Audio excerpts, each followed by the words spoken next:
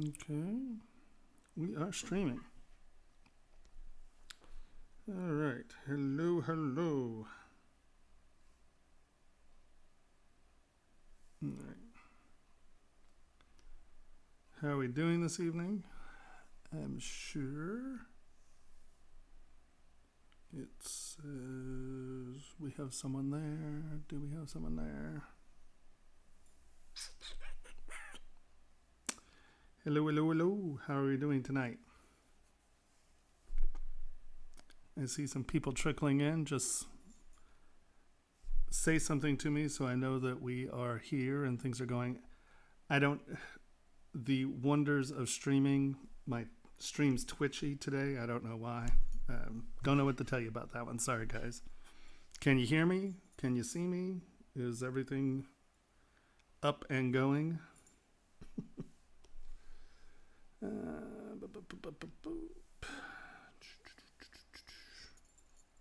Hey, there we go. Hi, guys. How are we doing? Like I said, I don't know what is quite up with the video. It's chattery for some reason. I always love it when things are screwed up. It's just always a joy. Always a joy. We're looking for a size 8. Size 8. Boop, boop.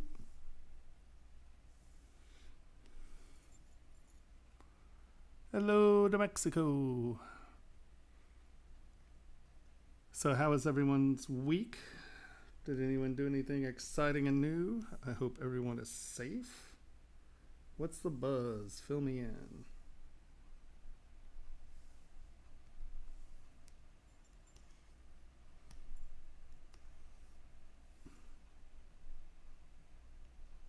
Okay, well that can't be right.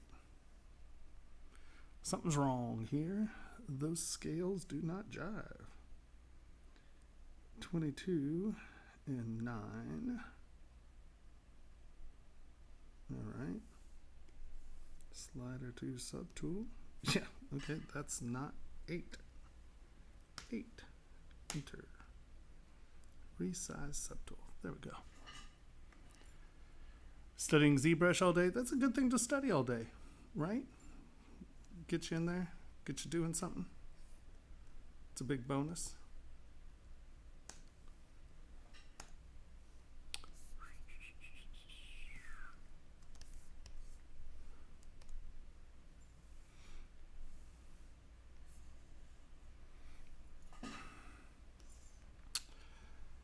So yes, for some reason we have a stuttery camera today. I don't know what to do about that one. I'm just not the technical genius. I'm a sculptor, right? Every single stream there's something.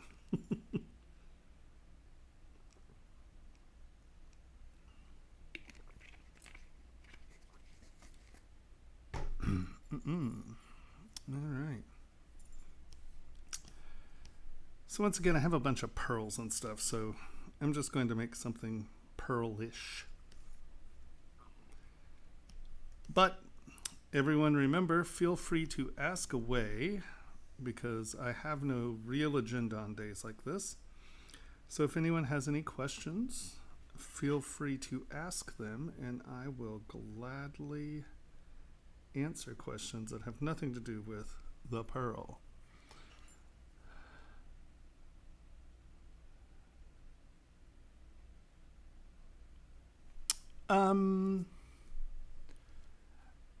I would assume ZBrush Core is better. Yeah, I mean, it definitely has more features. I have not really played with either of them, so I can't speak with real authority, but I know that, I mean, the ZBrush Mini is really just meant to get someone in there to touch the program and be able to fiddle futz with it. You know, it's not really a viable, like, working solution. You know, it's really just a, hey, look at this. Give it a shot and then try. I know people who work in Core, you know, a lot of the things that I do are they're just not in Core. But yeah, I think, you know, if you're just doing basic stuff, I imagine that Core actually has quite a bit of stuff in it. And I know that in the last update they made it where it could do a little bit more. So I would say probably core is a better answer for sure. Because I don't think mini is meant to be a solution. I think it's meant to be, just something where you can get in and feel for the program. Hey, hey, hey.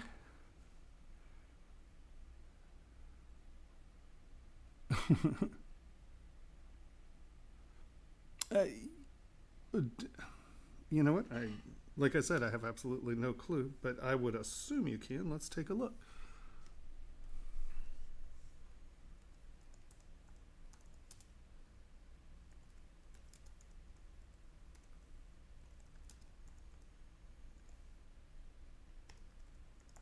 Boop. Selection of subtools. ZBrush. Did I not? Let's put quotes around that so it knows we really want those together. Oh, damn it.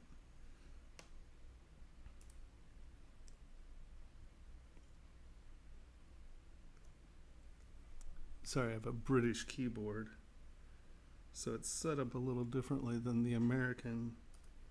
There we go.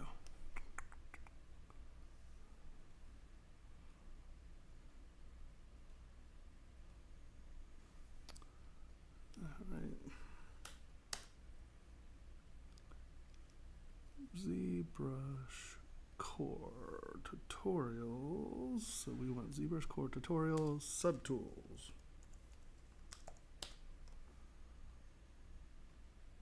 Working with subtools. So yeah. If it has subtools, you can add multiple meshes, right? Like this right here. These are subtools. So it's giving you a message or a tutorial here on subtools. So yes, ZBrush Core can have multiple meshes. I didn't know. Who knew? No, same keyboard. I know. All right.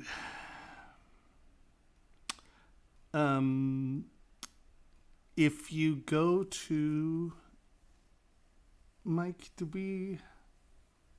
we save that to a Dropbox or did we put it in the email list? God, I can't remember anything.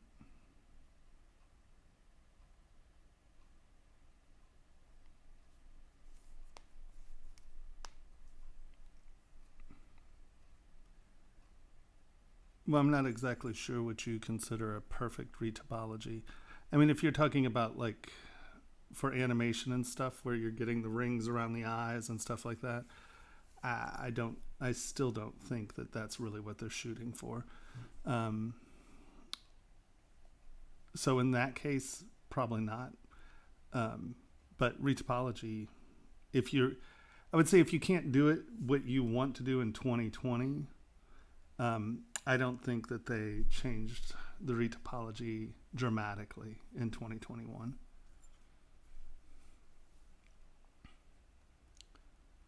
Does that have the new UI? Did we figure out how to change that, Mike?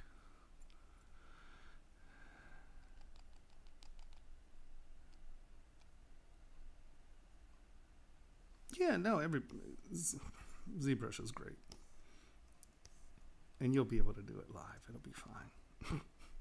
It'll be great.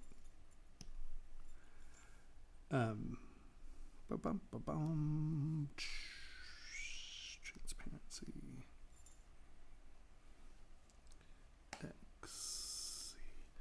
So when you're talking about wanting, when you say retopologize perfectly, are you talking about like for animation or film where you want the rings and all that stuff? Is that what you mean? Damn it. Yeah. I couldn't find it. I have to give you my login because I'm not technically an admin on it yet. Don't ask. I don't. Just you zip it over there, buddy.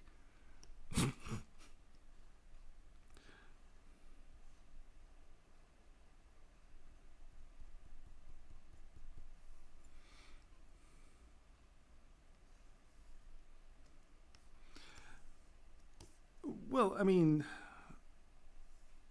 ZRemesher will take tons of bends and deformation. I mean, one of the tricks, like if you're Z-remeshing something and you're getting weird meshes, make sure that adaptive is turned off. So within Z-remesher,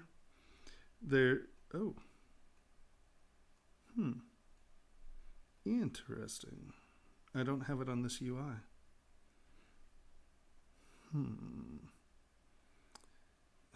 Get my UIs mixed up. This is horrible. Hold on. Preferences, config, enable customization. Get over here. Go to geometry. Go to ZRemesher. ZRemesher. I need these buttons right here. So if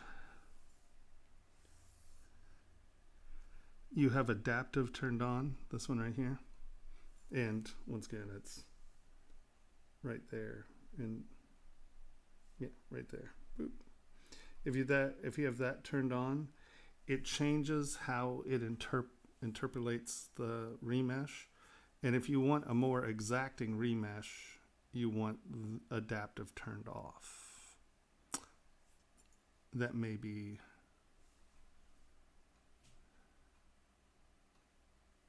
Hi, man, Zigger, how's it going?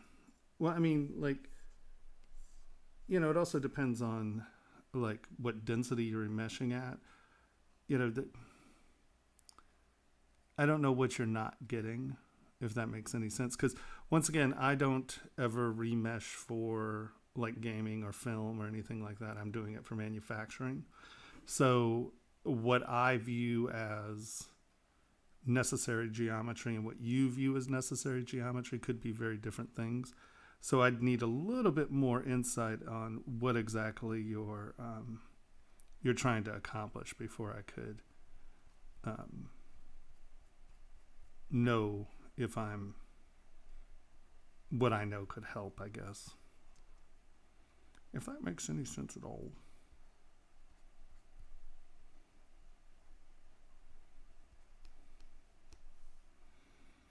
Are we doing a men's ring or a women's ring today? What do you think?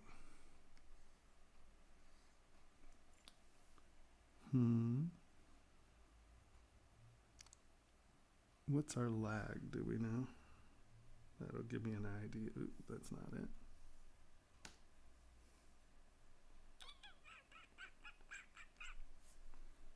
One, two, three.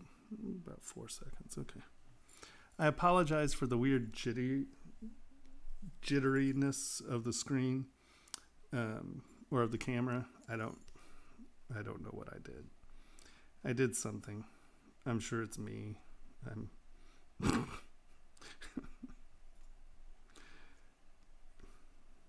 I'm tragic when it comes to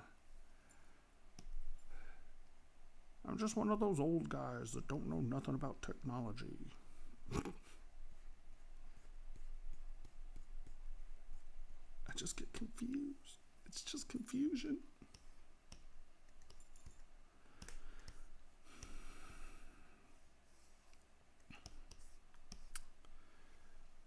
So, everyone, how is it going out there?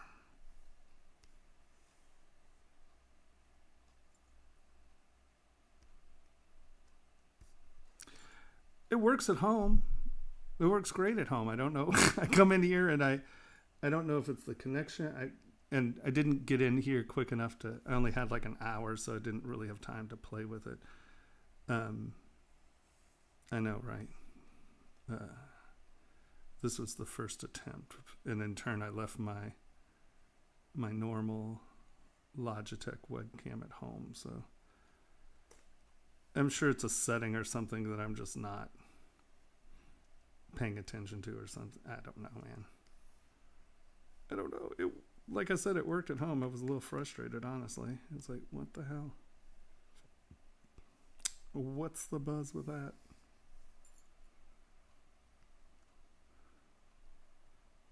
Hey, being alive is a really big bonus around here, let me tell you. Oh, I told you about the microphones, didn't I? So, my friend who does audiobooks, she sort of yelled at me because my videos, I guess, sounded really, really bad. She was very underwhelmed with my video production. And she gave me this list of, microphones and mic preamps and all this other crap I needed to get.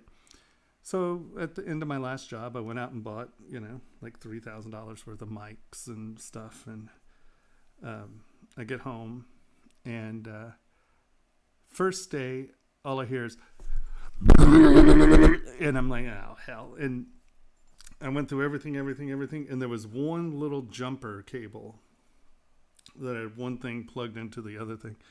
And that was causing that. It was just a crap cable. So whoever says there's no difference in cables, they're wrong, because that was a crap cable. And then I get everything, set up, and I get the recording, the Adobe software going, and it's all there. Woo, we're gonna record, and I do some recording samples, and everything sounds like the recording sounds like this. And I just bought a $3,000 camera or $3,000 microphone and preamp setup, and everything sounded like this. And needless to say, I was really stressing out because everything sounded like it was, in a paper bag in the next room, and you heard the fans of the computers, and I was just like, ugh. And I was sort of stressing out. And then I noticed that it was actually recording in stereo, and these are mono.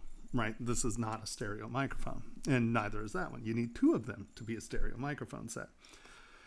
So I was like, well, that's weird. And I went in, and often you have to click split to stereo, so it just takes the mono audio signal and splits it into a stereo pair, right? And I didn't remember doing that in Audition, which is Adobe software. And so I went in and I looked, and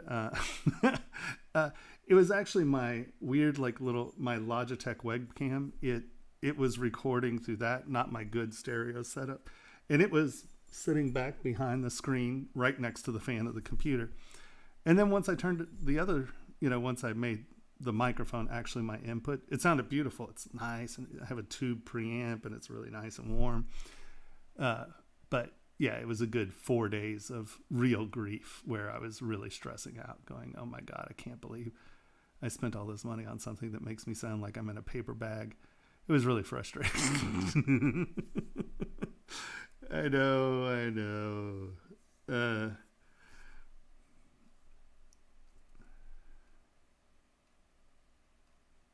I've been doing ZBrush about 16 years, going on 17 years, and my friend David Krentz introduced me to it. I was a physical sculptor. I didn't do anything in the computer.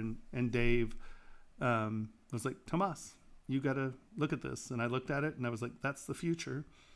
And I just kind of stopped sculpting and started to learn ZBrush and said, I'm going to learn this. And 16 years later, here I am. Ta-da!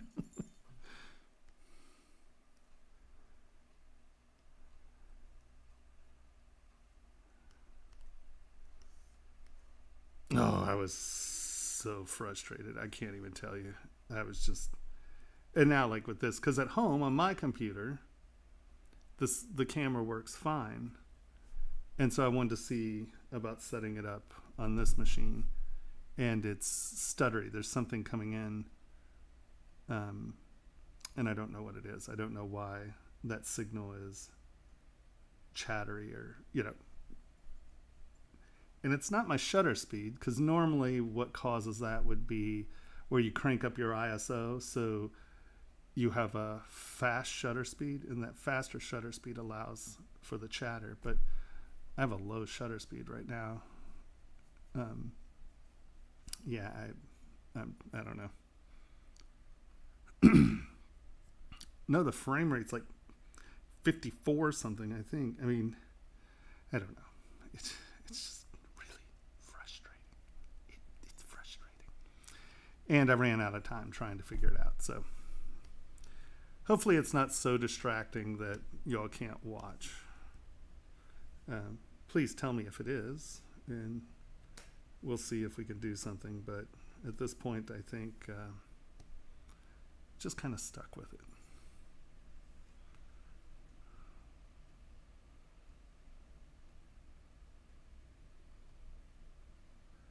Just bought a Cintiq. Good purchase.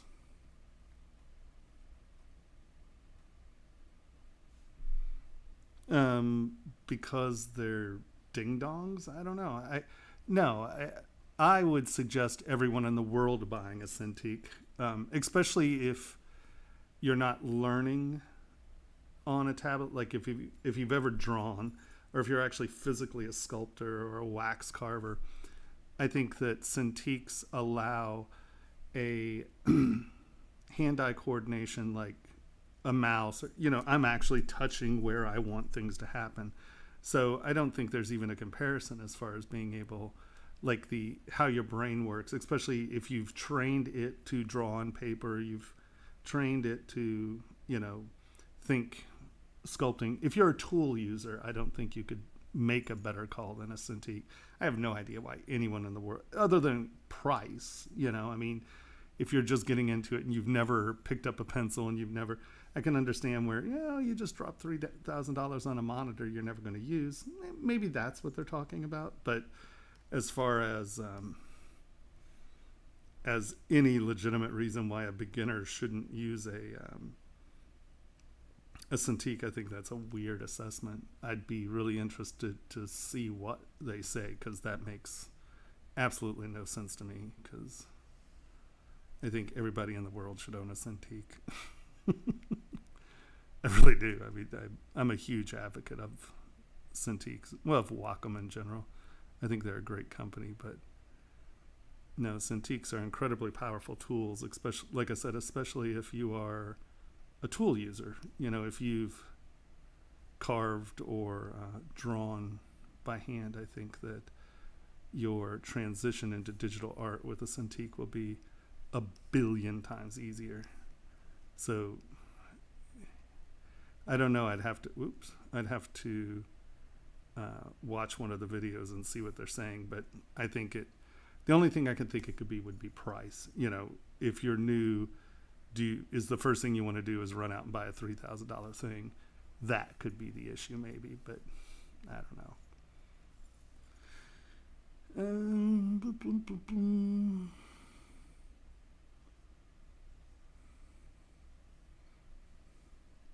Okay, good. I'm glad. I'm just I have a bunch of pearls, and I have some meteorite balls or spheres. And so I now have my printer back, or have a replacement printer, so I can start printing again. So I'm trying to, since I have access to those, the pearls and the meteorite, I want to create some pieces that I can print and then start to make some pieces. Since I have that material, I'm just kind of futzing around with that. But if anyone has any real questions or anything, I'm happy to drop what I'm doing and kind of, help you with what you're doing.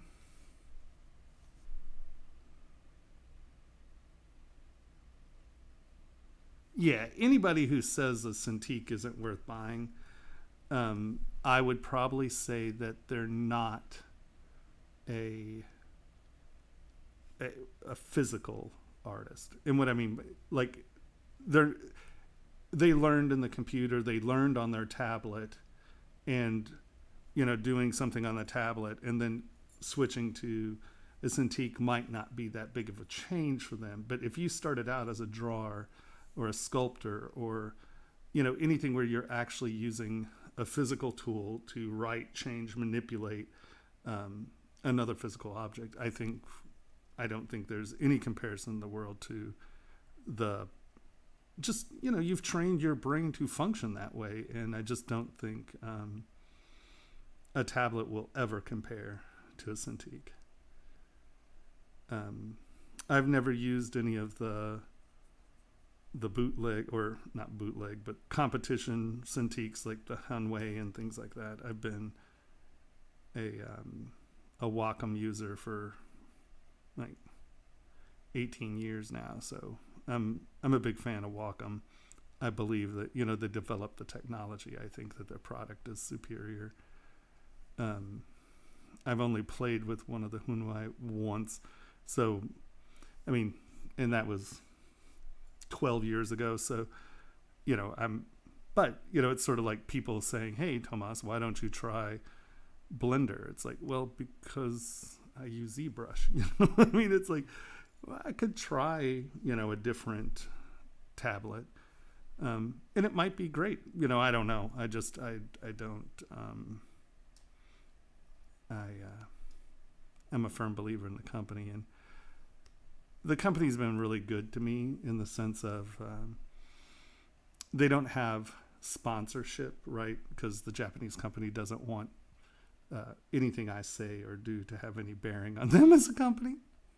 But they kind of sponsor people. And they've been nothing but good to me, and like even before I had any relationship with them, I had an old UX21, I think is what it was called. It was a Cintiq, and it went black. I called them up, and they were like, "Oh, yeah, that one has a problem with, how long have you had it? Yeah, there's a little thing on the motherboard that it basically gets hot and burns out." They were like, "Send it to us." And I sent it to them, and they sent it back, and it cost me $15 for them to fix it. And who the hell fixes anything over $2,000 for $15 and then sends it back to you? You know what I mean? It's just, I don't know. I've had nothing but good experiences with them. So I've never bothered looking for a different company.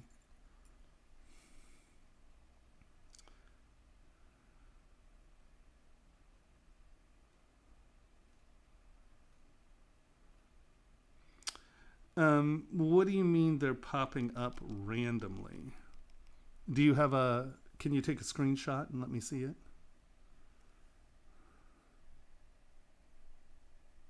Because, do you have randomize turned on? Because they should show up like in relative relation. But like I said, if you can send me a screenshot, I'd be happy to look at it, and maybe we can figure it out. I would be happy to try to help you. Oops. What am I doing that is? Keeps doing that. Alrighty, let's.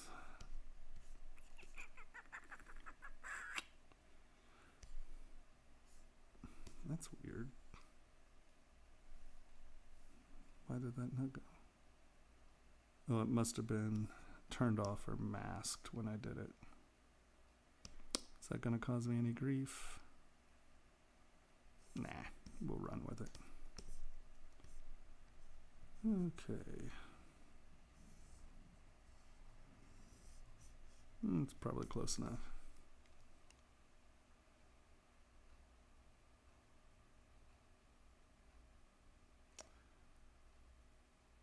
And I can't get the right form right for a sculpt. So Vishal, send me a screenshot. Either that or post it somewhere and just send me a link, one way or the other. But you can send it to my email. Mike, can you put my email link up there? Where'd we go? Okay, you're sending me a screenshot. Quinn.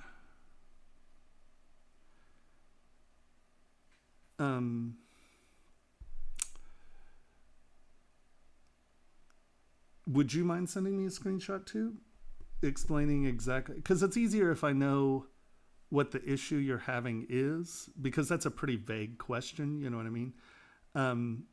I tend to do exactly this, like how I'm setting this up right now is how I work.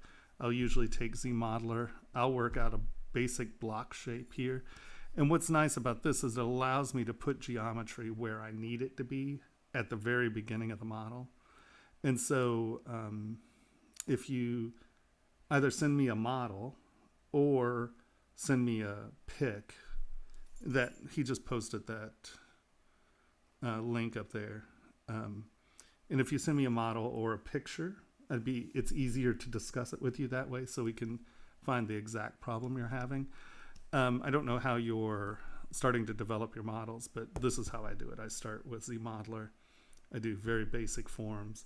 I then divide up to high resolution.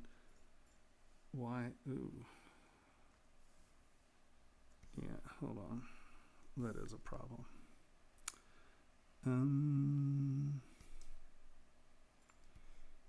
Let's see what's doing that. Let us insert. Now we're going to get some weird edges here, so we're going to come in here. This is because this was masked, and no.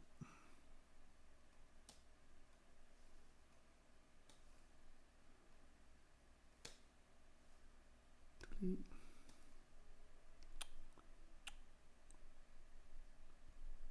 You're not going to delete? Oh, you're a pain in the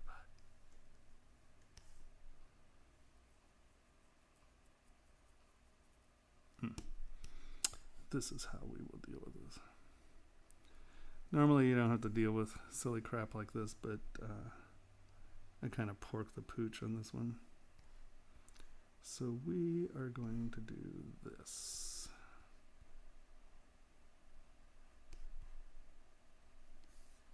Oops. Boop.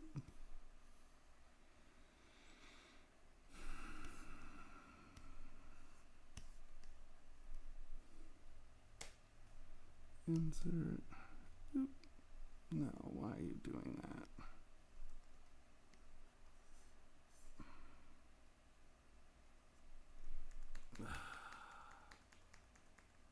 Fine, I'll go back. I'll go back. Fine.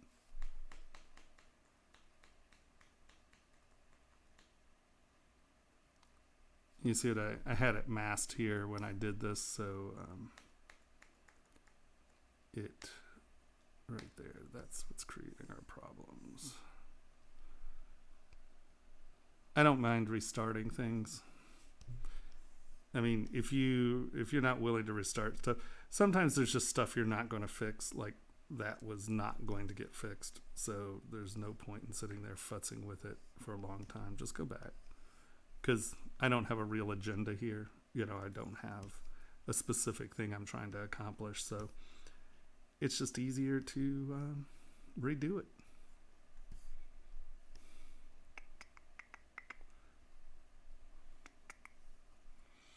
All right. The reason I went to Wacom, XPen. Yeah, I mean, end of the day, Wacom's just an Apex product. All right. Okay.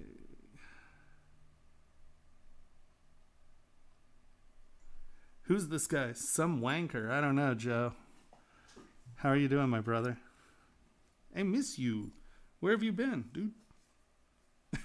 Yeah, Mikey knows me. Joe Mena is one of the most talented members of our community and just a generally nice dude.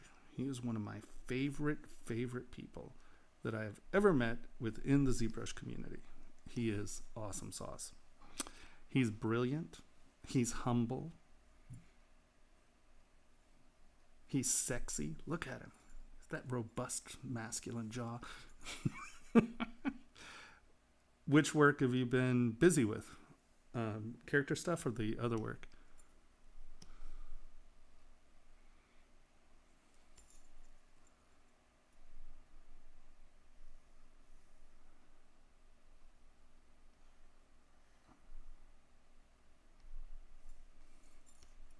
Good.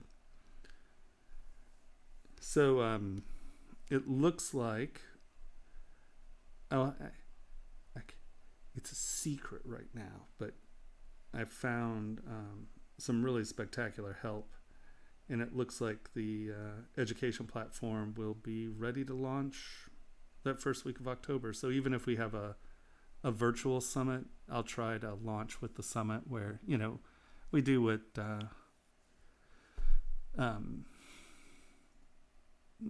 give a couple memberships away and stuff like that. So we'll kind of try to launch with the virtual. I'm assuming they'll do something, either a virtual summit or something in that vein.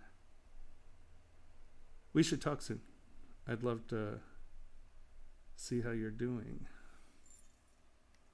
Yeah, without a doubt. Without a doubt.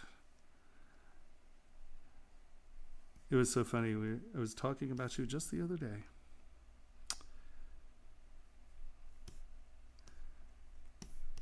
That is, for those of you watching, I will say this, and it's really quite interesting. Or I find it quite interesting. You all may not, whatever. The ZBrush community, it's not just a program, it's really a community. And now the now the ZBrush forums are really busy and hectic because there's a lot more people participating. But 10, 15 years ago, there just weren't that many of us out there. And it was an incredibly helpful, amazing group of people who were there to help. And I don't know, I think that the community around ZBrush makes ZBrush a special thing. So, it's not just that it's a fantastic program, but the people who make the community up are as much, if not the biggest part that I really appreciate about ZBrush. It's an amazing group of people doing amazing things, and Joe's one of them. And like I said, truly, absolutely, and utterly one of the most talented people I know. And I'm not just blowing smoke up Joe's butt. He's awesome. And just nice. He's so much nicer than I am. He always makes me feel bad about myself.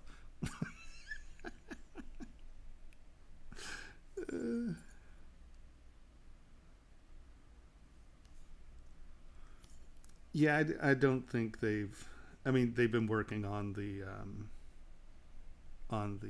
2021, so I don't think that the summit necessarily has been a top priority as far as what's going on. I know that they'll try to do something, I'm sure, and I don't have inside information or anything like that. Of course they're going to try to do something, because once again, the community is such a big part of the program. Hello, Saeed.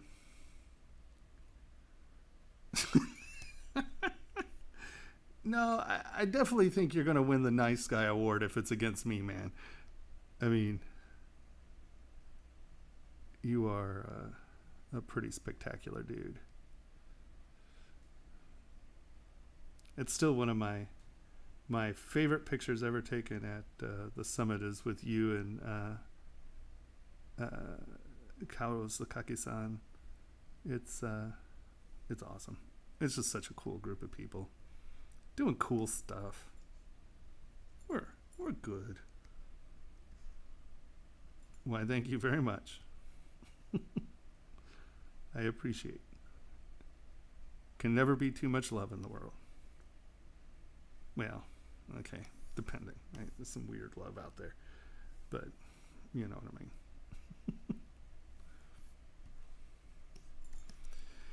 So, all right, once again, this is as far as I go with block up. I really don't want to see... Damn it, did it do it again?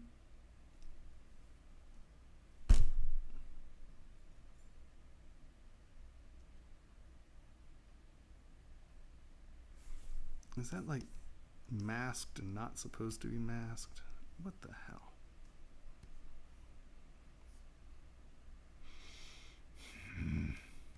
Okay, I find that pretty frustrating.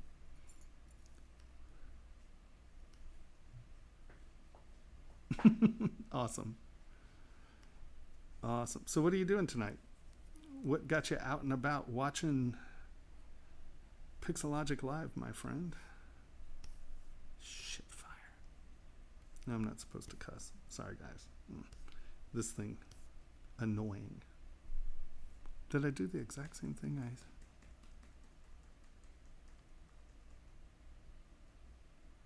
I love to, when I actually show that I don't know how to do block up in public. It's really appealing to me. Oh, well, that's good. Well, I'll be here forever. You're more than welcome to join me.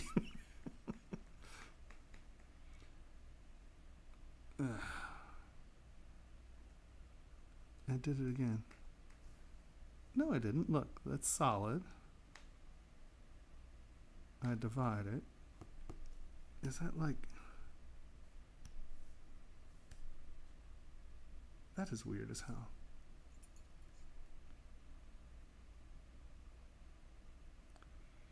Yeah, well, the first time I had this hidden, and so it wouldn't split there, but that time it was not hidden. So I do not know why it is. Right? See, it's there. Okay. Undo everything again. Okay. Split. Where's my Z modeler? Boom. There we go. Who knows?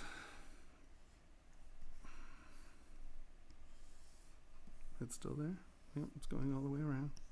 Jeez Louise. Jeez Louise. I don't know.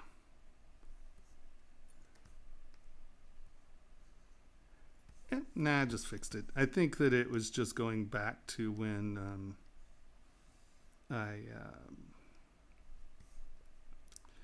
ZBrush sort of has memory, and sometimes you do things and it remembers them and you can't ever get rid of it, and it's really a joy.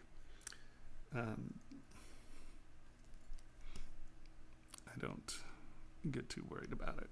Like I said, I just come back and redo it, whatever.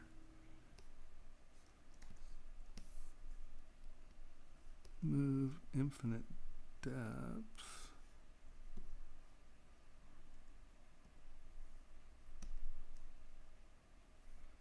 Okay, so infinite depth is not going to work on me. We'll do infinite XYZ. There we go.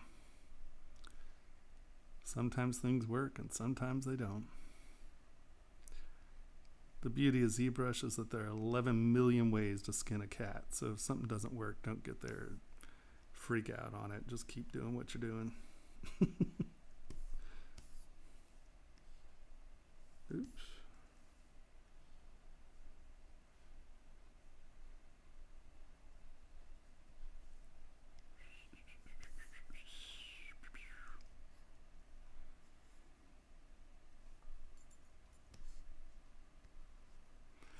Oh no, sometimes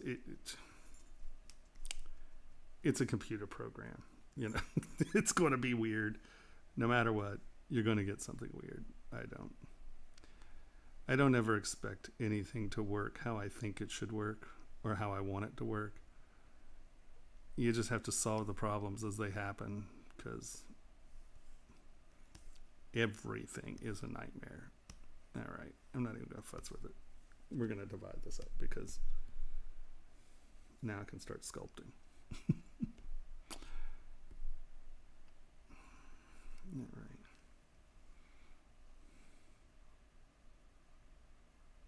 Oh, well, it's recorded. You can always go back and look at it. Boop.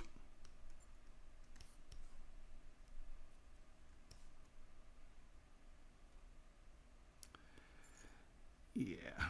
It's always a joy.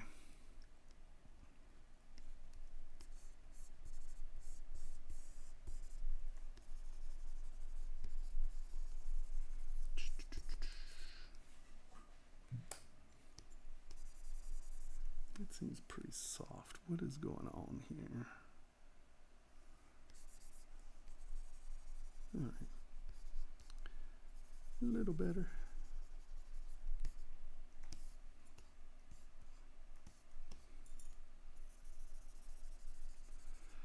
So once again, like watching the ZBrush master streams, I don't know if you've been watching the ZBrush master streams, but you should. It's really fascinating to see how different people use the program. And, you know, for a while there, I thought I was actually making some headway where people were starting to kind of wrap their head around my system. And well, I never really viewed it so much as my system. It just seemed like a logical way of working to me. And after watching the ZBrush master streams, I realized that no, this is my system, and there's nobody who uses it, and I am like, everyone thinks I'm an idiot. It's quite fascinating, because most people you're going to see stay in low resolution, right? They try to work in low resolution the whole time, and I get it. I mean, it allows you, one, to control your model. Also, it allows you not to completely abuse your CPU and all of that. But I am a notorious CPU abuser, and I say that with pride.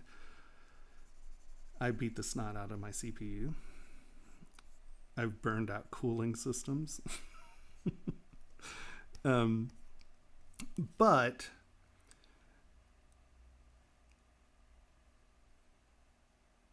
because everything I do is coming out of the computer, right? So let's just lower the resolution here for a second. So a lot of people are going to work down here. Well, that might even be a little, let's go higher res there. Yeah, a lot of people work in this range, right? And they can come in here and, you know, you can get your sculpting in. You can start to develop your flow and get your rhythm of the part. And yes, you can do all of that. My issue is that it feels to me as if I am going to have to resculpt the detail multiple times. And I understand in figures and stuff where you have subcutaneous anatomy, right? You have muscles under skin. And in these loose spaces, you can come in and you can get your muscle rhythm going and, you know, all of that. The problem with jewelry or for manufacturing, especially if you're manufacturing small objects, is that you now have to tune and tune and tune the fine detail multiple times, where as I'm sculpting, I'm looking for these moments in the design that are going to give me the visual vocabulary for the part, because 99 times out of 100 I have no reference material. I usually just go into this stuff and start sculpting, just like you've seen here. I had no idea what I was doing. I know sort of the requirements I need to get a pearl to, you know, stay in its mount, right? So I kind of stuck that as my one requirement here. And now I'm just starting to generate form, and I'm just looking at it and I'm like, okay, well, you know, do I want a ridge here? Do I want a ridge there? And so at these high resolutions with my clay tubes, I can come in. It also allows me to really start to control my surfaces very early on, because I am using my clay tubes like a traditional rake tool, where I'm laying down lines so I can see what my surfaces are doing. And I tend to have a lot of compound to convex, or a lot of compound curves, so convex to concave interacting curves. And so I want these like little guidelines on it so I can actually see what's happening with the surfaces. And if everything's smooth, it can be a little distracting. And this is where everyone says, well, Tomas, I can't smooth a surface because it's a high resolution model. And that is because they do not keep their subdivision levels. If you keep your subdivision levels, you can always go back down and use them as if you had a low poly model. And I thought this made sense. And like when I watch a lot of the master streams, or whenever I watch people stream, but the master streams were interesting because it's a concise, you know, it's a couple hours where people walk you through. Some very, very, very talented people who, you know, are working professionals, are showing you how, you know, basically they're making models, how they're making their money, right? And I see, oh, and so I have to develop this special tool to get this smooth, or I have to do that. And I'm just like, oh, you should have your subdivision levels there. So I don't have many converts yet, I can tell. It's been it was tragic. I thought I was making more headway with my theory of how to control my meshes. I was wrong. I'm not making very much headway.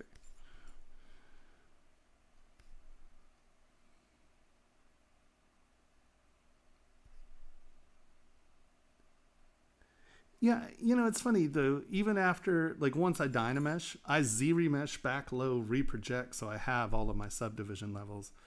Yeah, smooth stronger is a big deal too. I don't understand how people just don't use smooth stronger. Smooth just doesn't smooth anything. It's just so subtle.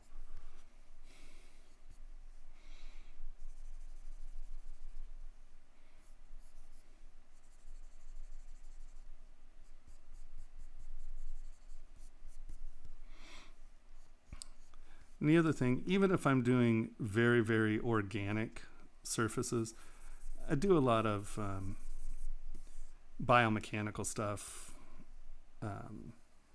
Everyone's like, oh, it's Gigery. Well, it is Gigery a little bit. It's really Louis Sullivan-y more than it's Gigery, but whatever. That's okay. People don't have to understand my art referencing. Louis Sullivan is my hero. He's an architect who made some of those most amazing biomechanical stuff, like at the turn of the century. He was an absolute tripper. He was awesome.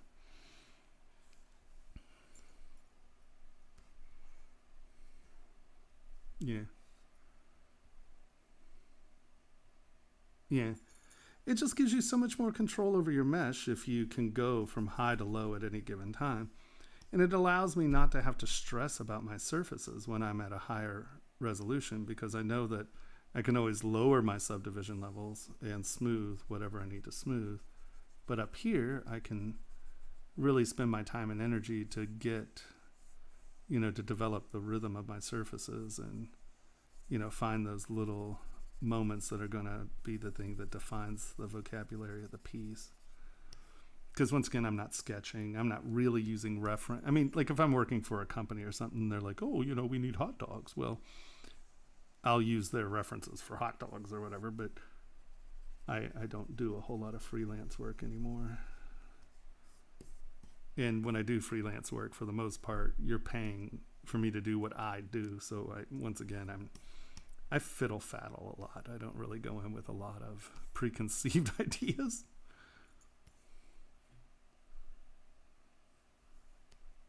Yeah, no problem.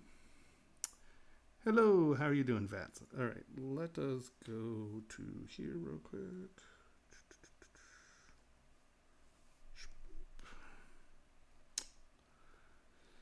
That's fine. Let's go to Dropbox. If you can see, I have a lot of Dropbox files. Most of those go to other clients, so it's like, all right, file requests.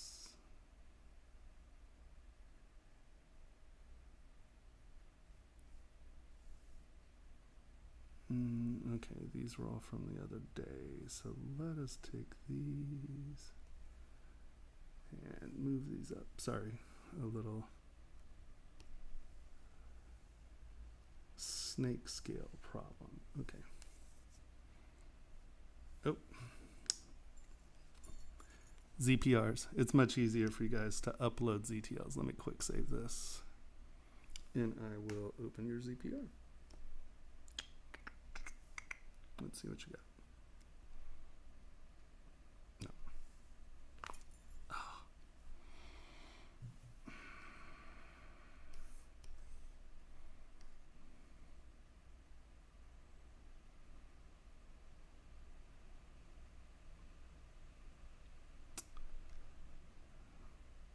Oh. Yeah, they are coming in at different angles, aren't they? Hold on, let's go. Nanomesh, where's a line? Do they have a line in here?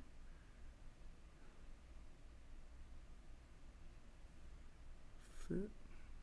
No, fill. That's fill.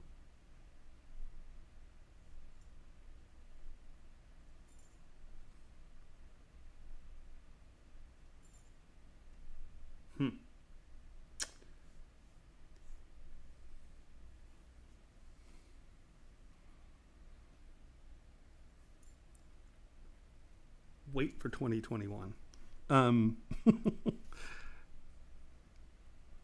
Because there are settings I'm not familiar with right here. Do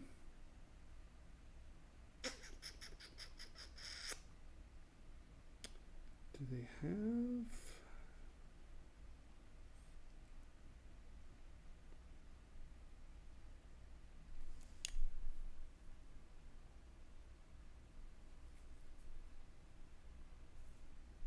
alignment? Let's see.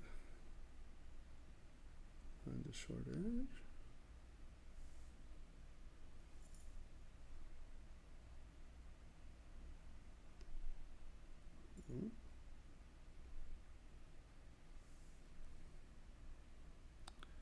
That's interesting that your normals flip like that. Because, oops, wrong way, undo.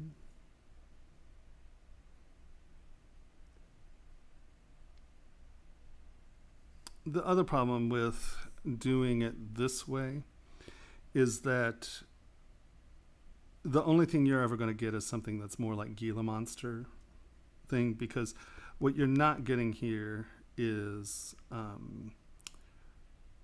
the crossover, right? So scales 2 to 1, right? Where within the nano mesh, you're always going to have 1 to 1, unless you make your nano brush multiple patterns, or multiple scales, right? Because then you'll assign the multiple scales within each square. Nanomesh doesn't really work well with scales because it's not fitting to the square. You're not really conforming to the grid. You're placing within the grid, if that makes any sense. So you're probably not going to be able to solve it this way. But if you wait, there should be some solutions for some of this stuff coming.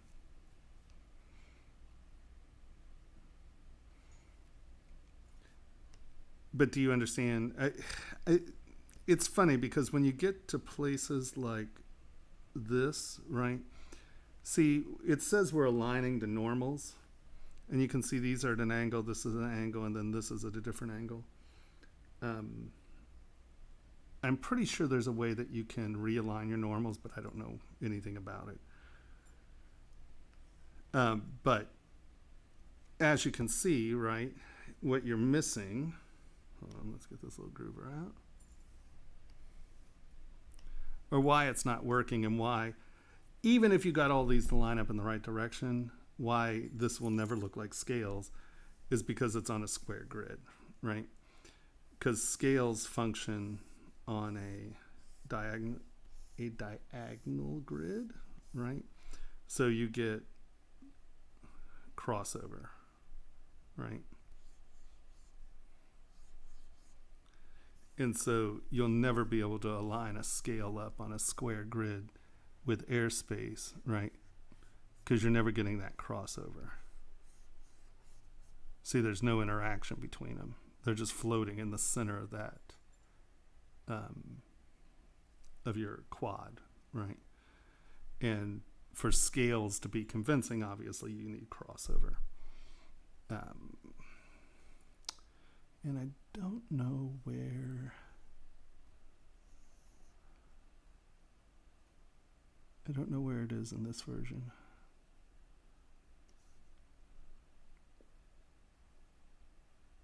Wait 2 weeks. Or however long. Trust me. One day soon I'll show you how to do this.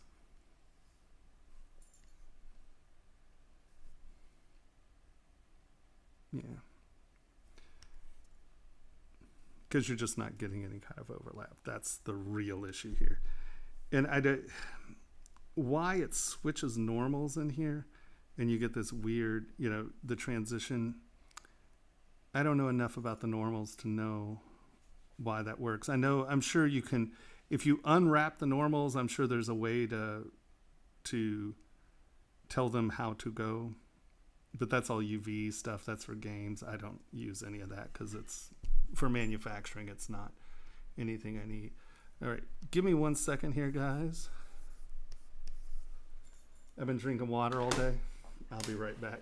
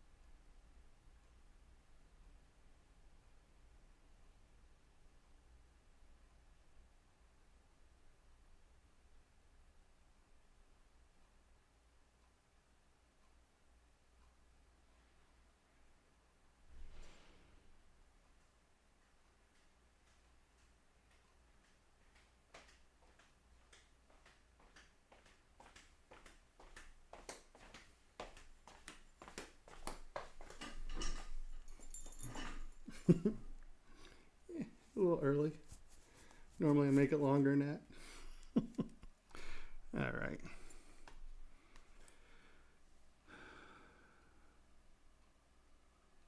If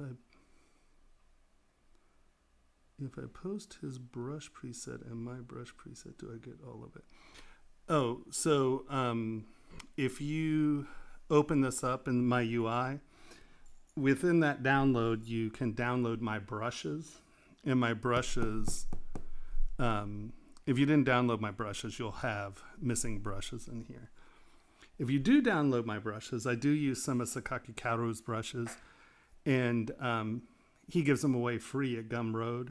But I ask anyone who downloads my brushes to give him $1 or $2 or $20 or $100 because he's awesome. He spent a lot of time and energy making those brushes, and he kindly gives them to us. I've been using them for years, and yes, he's another one of my superheroes. He's a badass. All right. So if you're seeing here and there are big openings, it's because you didn't install my brushes. Thank you. Thank you. All right. So let us go back. Oh, I have to go to quick save. Boop. Boop.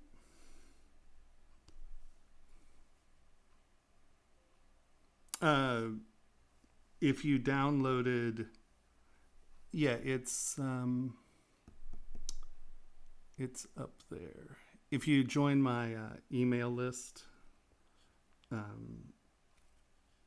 it's a download there for him. And Mikey's will put that up there.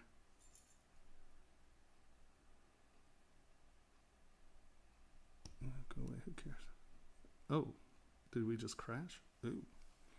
Abnormal termination. I see how you are.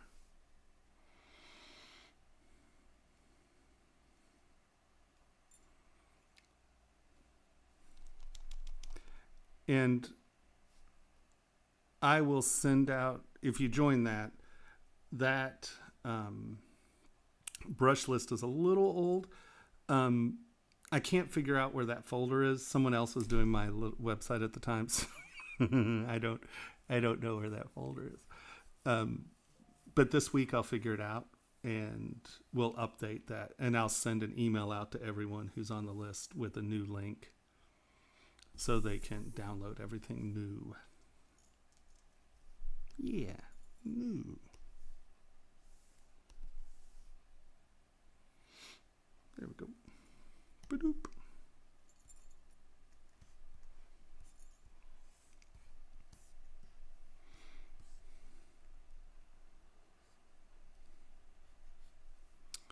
That's not clay tubes.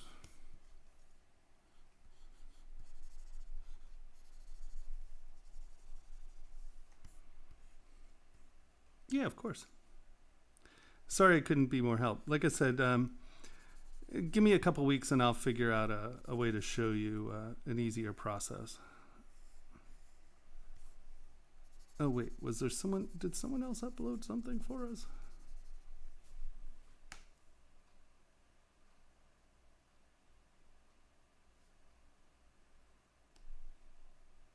No. Do.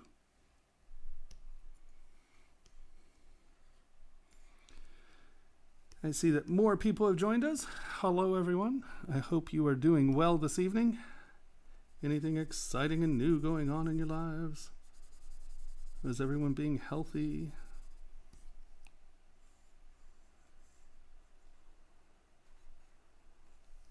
If you're here, you're not out on the streets getting pepper sprayed, so that's good.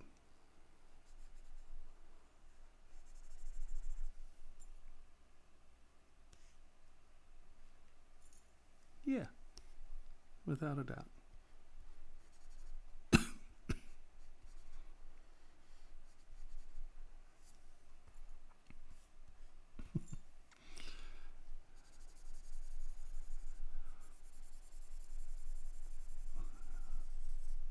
So even if I were to decide I was going to do something very, very organic here, I'm still going to come in and do this at the beginning, trying to figure out my objects in planes, because if you'll notice, I do not draw lines on surfaces for the most part.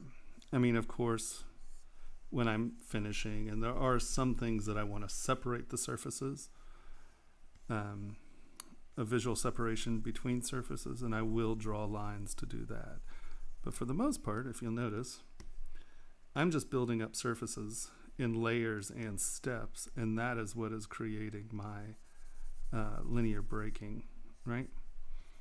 So instead of coming in here and doing this,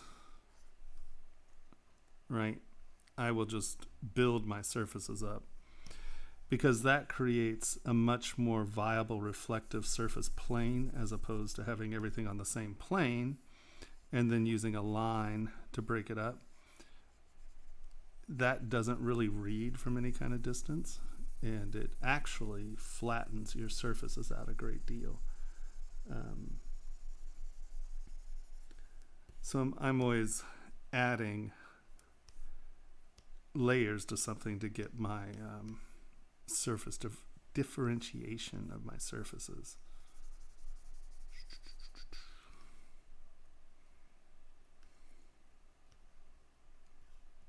What?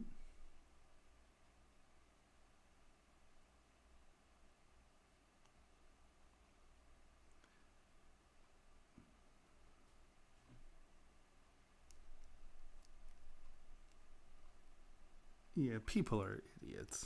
I mean, you know, it just shows how desperate people are when you have people driving, you know, trucks into protesters. And, you know, it's one of the things this nation was really, really, you know, I mean, that freedom of speech is a very big deal. It was part of, you know, really how this nation was framed. I really wish they would actually teach people about, you know, our founding fathers and our Constitution, because I think this presidency has shown me that very, very, very few people really know crap all about our Constitution and about the people who formed this country. And, you know, it's tragic that the first time a lot of people have heard about Alexander Hamilton is because of a musical. Now, don't get me wrong, the musical is wonderful. And actually, it's pretty on. I mean, you know, they obviously simplified things because it's 2 hours, but Well, actually, it's 3 hours, but you know, it's sad that people get their history through, you know, musicals. It makes me a little sad. But, you know, people defending the actions of some of this government where it's very distinctly, absolutely, and utterly unconstitutional. It's frustrating to me a little. Makes me a little sad. The wireframe? I mean, this is where we started, right?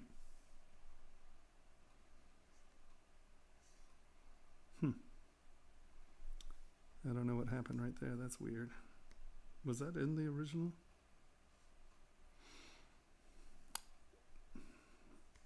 I must have beveled that edge. I was beveling. I must have tapped the edge and beveled that. Normally, I don't want that to happen there. Like, if I were really working, I would come back and repair this. Because what that does is when we get to higher resolution, it'll create areas where you can get pinches, right? And I'm really kind of psychotic about good surfaces, so it's something I'd probably fix. But why do I keep moving things? I don't seem to be getting a pinch there, so that's okay.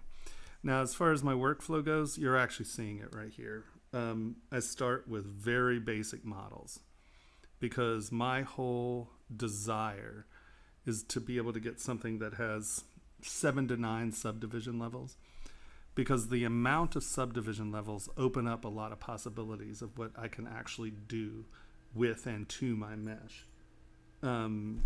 It allows me a lot of control over my mesh. So subdivision levels are very important to me, right? And so if I start with a low enough poly model, if you start with, like, let's say a 700 poly model, I think it's like 739 or something, like 750, something like that, that allows you, if you are under that, you can be in that 3.5 million polys and have 9 subdivision levels. And that's always my goal, because if you have a ton of subdivision levels, what that means is you have a lot of separation between those subdivision levels. And so there are 2 really main things that those subdivision level differentiation will give you. One, it allows you to smooth your surfaces and still retain a lot of detail. And then what it also allows you to do is, once you've sculpted on a surface and you have a lot of detail on that surface, it allows you to go back and make pretty dramatic large moves at lower resolutions. And as you come back up in your resolution, it'll reproject onto the surface. So here, let's see. Let's divide this one more time. And I'm going to do some really tiny little detail here. Let's do this.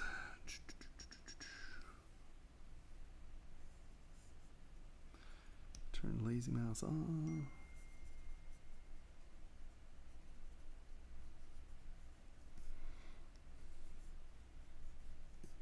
Right, and I'm just coming in and I'm just putting some very tiny detail in here, right? And then I'm going to put a different kind of tiny detail right here.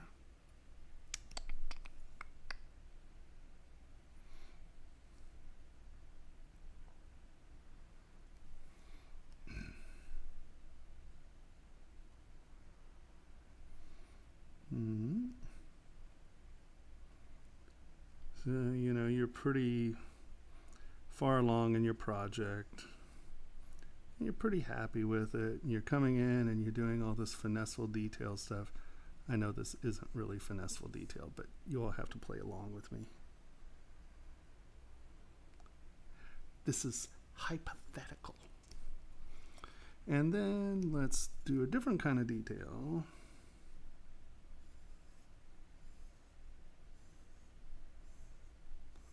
right?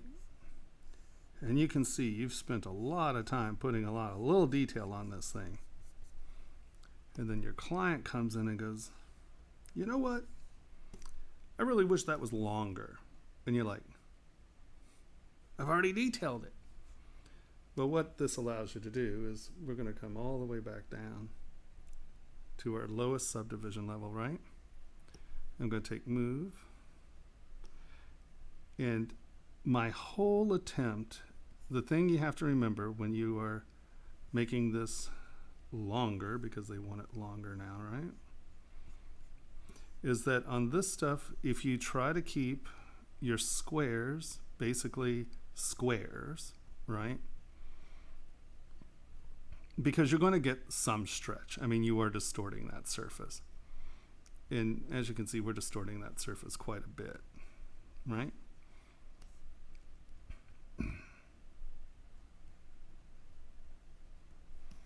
But now, when I come back all the way up to my subdivision levels, boop, as you can see, we really didn't lose much detail, right?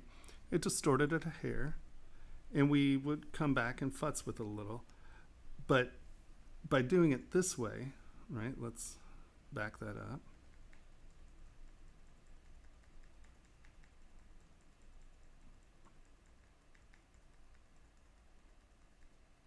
You know, that's quite a bit of distortion, or quite a bit. You're not getting much physical distortion because you're doing it evenly, right? Where if you're taking move and you're doing this, you're going to get surface stretching in different ways. See how the pattern's distorting there? And you really can't, I know I'm being sloppy about this, but even if you were careful, you're still distorting this. So if you do it at a lower subdivision level, it reprojects onto each subdivision, right? It remembers the detail from before. So this way you get much less distortion than you would normally. So let's say this were a snake, right? And you want to pose it. So you do it straight and you got all your scales on, and then you come in, you lower it all the way down and you bend it around. You come back up. You're going to have scale distortion, but that's kind of cool on surfaces, right? Because your snake scales get tighter as they go around this way. As it bends, the snake scales actually do open and close and compress. And so it actually allows you for a very cool process of being able to control your meshes. Now, the other thing that, let's go back here just a little. So being able to distort your mesh, or to dramatically change the structure of your mesh without losing detail, one big bonus. The other big bonus is, let's say you've been working on this, and they're like, you know what? We really hate this stuff. We really want that just to be smooth. Well, as we're up here at 14 million polys, we'll try to smooth that out. And this is where people are always like, well, I can't get a smooth surface, you know, because I'm at a high geometry. Well, lower your geometry. Guess what? Now you're not at a high geometry. Come in here, smooth this out.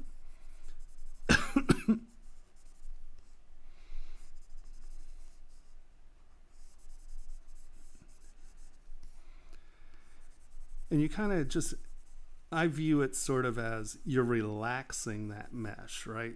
You're letting those quads come from this and they just kind of relax into a nice mesh. So that's what you're doing when you're doing this. Think of smoothing as relaxing. So now you go up one more, now we smooth that out.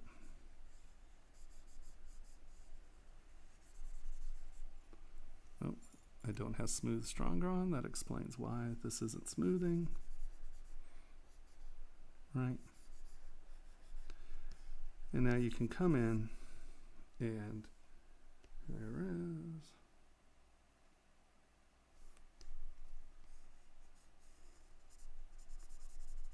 You know, control your smoothing, which everyone says you can't do in a 14 million poly model. Well, look, we just did it, 14 million poly model. Now, I'm not saying you're not going to have to come in here and, just touch this edge up a little so it's clean. But I redo things like 100 million times. So people are always like, wow, that doesn't seem very efficient. Well, it's because you think that there's a one button fix for things. There isn't. This is an organic modeling program. Guess what? You're going to have to get in there and fuddle-futz with it and make it right. And what I love about sculpting at 14 million polys or whatever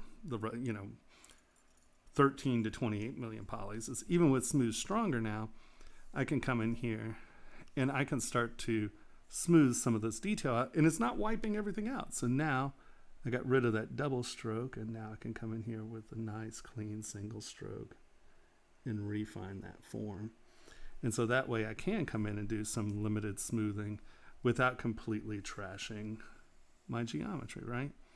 So that's the big benefit of sculpting in high resolution, is I have complete control over my mesh, and it allows me to be very versatile in process and control my geometry. Does that make sense? I know, clients.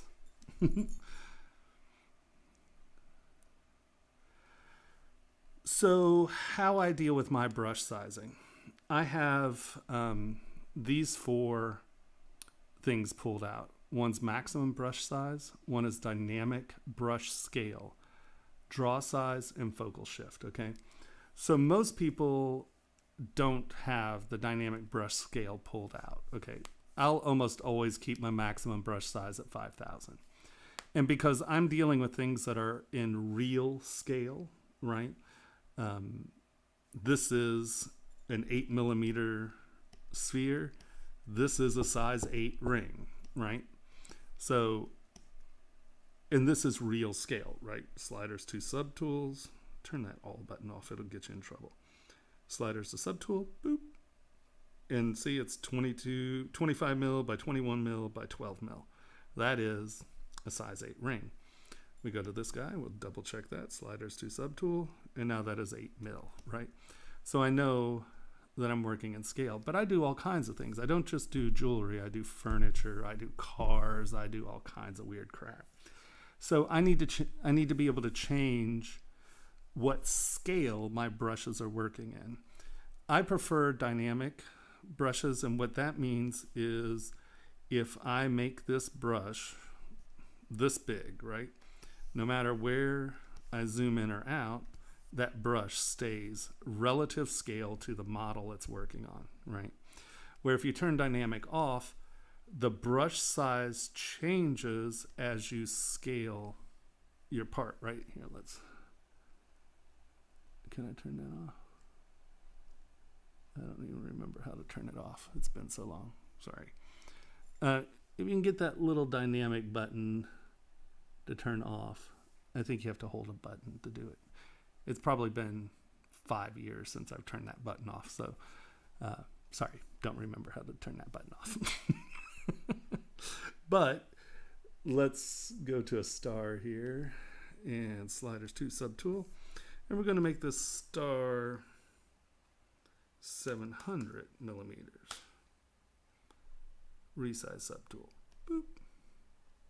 Yeah, whatever. Okay, frame.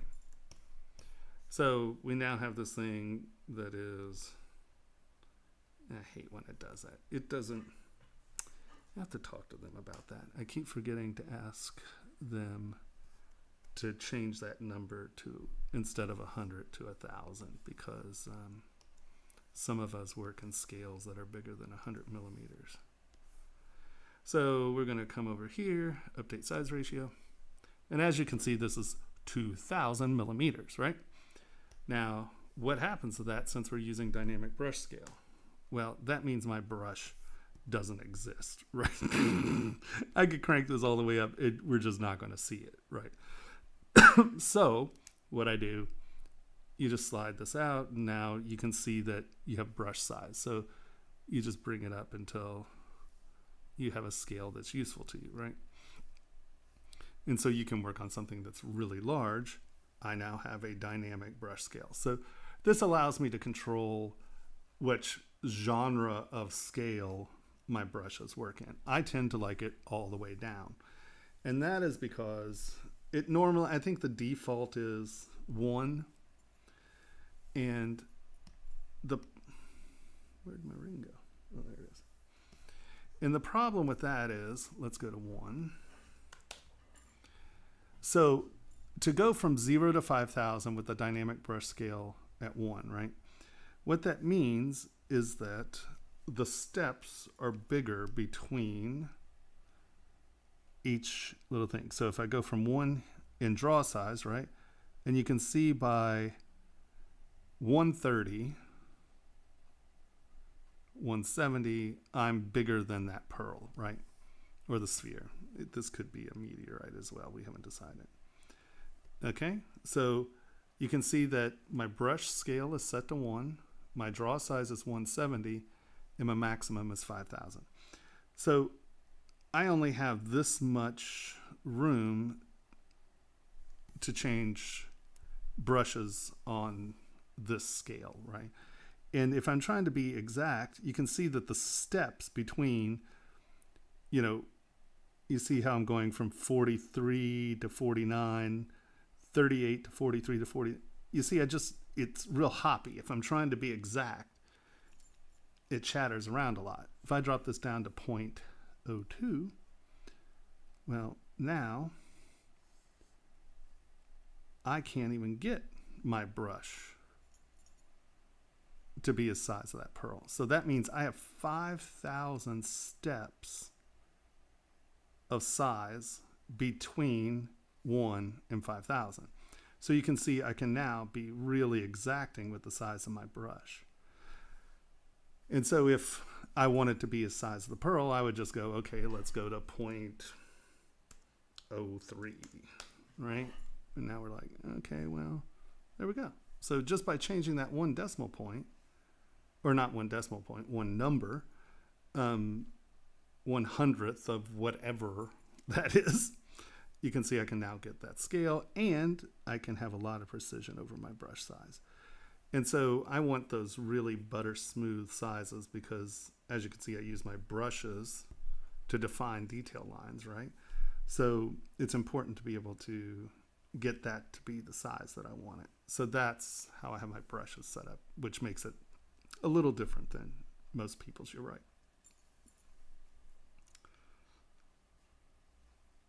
You don't have to ask questions. You just ask questions.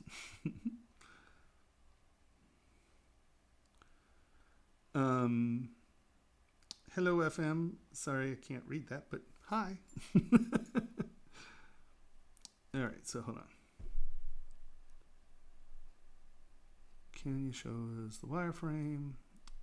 We did the brushes. Emmanuel, are you going to Boolean the ball to fit on the ring? Yes, that's how I would eventually wind up cutting that to be perfect, is I'll use the ball as the Boolean cutter. Exactly. But at this point, I don't need to, right? I'll do that when I have the design a little bit. I have no idea what I'm doing, so I'm not going to bother cutting it right now. Hey, Suzuki, hello. Well, it's on its way, right? Clients, they'll get you every time.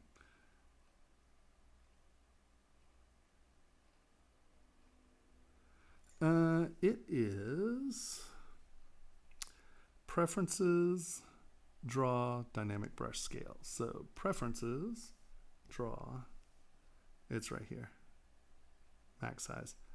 And this is how you can, there are all kinds of different ways you can use the dynamic brush scales and stuff. This is the way that it just gives me the most versatility, right? So it's right there. Boop, boop. Hello, Mike. How's it going, sir?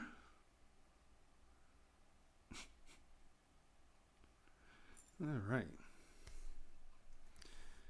Since this is a size 8, though, and this is an 8mm stone, I do think we are going to change this a little, because this is a little beefy and masculine. So I'm going to change this a wee bit and get my profiles to be a little less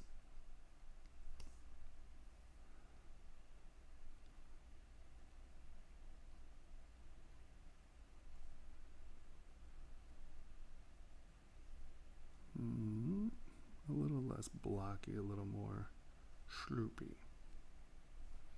And yes, schloopy is a technical term.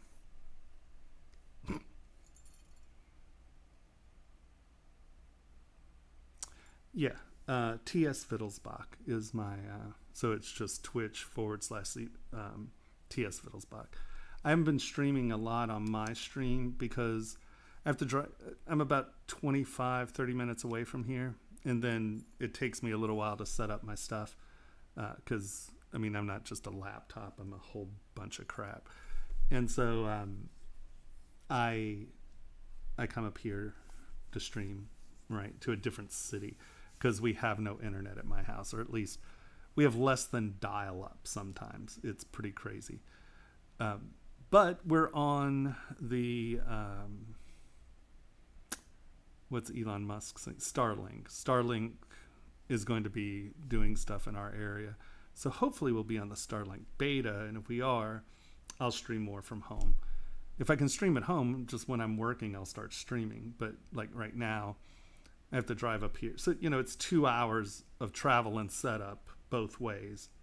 So it's just like, if I come, I have to come in the morning, and you know, it's a different computer. This isn't my really good computer. This is my travel computer. Don't get me wrong, this is a banging travel computer, but I mean, I have a beast at home. So a lot of the stuff I'm used to doing as far as just cramming large files and stuff, it's much easier at home.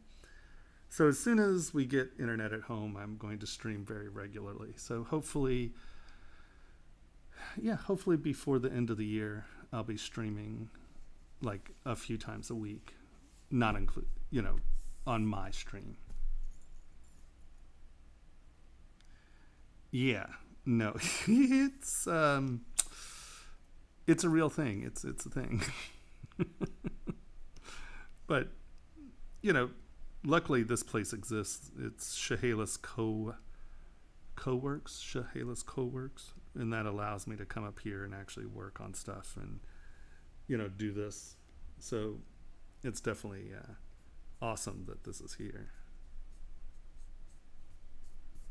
And so you can see that I'm doing big geometry changes, right? And all I do is lower my resolution. So guess what? You can smooth things out. High res. And you see how every time you come back up, there is a memory of what was there.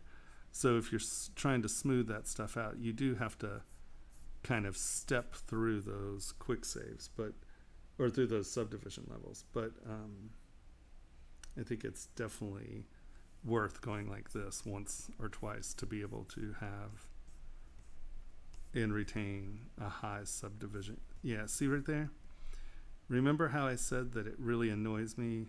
Like under normal circumstances, I would have gone back and fixed this. And this is exactly why. You can see how that creates like a little pinch there, right? And because that's there, you get that. And when I'm trying to get nice, smooth surfaces, that can become a problem. But at higher resolution, it's easy enough to take SK Smooth and just knock it down. But that can become a real issue.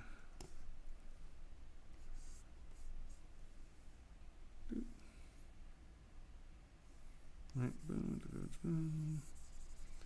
But you can see by going all the way down, what we've done is we've relaxed the mesh to where instead of getting distorted and stretched out, it relaxes all those quads to normalize.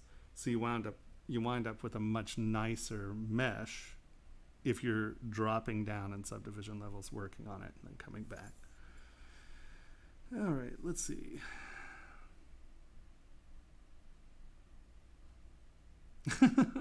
Wonderful.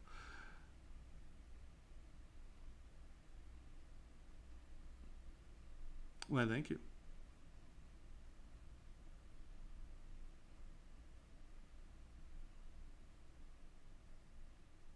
Oh, really?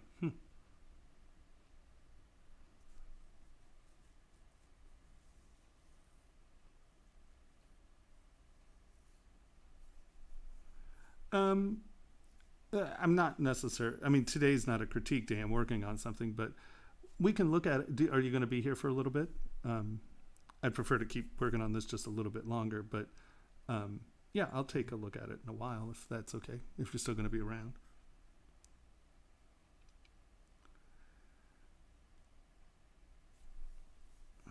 So basically, will this pearl be glued in? Maybe, it depends. Like this setting, you can see it's basically the same height as mid. You could probably hammer this to set it in. With pearls also, I tend to knock this out so it doesn't have a pin. A lot of these, you can get a single hole and you just leave a pin, get that in, and glue it. So a lot of this is using adhesives.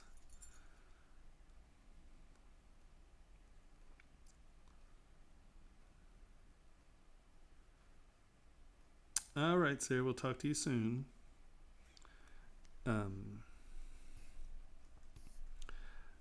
So my pipeline is I do this, I prep it for print, I go to my printer. I use a heat and vacuum curing system for resins that James Benyon came up with. Instead of using UV to cure these, we use heat and vacuum. And then we just go to standard lost wax. I mean,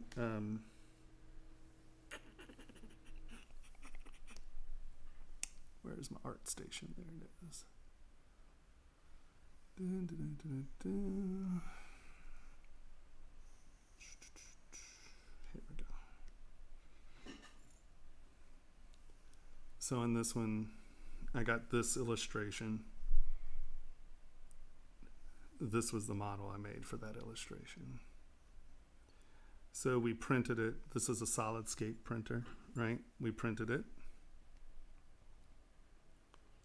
The nice thing about SolidScape is the pink is the support material. So you throw it into this solvent and you can see the pink stuff dissolves away and then you're left with the ring, so you don't have to worry about supporting it. Super nice. So now we have the wax, right? And you can see this is your tree, right? And that's your little button, and you put your little wax tree on it. You sprue the ring.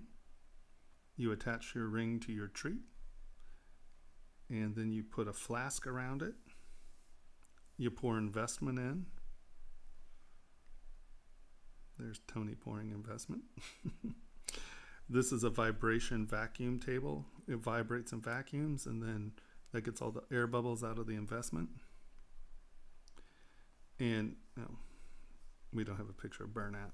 So then you take this, you peel that rubber cap off, right? So you're left with, you'll see like the blue wax in the plaster or the investment. You take it, you turn it upside down, you put it in the oven, it melts the wax out.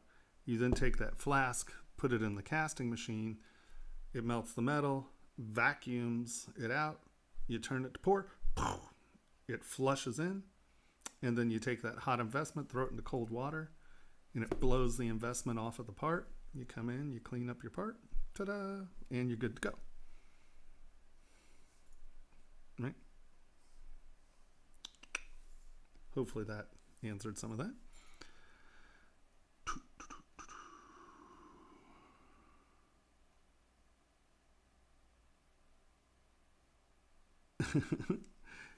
Yeah, there you go. It's Tomas Wittelsbach.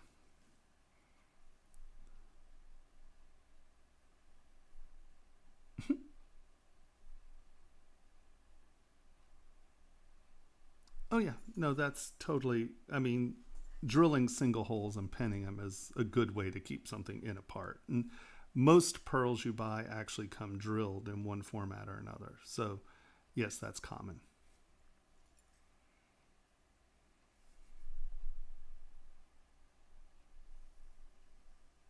Oh no, I'm sorry. Yeah, that's never good. Yeah, that's tough. It's funny. In one shop I had, he had a big.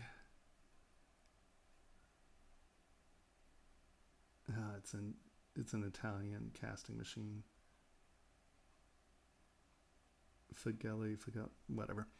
But it was really meant to throw huge trees, and he'd put like 1-2 rings in it. And they actually had to make a plate to get it to work, and it would, it's meant to throw a bunch of metal into the end of that thing. He'd just blow those things out, just blow right through the investment. Boom! It'd go into the That was always super entertaining.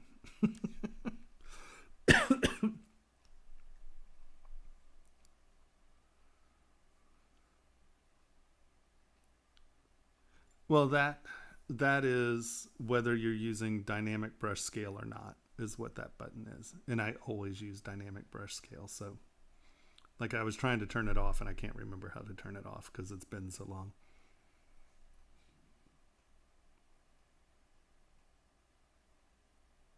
Good night, ZBrush fan. Audio issues, you can't hear me?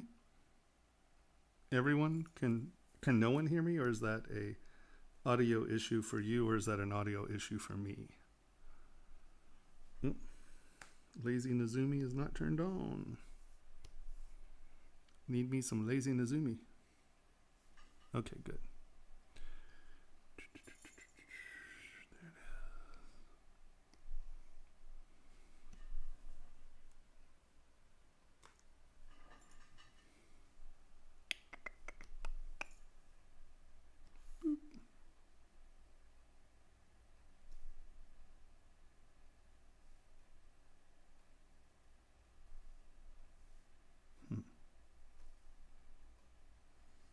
No, wrong brush.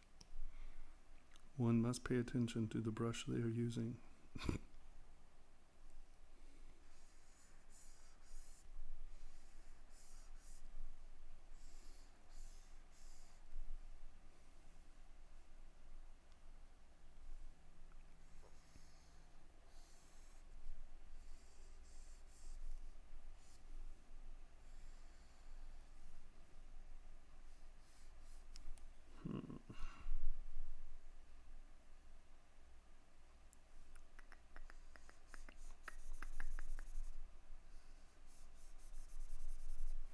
All right.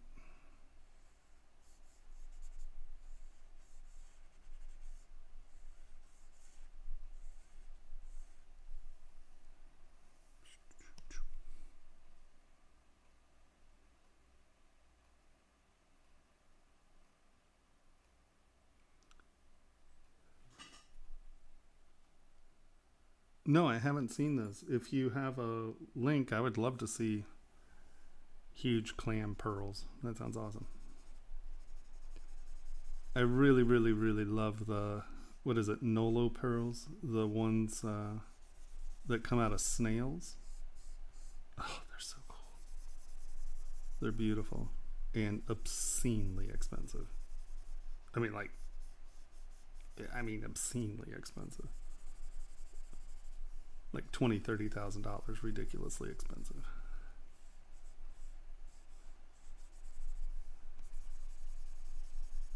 But they're cool. They look like little galaxies. They're just. It looks like a planet with atmosphere, like Jupiter. Like it looks like there's this swirling atmosphere. It's pretty rad.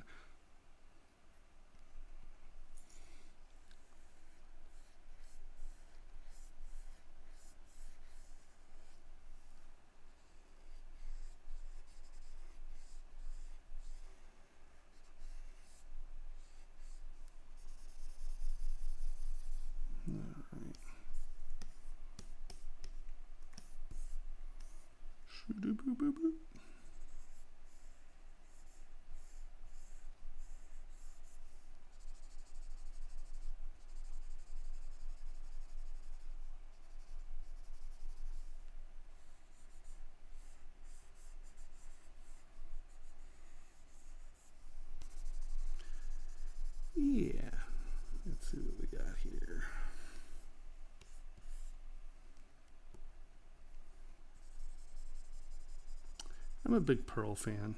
I love pearls.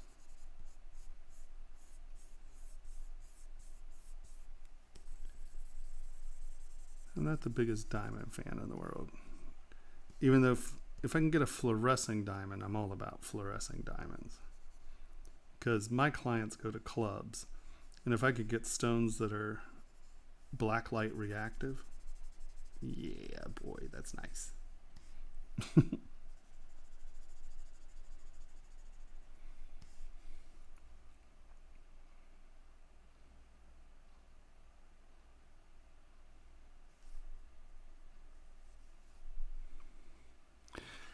I very rarely use Dynamesh. It's not necessarily true. There are certain things that like you can only do with a Dynamesh model, right? So let's say I'm actually heading to something that could be one of those moments, right? So let's say I'm doing this, right? And I have this going on right here. But as I work, I want there to be melee set on this surface, right? And so I need to get this up off of this surface so I can set a stone under there. So I get this real over and under thing, right? So we duplicate. Let's turn this off for a second. So this is where I know that I'm going to need to Dynamesh because I'm going to need to use Sculptress Pro. And I need to decide when I'm going to do that, right? So I know that I'm going to do an over and under thing right here. So I might as well get it done now before I have a lot of detail in this thing. So I'm going to prep this point here and get it up. I'm going to prep this point here where I know it's going to go, right? And so just make a couple decisions. Let me get that just built up a little. Let's make sure this plane is doing what I want it to do, right? And so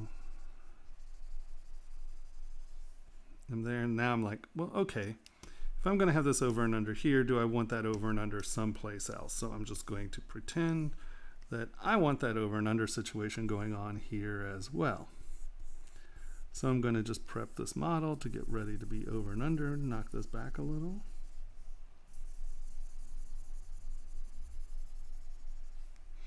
And then just know where I want these points to be, right? I know I want a bridge right here. So since this is a quad model, I could feasibly go back and change this at this level back here, right? So two ways of doing it at this point. One, let's duplicate this again. One, I'm going to Dynamesh. Turn symmetry off. Remesh by Dynamesh. Delete lower. Delete higher. Remesh by Dynamesh. And I'm just going to make this 1,000,000. That's fine. Drag that out. 1,000,000. No, that's 460,000. Whatever, that's fine. Okay. Everybody make sure to hit accept when you do things in Gizmo. And now all I would do is come in here, turn this off. Boop. I'm going to come in and mask these areas. Hold on, let's hide that. Oh, sorry, hide that. Stop it. There we go. I'm going to mask right here because I turned symmetry back on. Going to mask right here because I know that I'm bridging over that. And I'm going to mask right here because I know I'm bridging over that. I'd come in snake hook. I'm going to turn on Sculptress Pro. And I'm actually going to mask over this side because I'm going to Sculptress Pro this down. And I want that to go into that surface, right? So now, come on, there we go. Now I have my little bridge here. And we're going to auto save. There we go. So now you can see I have a bridge. I'm going to futz with this just a touch. That's fine. And since this one is going to meet in the middle, I'm just going to kind of get this up. Kind of get that bridge where I want it, right? I'm just going to take inflate these two things together. Because with symmetry, you're just going to push those back and forth a lot. Right, okay. And you can see that that's really dramatic. I don't care right now because I'm going to come here and we are going to go W. Turn symmetry off. W, remesh by Dynamesh. 1,000,000, boop. I still didn't drag that out to 1,000,000. I'm ridiculous. Okay, accept. All right, now Q. Now, once again, I'm going to make this a little melodramatic at this moment because I want there to be a very clear airspace between these two things at the moment.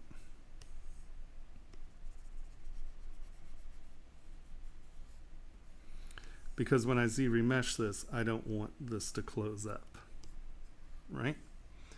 Okay, so I don't have symmetry turned on, so that wasn't doing anything.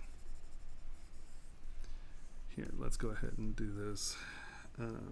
Mirror and weld X and Z. Boop. And now that should be symmetrical. All right. So now I've done these basic bridges. I know I need airspace in them. I now come back. I go Z-remesher. Make sure to turn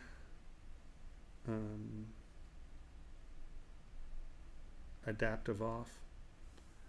And I'm going to make this, let's say 6, 7. We'll make it 0.7. So that should be about 700 polys in that range. Z-remesh.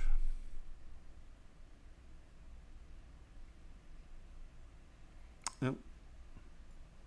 Escape real quick. Make sure that you have your symmetry turned on because I want center lines, right? So I want it to be symmetrical X and Z. Turn symmetry on. Z-remesh respects symmetry. Now, Z-remesh. And this way you won't get wonky geometry. It'll have center lines, both X and Z axes.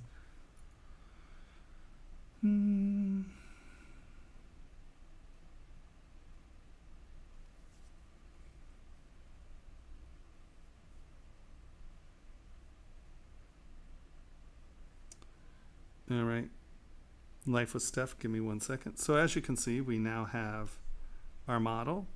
It has those bridges. It has the stuff, and I'm at 2,000. That's fine. We just divide this up.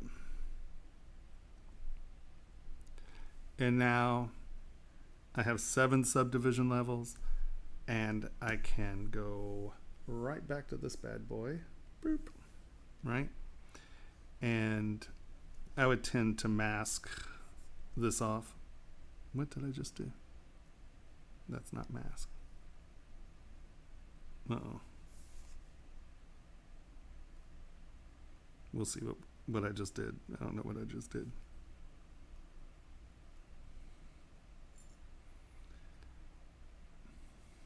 I did some. I don't know what button I pushed when I just did that. That was supposed to be mask. Obviously, that was not mask. So I would now project my old sculpt to this, masking off, this, so it doesn't get sucked on. And now you have your exact same sculpt as you did before with those bridges in it. So I use Dynamesh, right, to correct meshes or to get meshes more in line with certain things. And I use Dynamesh at the end of my models sometimes. But when I'm sculpting, I always want as many subdivision levels as I can on a quad-based model. It just allows me to control that model so much better. even if you get a low poly Dynamesh and subdivide it and try to do that. I mean, I'll do that at the end of a project. Like I said, if I have this mesh, often Dynameshing and then reprojecting, you know, that gives you a clean shot. Like if you have tons of different parts that you're trying to get into one thing, Dynamesh it, you know, and then reproject it to the original sculpt. And now you have a mesh, right? And at the end of the project, that's fine, sure. But while I'm actually, I don't know what I did. I think I just killed ZBrush. All right, now we're just going to close program because I don't know what I did.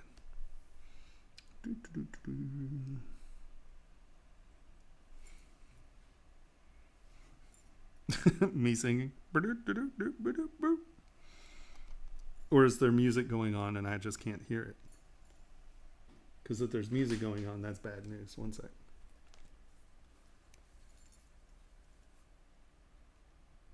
Okay, no.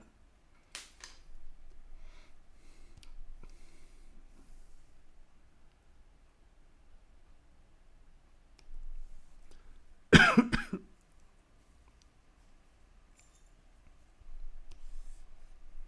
right. Edit.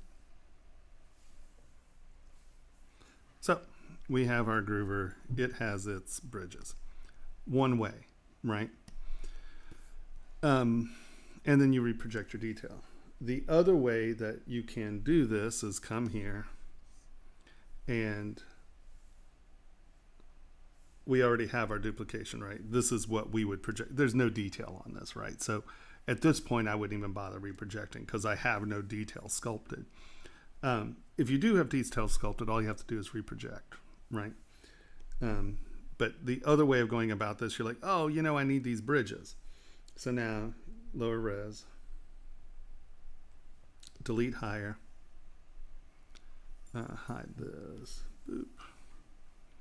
Come in here, let's see our frame. And honestly, this is a place where I could decide to go, I hate this pinch, right? So first things first, let's get rid of this pinch. Z modeler, come in here, delete. I'm going to delete that face. I'm going to then come to point and go stitch. Stitch point 1, stitch point 2, there we go. So now I don't have that dumb, weird pinch in here. Move. Brush radius is good. And see, so now I've cleaned that mesh back up. And so I can come in here. I'm going to kind of fuddle with this a bit. But if I wanted to bridge that, I can now come in here. Do this. Well, let's just go ahead and do that. Whoa, not delete. I want that to be Q mesh. Bring it up. Okay, so see how these auto snap? That's a wonderful feature, but sometimes you don't want it to auto snap. You can go in and futz with your menu to get it to stop doing that, or you can just come over here to extrude, and extrude will not snap. But the one thing I will say is that if you do use extrude, first thing you do, go back to QMesh instantly, because extrude does other things as well, and those other things can completely, absolutely, and utterly mangle your mesh. So you want to be using QMesh, okay? And then you can see here, these will just kind of snap together. Boop. Boop. And now you have your bridge. And you know, you can feasibly add some geometry that'll do some fill-in stuff. You know, you can futz with it more here, right? Oops. See how it snaps like that? You can come in here and you can change all your snapping in here. I just find extrude works just as good quickly, and you don't have to stress with it, right? And the nice thing about ZModeler, everybody calm down. You can, like how that's sticking out, you can come in here and use smooth at this level and that'll let you, just do it tappingly so you're not completely wiping out your model. And then when you divide, it'll start to soften, right? And so now you just come back up to your model, and now you have a bridge, and you could reproject from here. So those are the two ways of going about it. A lot of it really has to do with how much detail you actually have on your model. And, is it something that can be easily fixed at this base quad level?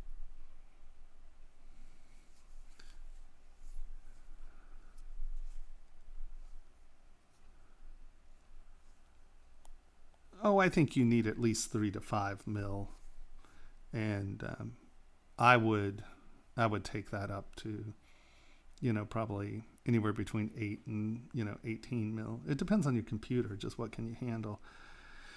Remember, if you have a machine that chokes out on models, right? You just don't have a lot of RAM. You don't have a lot of, your CPU is slow and old. Let's divide this one more time. So, here's a 15 million poly model. I don't have a problem with a 15 million poly model. Even on my portable machine, I don't. But if you do, remember that you can use your selection tool. And now, let's get rid of that.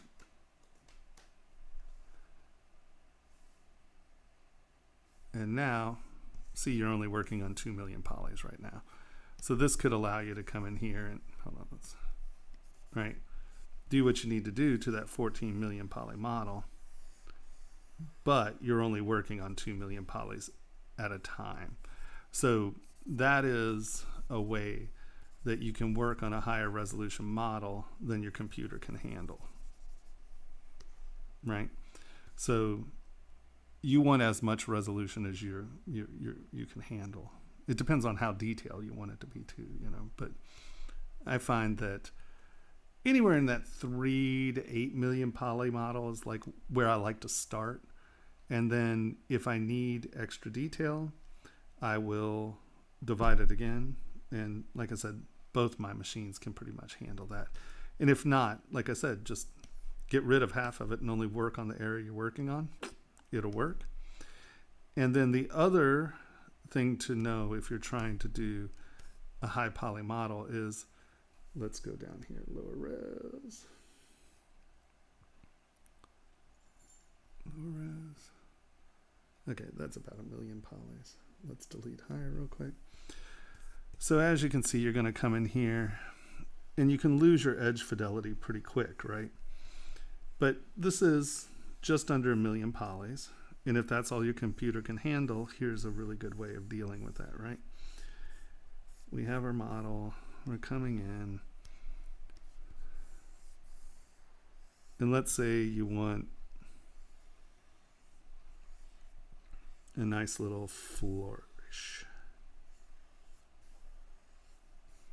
right?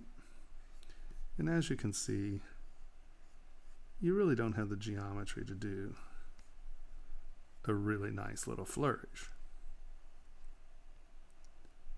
Well, that's okay. Just kind of get it to where you can. Get it to where you like it, right? You're like, okay, that's pretty good. It just, I obviously want this to be nicer detailed, and you can see that if I can only work on 1 million poly model, I do not have the geometry to actually finish this detail, right? So we got this to where we could get it. We're happy with the design, but I go through and I finish everything else, and everything else is fine. You don't really need a ton of detail. You just want better detail here. How you do it. So we're going to have to decimate this model, right, before we send it to print.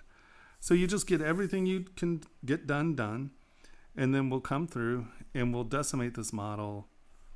Let's go to 250. Let's go to 500,000. That should be fine. Custom boot. And so now it's decimating. You can give it a second, it'll decimate.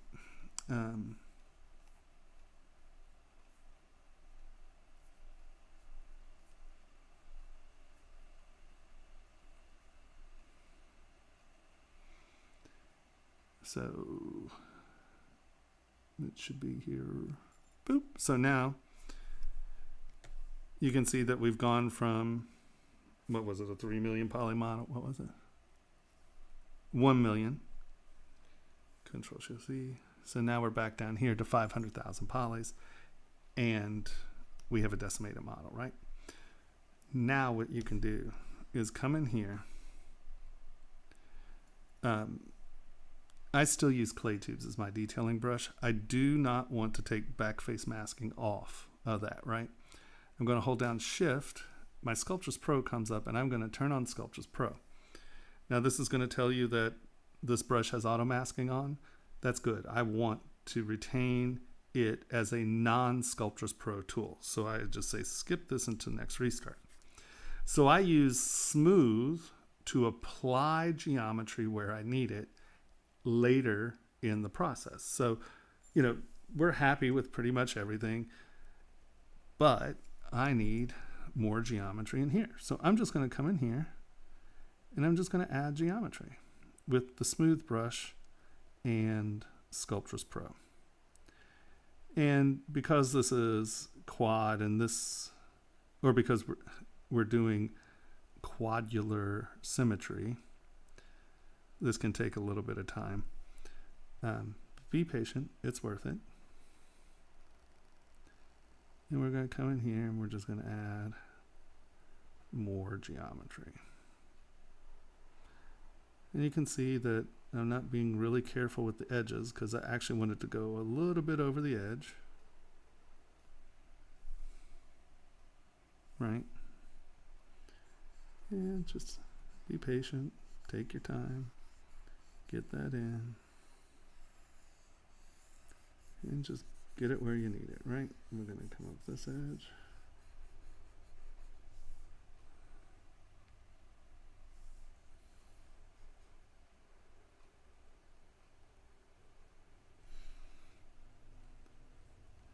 And this isn't the absolute booming fastest process in the world, but it's going to allow you to come back in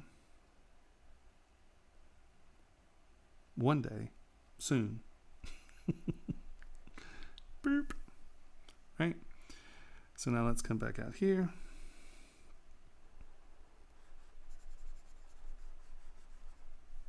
All right, so I've added geometry through this top edge.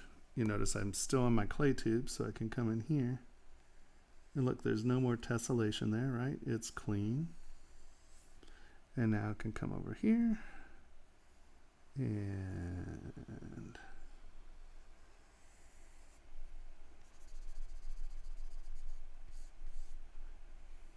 come in with a little more detail and get this to where I want it. Now, once again, if I want a little bit more detail than I'm getting here, right? This is pretty close to what we want. Right?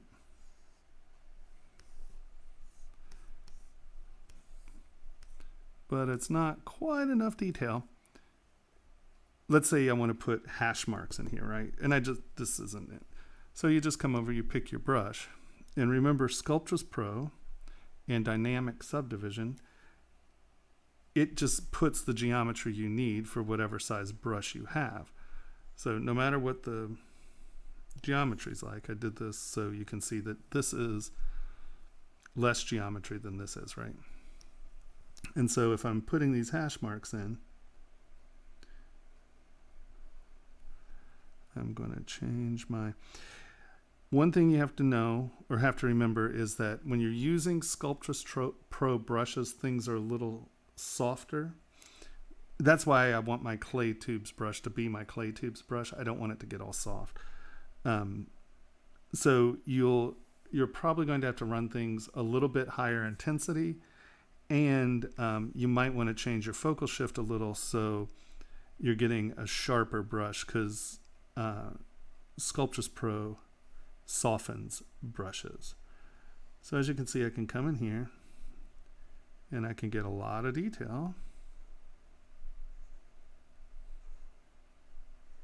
because it's adding the geometry it needs to do what you're trying to get it to do, right? But you can see Sculptris Pro can be very jerky with certain brushes, so just keep that in mind. And let's say we're going to come in here.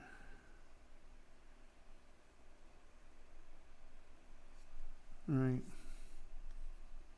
Come in here. Oops. Now see, this is exactly what I'm talking about. I do not like to draw things on. You can see that this is, you lose what's in front of one another, and you get these trenches, you get weird holes. I do not like to draw lines on. I tend to use SK Twist, which is one of Sakakikaru's hair brushes. But what it allows me to do is when I come in here, now one really important thing to remember is that, remember this is quadular symmetry. So you notice as I went this way, see how it's rolling in this direction, rolling in this direction. Now if we go to the other side, I got lost. You see it's rolling in the opposite direction, right? See how it actually put the ridge away from that compared to putting the ridge.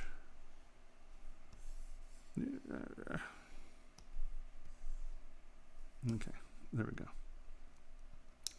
So this ridge is on the direction I want it. So if you're using quad symmetry and you're using any brush that has directionality to it, so twist, any of your hair brushes, anything that rolls in a specific spiral, it won't do it quadularly. So at this point, I would turn Z off and just do both sides. It'll do one direction, it won't do two. So come in, get this going in the right direction.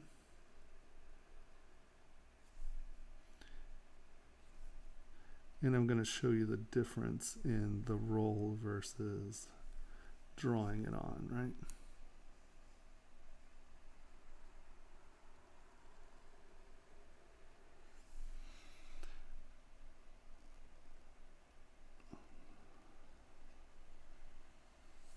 Okay. And as you notice, it's creating the geometry it needs to retain the detail level we've got going here, right?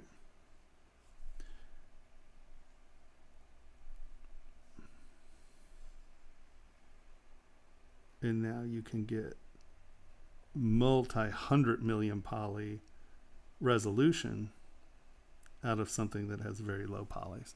I mean, see, we just hit 1.05 million polys. Now let me do a few more of these real quick, and I just want to get this a little above 1 million polys. And let's say your dead limit is 1 million polys, right?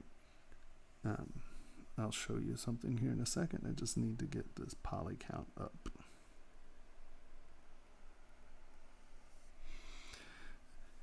All right, so you've come in, you got your detail kind of where you want it, right? We're at 1.15 million polys. We have a lot more detail on here though, right? Now let me just really quickly show you the difference here. Most people are going to come in here and when they're trying to make their detail punch, they're going to draw lines around the edges, okay? So this is how people get a lot of their detail. They come in and they draw these lines. Now the problem with just drawing lines on surfaces is you lose your surface relationship continuity. And I'll show you what that means in a second here. you are losing the continuity of your surface interaction. And what that does is it actually flattens everything. You would think, oh, I'm getting so much more detail, I'm drawing lines around these things. Well, look at this, right? Yes, you have detail, but is this surface in front of this surface? Hold on, let's bring this over here. Right? You see what I mean? Like, is this surface, all you get is flats with channels in them. And even if that channel is a little higher, these are reflecting as the same plane. So you're losing this relationship, right? There's no shadow being cast here. So all you have is flat planes with lines. So you lose continuity of what is actually in front of one another. Where if you're creating just surfaces, and you can see these are not very deep. I haven't punched this very much at all. It's very clear that this is going behind that this is in front of that, right? And that in sculpture is one of the most important things there is the reflective qualities that you're getting out of your model and how they reflect and how they associate with one another. And that's why I can get an immense amount of detail out of, like, literally, I mean, less than 1/10 of a millimeter step shows up very clearly compared to having a 1 millimeter step with a line drawn through it, and you lose, your brain doesn't understand the relationships, right? So that's why I tend to say don't draw detail on, sculpt it on. You'll very, like, you know, I did cut these lines in here, right? Because I want this to be a floating detail, right? I don't want these to be steps. I want it to be a flat surface with lines in it. And so you can use these to direct the eye to get things going, but you're not going to use this as levels, right? Like, I can come in here and I can draw these lines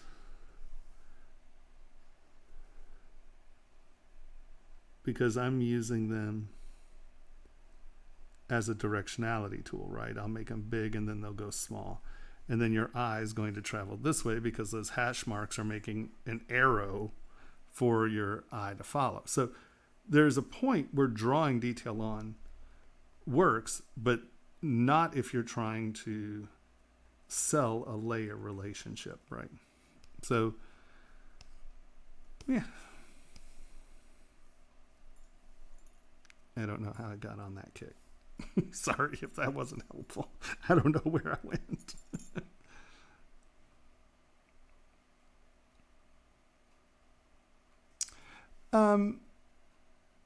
Yes. Okay, sorry.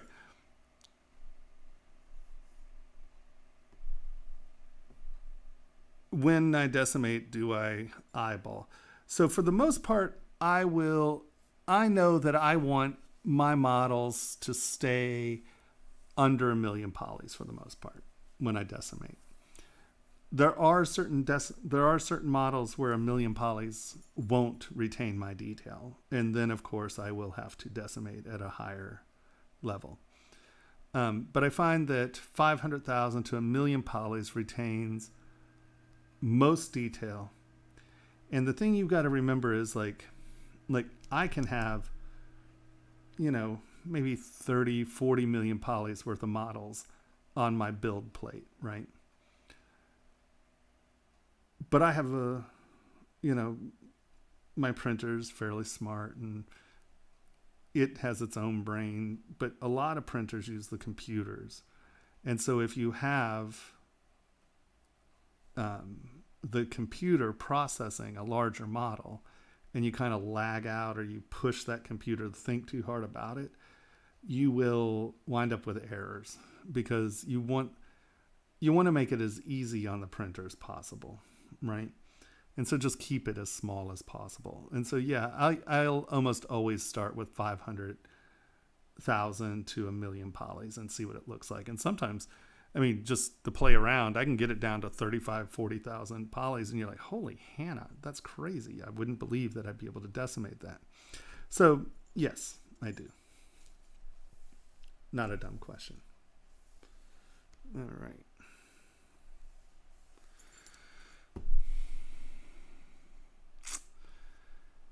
How are you today? I'm doing well. Oh, sizing.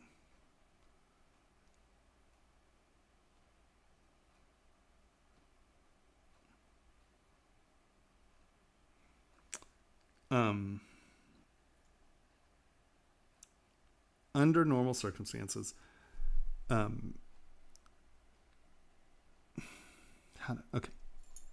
I'm trying to figure out just the easiest way to say it. So basically, what you need to find out from your casting facility is what its average shrinkage rate is, right? So I would almost always assume that you're going to get about a 2%, 2 to 3% shrinkage rate, right? But discuss that with the casting facility, because they might just take your model and apply their shrinkage rate to it, right? If they're any kind of reasonable printer, that's what they're going to do. You send them the model, they're going to add their shrinkage rates and go from there, right? Because it's very, very hard, unless you know exactly what their setup is, what their machines are, what machine they're using as a wax injector. I mean, there's hundreds of reasons that you don't know what they're doing, right? So that really comes down to who's doing your casting and developing a relationship with them, because that's the only way you're ever going to get good casting, is to have a relationship with your caster. I don't know if that helped, but you really need to know what their shrinkage rate is before you deal with sizing, like how to resize it. Hello.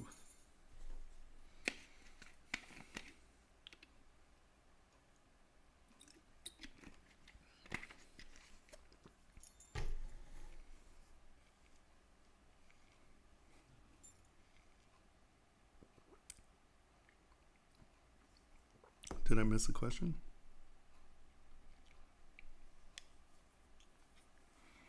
Well, okay, so Nagul, if you've never thought of that, let me show you this. This is another really important thing to know if you're going to printing, right? Let's take this and let us do. Let's go to a higher res.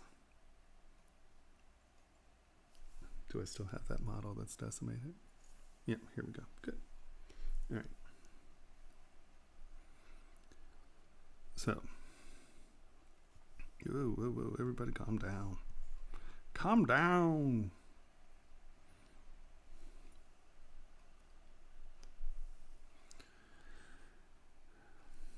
Tiny texture.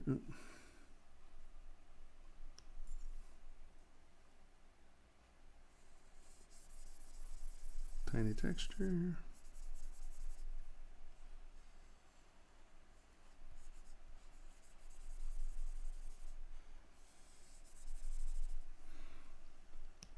Little lines.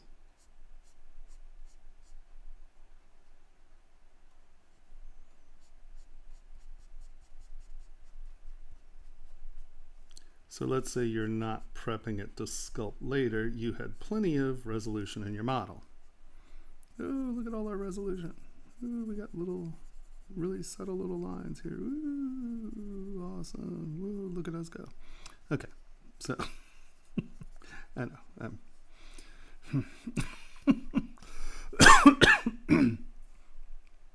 Right, 14 million polys. You got a ton of detail here.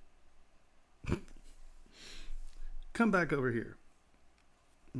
How far off is this? Quite a bit. All right, one sec. We're going to turn transparency on real quick. And let me just project this up to this.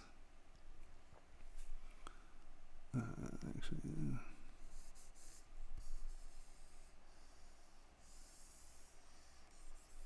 All right, there we go.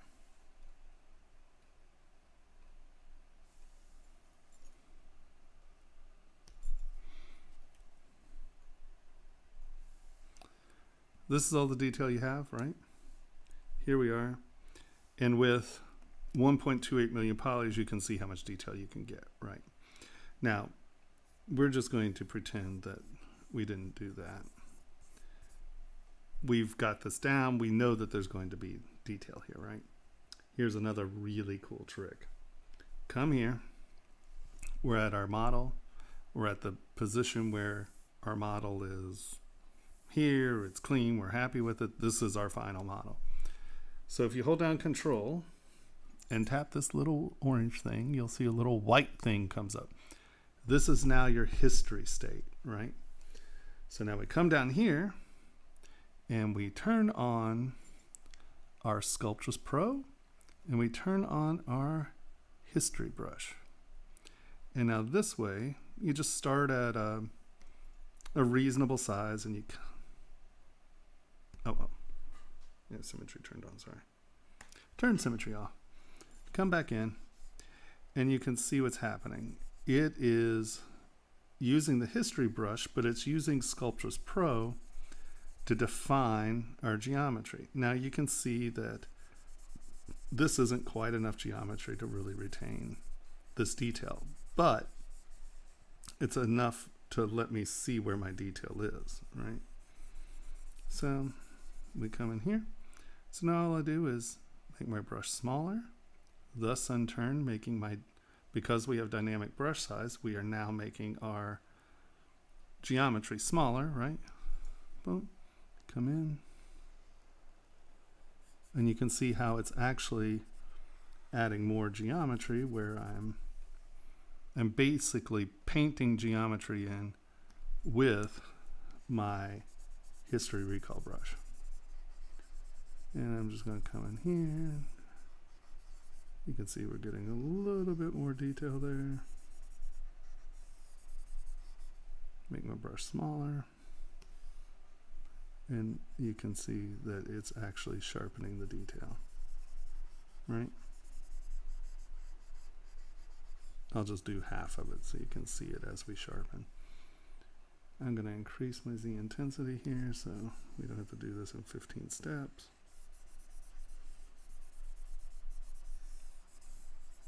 Right? You can see that it's filling in better because it's giving us more geometry. Shrink my brush, and you can see I can come in here and clean this up to where it is basically the same geometry as this, right? So that's what our original looks like. And after I come back in here with a smaller brush, you can see we just take step by step closer to that original geometry, right?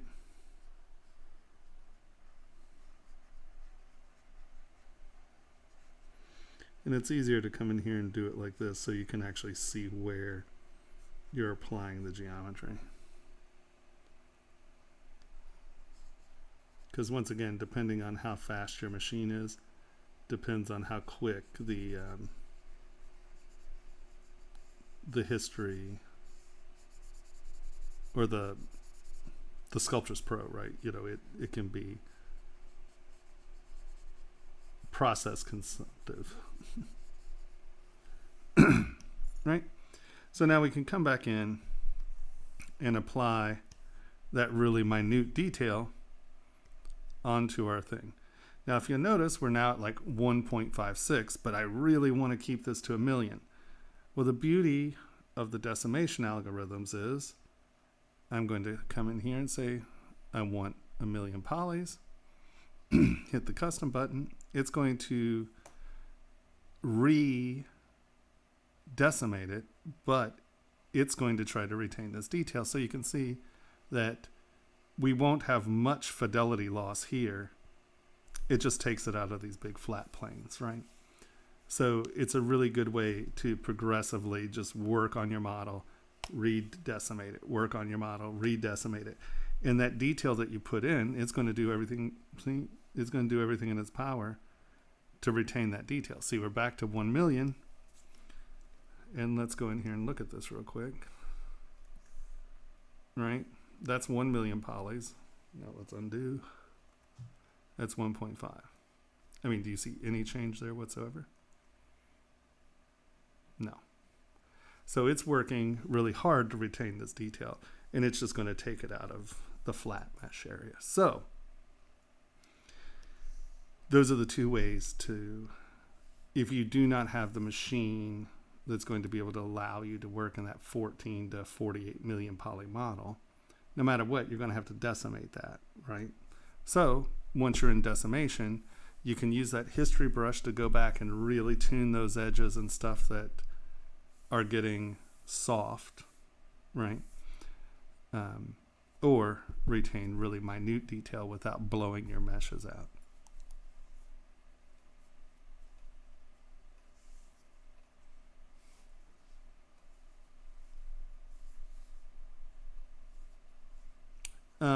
Project brushes work at camera angle. That's just how they work. If you're using project all or project history, it's going to work, you know, out to the other shell. But if you're using the projection brush, it is always camera. The Z project brush just projects it. So let's go here. So this is my original model, right? This is what I want my form to be. So I'm going to come over here and let's turn on transparency just so you can see it. Oop, nope, that's not what we want. I want that. So you can see your transparency, right? So what the project brush does is, so it's going, sorry. We have a history state here, so let's turn this off. So by how you turned it off, hold down Control, tap it again, no longer the history state. Come back over here. It's going to project that back to that surface, right? Oh, here, let me turn Sculptures Pro off. It's going to project that back to the surface. Now if I hold down Alt, it's going to bring it up to the surface, right? So this light blue is in front of that original surface. The gray is behind, right? So that allows you to bring that up, push that back, bring it up, push it back, right? So it's projecting from one shell to another. Now, history, when you're using project, you have to have another shell on, right? Like if I turn this off, you see it doesn't do anything because there's not anything to project to. The history brush, on the other hand, right, we're here. Let's go back to this guy. Hold down Control, tap that. Now that's our history state. We come back to this guy and we grab our history brush and it's doing the same thing. You do not need that, you don't need the shell, right? Because it's going to a history state. Now, history brush works on camera view as well, though. So you have to be careful when you're doing this stuff because, as you can see, I'm just kind of doing this. But this is pulling a surface up to it. So if you look here, see how this is completely stretched out and weird? So this is where you can smooth this. And because it's by camera angle, you're actually getting, what's that? Something on the other brush that I was brushing through. Right, you have to kind of roll around, smooth, hit it, do it again. So if you're doing this, you have to be careful because it is going to pull the surfaces to you. So if you are going to brush across something, right? Hold on, let me get that there. Right, I'm on this, I like this angle, I'm doing this, and you can see I'm kind of doing that, and it's like great. But now look, I pulled all of this behind this up and in. So you have to be very careful about how you use your projection brushes. You have to kind of roll with them, right? Just kind of keep thinking about doing it at 90 degrees to the surface, right? Does that make sense? See how that's pulled? You just smooth it out and do it from this angle, right?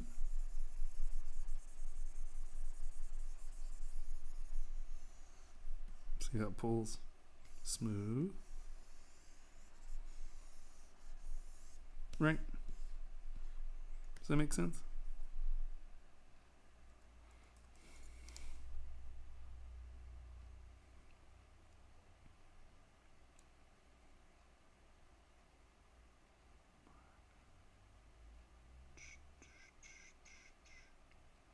Hey.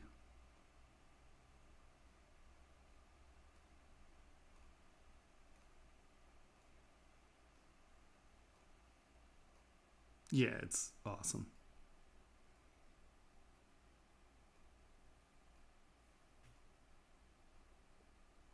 Cool. All right, let's go back to this guy. I think.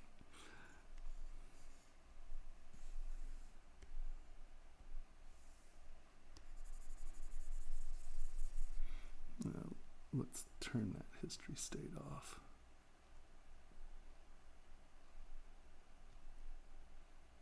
Oh, you bastard. Okay, there we go.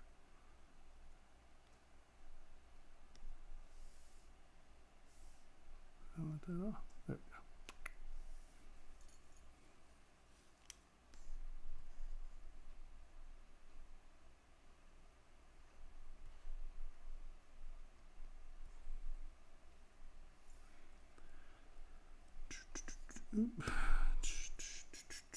That's not what I want. All right. Goodness gracious. I have no idea what I was doing now. Ah, the beauty of not caring what you were doing.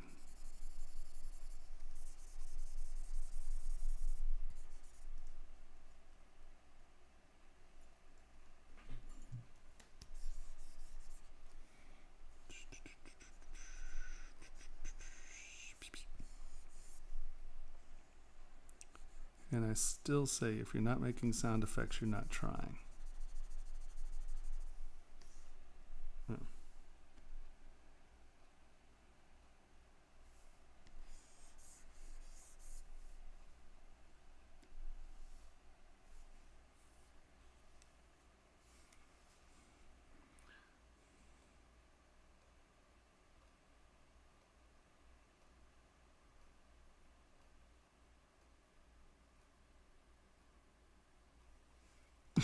Why, thank you, Kentucky Fried Dalek. That's a good one. Or chicken fried Dalek. Well, okay. If you want to design rings, design rings. Okay, don't do what you don't want to do because of sizing issues. Because when you call any casting facility and you ask them, it's not a problem. It's something you just have to remember that it's something you have to think about. It's not a big deal. These places do this for a living. They're going to be able to answer that question easily. Most of the time, they don't want you to do it. They'll do it themselves, to be deadly honest. Most of the time. So if you really want to do rings, then don't not do them because you're worried about, sizing issues. Now, the thing about pendants is pendants are a tricky sell, I find.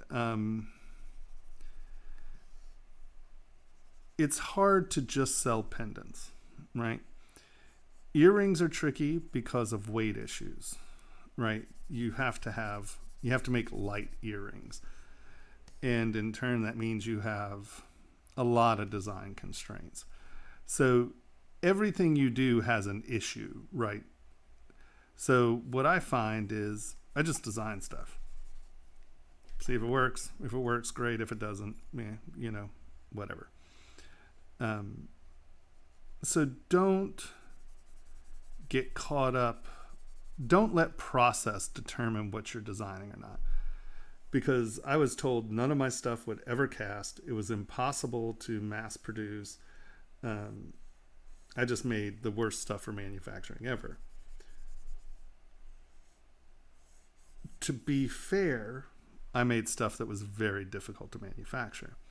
But that's why I got well known for what I do, because other people just couldn't make the stuff that I was designing for a long time there. And one of those was that I spent $12,000 on a computer when that basically was like $25,000.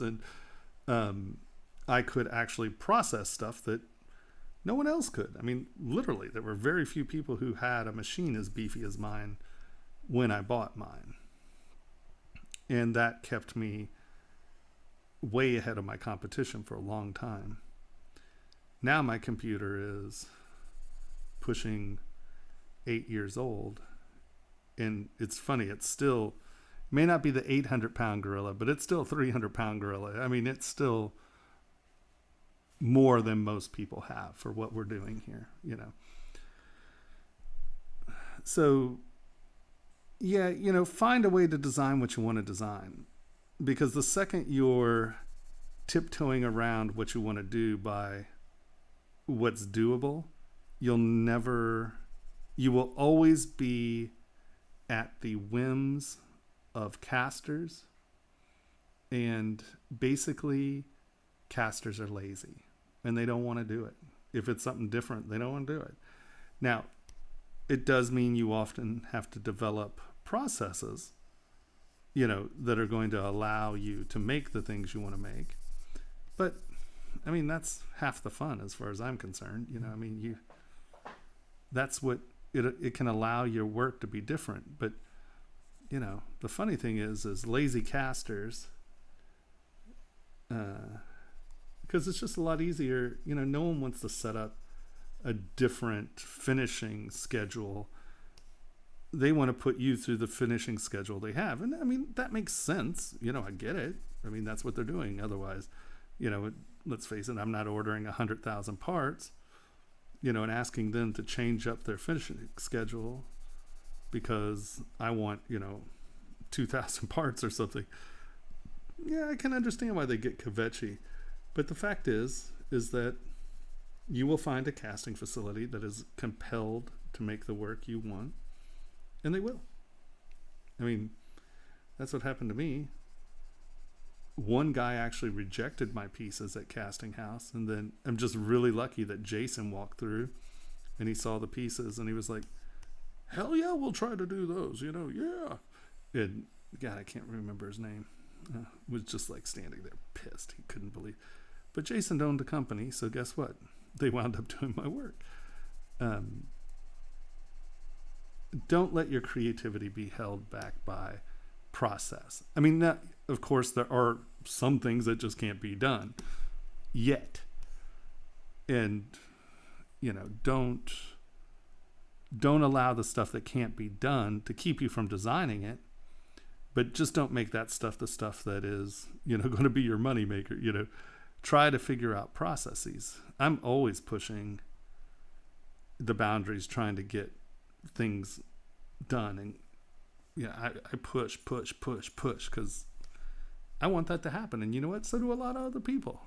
And it'll get there.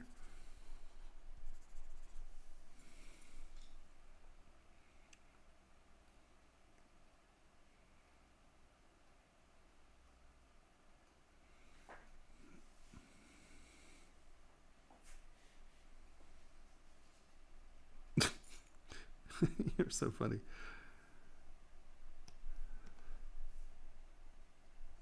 Yeah, you know, it's just determination. End of the day, it's just, you know, that's everything. It doesn't matter what it is. The people who, you know, now, like I said, there are just some things that you don't do because it's stupid, you know. So there comes a point where you have to be realistic with yourself and go, okay, I'm trying to make a line of jewelry where my rings are going to be $25, but I want to use, you know, the best diamonds in the world. Okay, that's never going to happen. Okay. because that budget doesn't work. There are things that just, gold's now almost $2,000 again, right? So it's like things are a lot more expensive to make in gold now. So, silver is going to cost you twice as much as it did a month ago.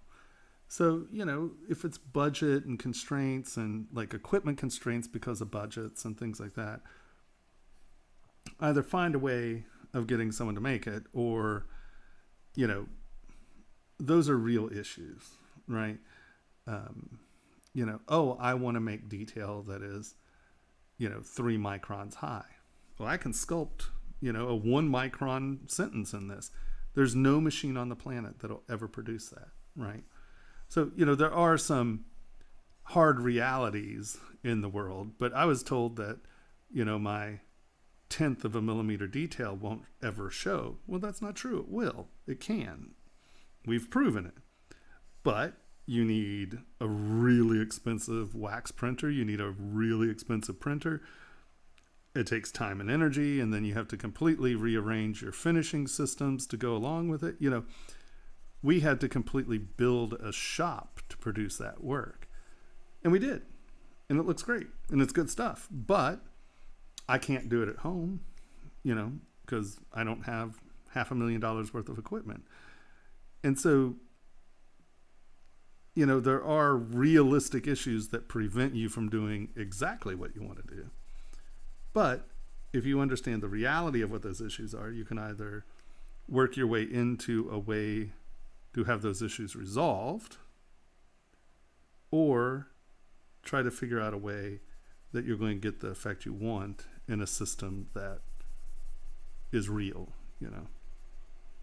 Because a lot of people think I'm just absolutely crazy trying to get some of the detail stuff that I do.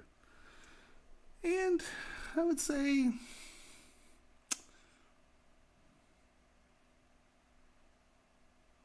maybe 85-90% of what I try to do works, in one format or another.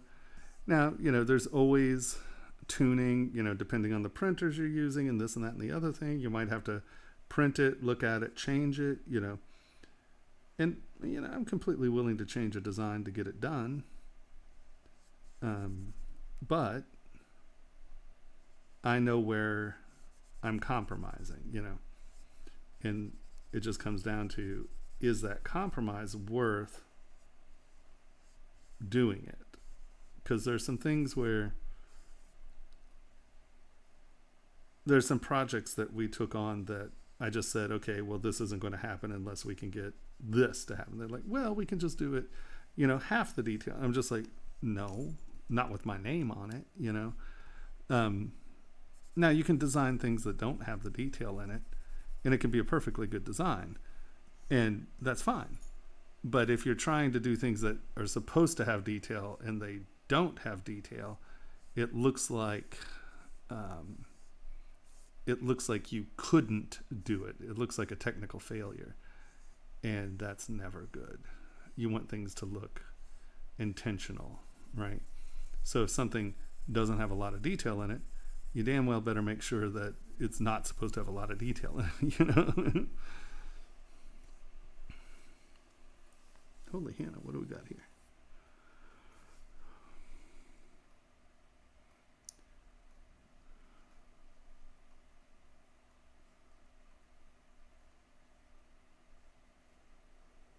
Yes, you can. And when you're projecting, if you're trying to get like holes, right? If you're trying to get...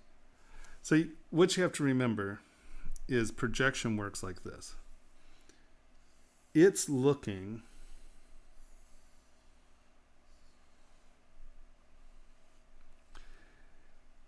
It's looking for the closest... Well, not closest. Your projection distance, right? Here, let me see the easiest way to do this. Actually, the easiest way to do this is start a different program so I can use colors. How projection works in ZBrush. You have your object that you're projecting to, or you're projecting. you have an object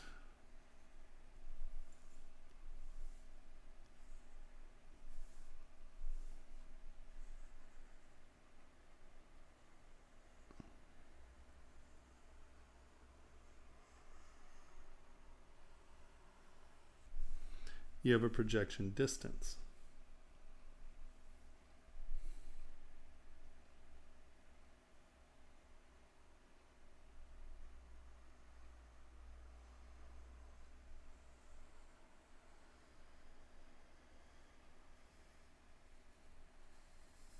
Okay. Projection distance, right here. Project history, or projectiles right there, project histories right there. They're doing the same distance. So, what, oops, that's the wrong thing. Nope, that's the wrong thing. Where are you? There we are. What ZBrush is doing is when it does projection, it's coming up here and it is looking for a negative normal within this range, okay? So as you can see, this is going to go boom, and it's going to project to here. It'll project to there. It'll project to there, and then you're going to get this flat surface.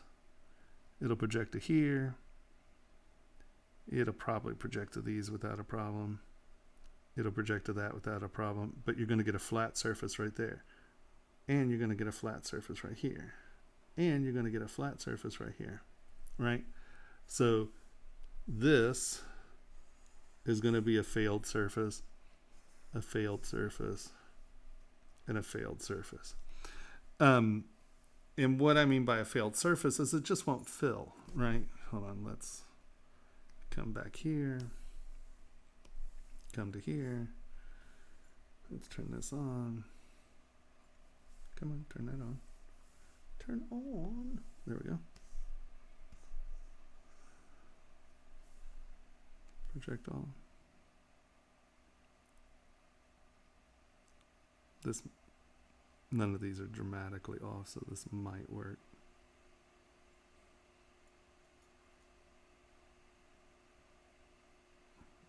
Come on, you.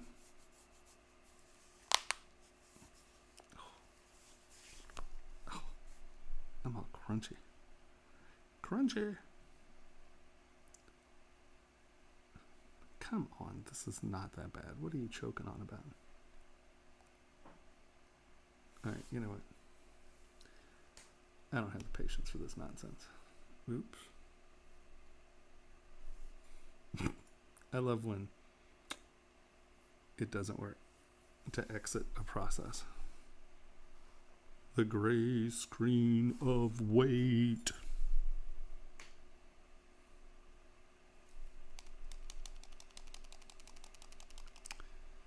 At least I have this running as, all right, okay, there it goes. Okay, so here's a prime example, right? So this wasn't within the projection range, right? So, hold on. Boop. Right, see how that didn't project? And you can see that's the projection distance right there, right? This height right here. You can see that didn't project. So it's not going to pull it halfway up. It's out of its range, so it's not going to do it. And you can see, like, it didn't do it there. And here's the other one, right? See how you have this flat little island right here? Because that was sticking out so far that it was outside of the projection range the other direction, right? So you get these freestanding islands. So that was too far out one direction. This was too far in one direction. So this is where projection distance, you can see what projection is trying to do, right? So I forgot what the question was now. Sorry.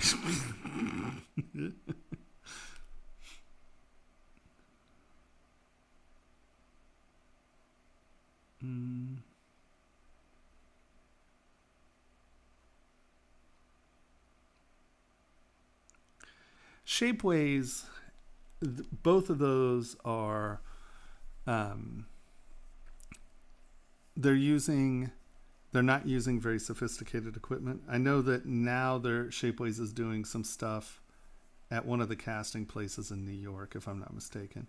So they may be able to get away with stuff. But the thing about them is that they have basically some very general rules, and those algorithms are built into the acceptance policy of the model, right? So there are things that they could very easily produce, but they fall within this guideline set. And that just makes it where they don't have to go through and fiddle futz with the model, right? They're just going to give you the lowest common denominator as far as the boundaries. So it's not necessarily a person who goes through every single one of those models to see if it can be done. They set some very tight restrictions on the models, right? So it's not like they couldn't do it. It's just that makes for an efficient editing of problematic models before you get to it. Because that's one of the biggest problems these casting facilities have, are people who, let's say, learn ZBrush for animation, right? And then they send them a model. Well, that model is not a model that's going to print, right? If you build it just for animation. I'm not saying there aren't animators who know how to build printable models, but if you were not taking that model and then converting it to be a printable model, it's not going to print. It's going to blow up. And so they have to have an easy set of boundaries that allow them to edit out stuff that will work and won't work. Because that is the big expense with a lot of casting facilities. Are first-time modelers make models that are just a nightmare. They're not going to print. So they have to have a way of editing, and they're tending to edit in the direction of less work for them, right? So that is why you have models that won't go.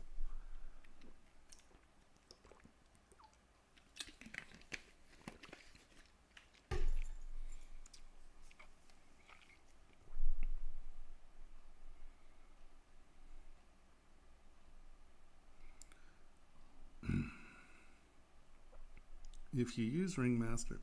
Okay, so I do use Ringmaster models, right? But how Ringmaster is built, it creates its own Z project, right? And you can select to just append it to a new, like I could come in here and say, okay, well, I want Ringmaster, right? And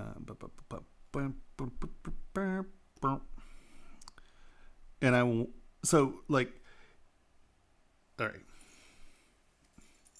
too much information I'm trying to get across. So what Ringmaster does is it creates a new project. You can have it append into, let's say, this project, but because it is not setting its own base scale for the scene, for the project, it's converting itself into scene scale. And if your scene scale is not set the same way that the scene scale that is native to Ringmaster, you can wind up with some really squirrely scale issues. So what I did is I went to Ringmaster and I created base rings. I created ZTLs. And so under Tool, I now have ZTLs of my ring sizes. So I used Ringmaster to create these ZTLs. Now, if I'm doing something that I know needs to be very specific and it's not this base thing, I will come over, use Ringmaster, but I know that it's going to start a new ZPR. It's going to completely wipe out anything you're working on at the moment. So if you're starting a new project, Ringmaster's great. If you're trying to bring a ring into a project that's already going, it can get squirrely. So that's why I created these. I have another set of these from Matrix as well. But these are the from Ringmaster. So I find that having a set of ZTLs that you can just import into any project helps a great deal. But yeah, I do use Ringmaster. It works great.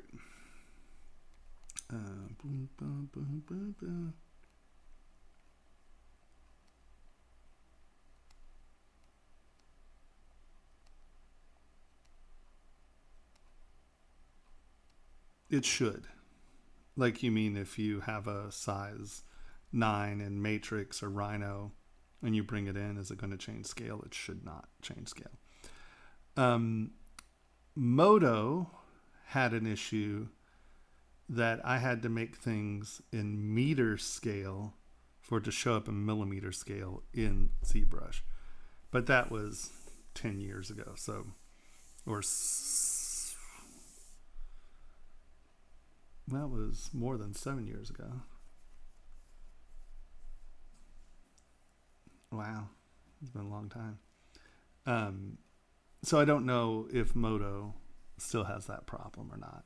I haven't opened Moto in probably 6 years. Once ZModeler came into ZBrush, I don't use any other programs. I do all my base modeling and everything in ZBrush.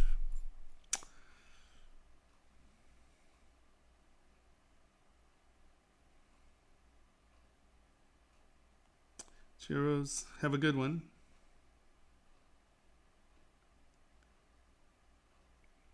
How do you know if you're a good sculptor or not?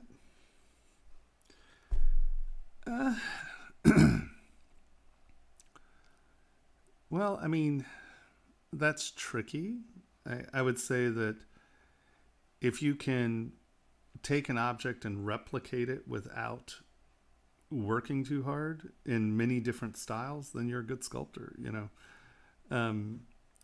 Being a good sculptor just means that you can see well, and then that you have the craft to be able to accomplish that replication, right?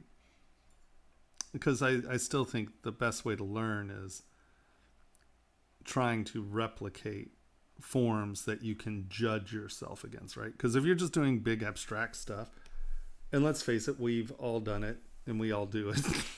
And that's like, people are like, well, Tomas, you know, this angle is weird, you know. And I'm like, well, that's how I want it, because there's no reference on this. You know, I'm making whatever the hell I want. And it's just like, okay, well, there you go. I've made it, whatever. But, you know, if they're like, well, we want a 1968 Pizio scooter, but we want an RS version, you know, I'm sure that that has certain wheel wells and frames and the engine's in a different spot and crap like that. If you can sculpt that and it looks like the version of the scooter that it's supposed to be, yeah, you're a good sculptor. If you can sculpt things that look like, you know, stylized character animation, photorealistic sculpture, and Art Nouveau architectural elements, you have the capacity to replicate the things that you see. And that's what makes a good sculptor. Now, what makes you a good artist is different, right? Art is about intention in your brain, because you can have some of the most brilliant sculptors in the world who are just god-awful artists, you know. So, you know, that's a tricky question depending on what exactly you mean, you know, because I know some brilliant copying machines, you know, and that's great. There's nothing wrong with that at all, because they have no aspirations for art. They are craftsmen who are selling their craft, right? They're not trying to be an artist. And I do think there's a difference between craft and art, because there's some brilliant artists who have absolutely no craft. And, you know, there's some brilliant craftsmen that have no art. So, yeah. And that gets into what is art. And that always starts fights. So...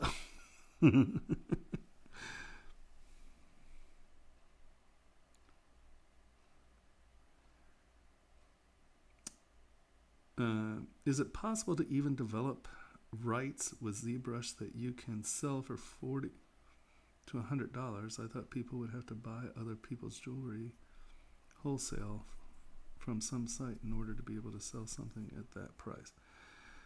Oh, rings. Oh.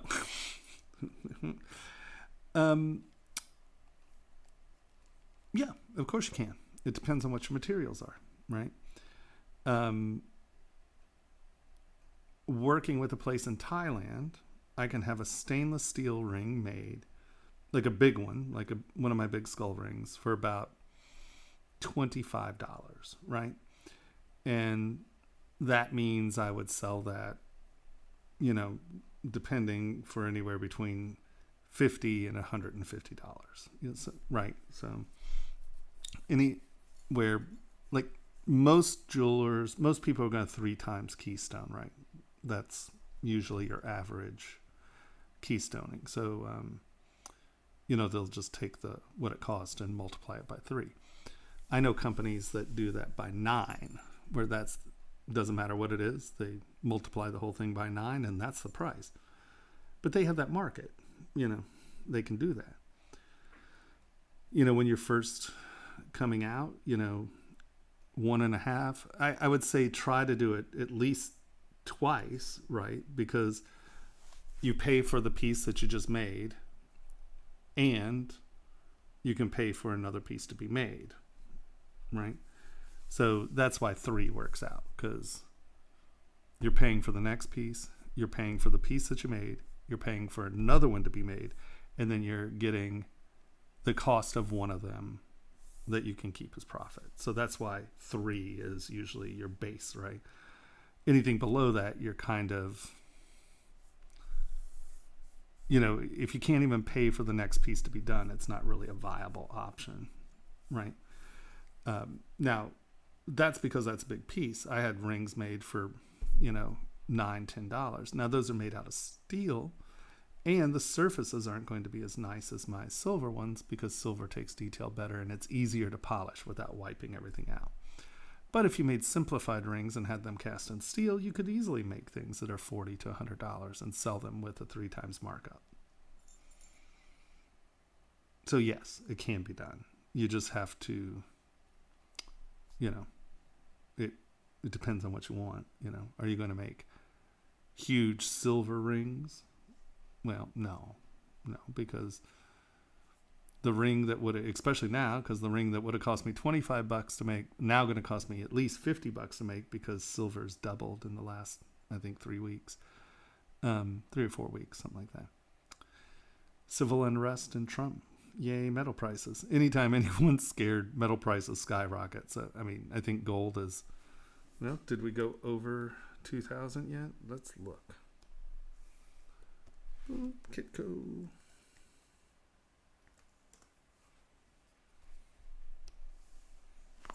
Oh, that's just not right.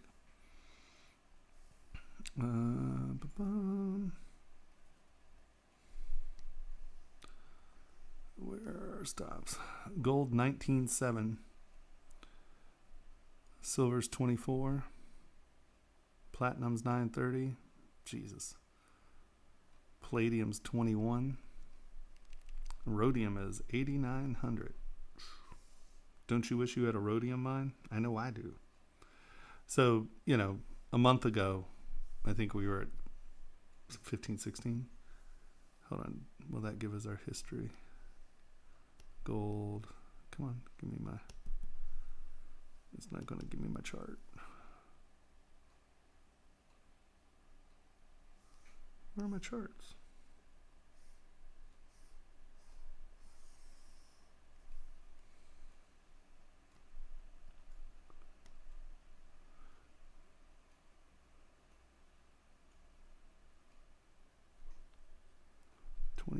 hour. I don't want 24 hour. I want... They move their charts. Oh well. Sorry. I'm just curious. I was curious.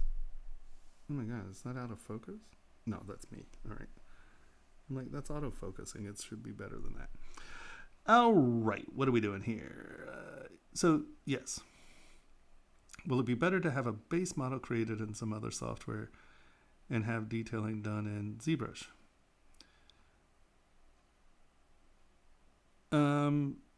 No, not better. I mean, if you are good at another program and you're not comfortable in ZBrush to do the basic stuff, to scale, then yeah, you know, I mean, there's nothing wrong with using another program to generate your base models. If that you own that program and you feel more comfortable in it, then yeah, of course, that's fine.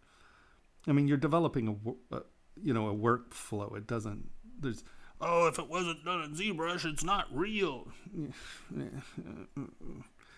You know, use the tools you're comfortable with, right? But you by no means have to. I mean, I create everything in ZBrush. I don't use other programs. And I don't know crap all about Substance Painter, so I couldn't help you on that. Sorry.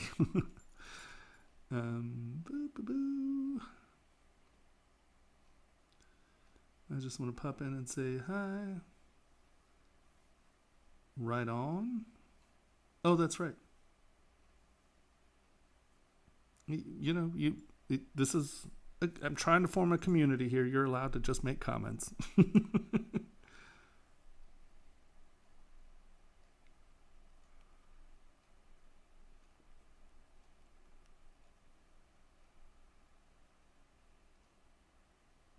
Well,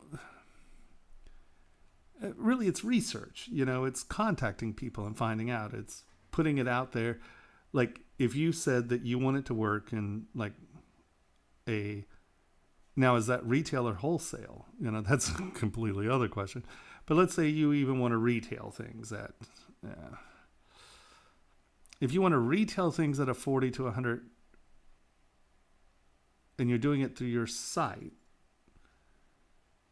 that's going to be a lot easier. If you're trying to wholesale things where they're going to retail for 40, that's going to be really hard. That's going to be very hard because you'll never make a profit. I mean, unless you're doing it yourself, and that's just low.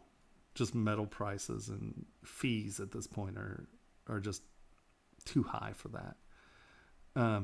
If you're retailing it through yourself at 40, you can make a profit, right? You're not going to do it in silver. You're going to have to do it in stainless steel. Silver's just, it's gone up. Those prices just aren't going to happen for you, you know. You may be able to find someone to do it for you, like at cost. Like if your cousin has a casting facility, yeah, there you go. That's your answer. But realistically, that's never going to happen. Not in silver right now. 2 months ago, well, 6 months ago, yeah. I mean, silver was down to like, I think it was like $10, $11. So, you know, that gives you substantially more weight to deal with than, you know, 27 or whatever it was just now. So, you know, in that case, no. But I would say that there are a number of places overseas that you could get things cast well. There's a place called Salamander in Thailand that normally does body jewelry, but they're starting to do OEM. And they're good. They're very competent. And they have low minimum orders. I think it's like anywhere between like 50 and 500. And those are low minimum orders, right? Because the other thing is nobody going to make you one, right? Well, they'll make you one as a sample part, but, you know, you're going to have to buy, you know, multiples, right? So stainless steel is probably going to be your best bet. Now, they do silver. I mean, Salamander does silver, and it's still very affordable, right? But I just mean silver's doubled, you know, over the last few weeks. So silver is now more expensive to try to get something done where you're going to make a profit. If you don't care about making a profit, yeah, sure, you can do that all day. If you're rich and you just want to give people stuff, sure, you can do it. No. So it's just research, you know, find someone like me and ask me, find people who are doing it and ask them, get recommendations, do research. You know, that's the easiest way. And then just sit down and talk to the people. You know, the jewelry industry is about relationships. And, you know, it's funny because things that cost people a lot of money actually can wind up costing you not a lot of money if you know those people, right? And I'm sure it's with everything, but the jewelry industry really is a very funny industry because it's very old. And the people in it think old in a lot of ways.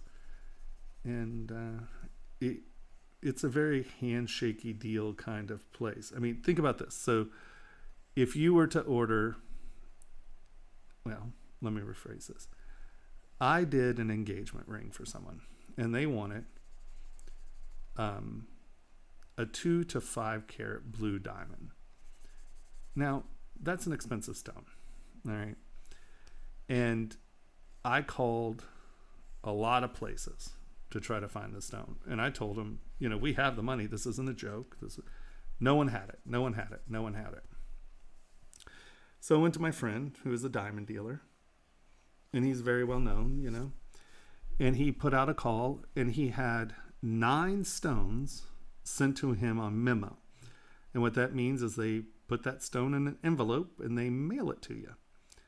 Now, the stone they wound up buying was a $3.5 million stone. So that dealer trusted him enough to send him a multi-million-dollar stone in the mail so the buyer could look at it. And he had 8 other stones sent to him, and all of them roughly in that price range, right? So that's a handshake kind of thing. They told me they didn't even have the stones because no one knew me. I could have come up with cash and they would never have sent me. Like, I could go in there and ask them and they would never have sold me that stone. There you go. I mean, they could have sold me that stone and they wouldn't have had that dealer's cut in it, right? And they never would. They won't even do business with people they don't know on levels like that. So, it's a weird industry because, let's face it, in every other industry in the world, if you can afford it, they're going to sell it to you. Nah, not in the jewelry industry. They don't care. It's so weird. It's just bizarre sometimes. So, things like that can be tricky questions because, I might be able to get it done for $10, and then like you try to get it done, it's going to cost you $600. Literally, there are things like that. So the real key is to develop a relationship with someone that is going to start producing your work. And once they know you, then you become a person. You're not just client number 372428-8, and you can get a lot done as a person as opposed to client 7-B-98, it's jewelry industry is weird. It's super weird.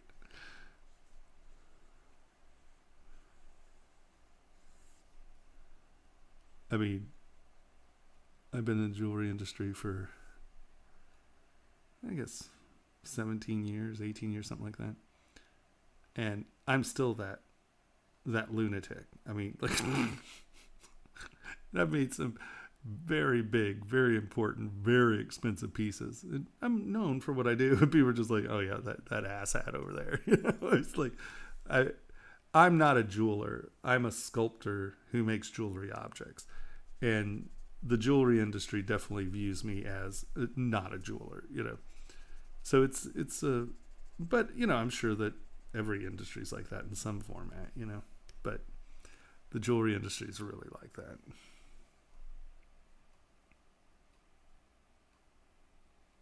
I have no clue. I don't know anything about materials. I don't render. I sculpt. I'm not, I'm the most basic. Yeah, no, I suffer because I don't render. So I don't know anything about materials or anything. I have no clue. I don't even know if other programs read. I doubt they read ZTL files or ZTM files. Yeah, I have absolutely no clue.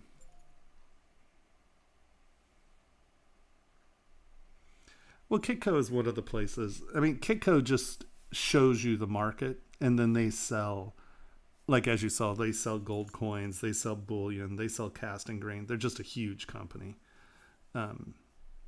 Yeah, and they're one of the few companies out there that give you spot market prices, right? So whenever I'm going to say it updates every like 10 minutes or something like that, or it submits the request when you put it in. So you're getting the actual market price, where sometimes you'll only get the market price for opening market, and then they don't update it. So you could be, I mean, if it's a strong day, I mean, you could be, you know, $15 to $30 off, you know. So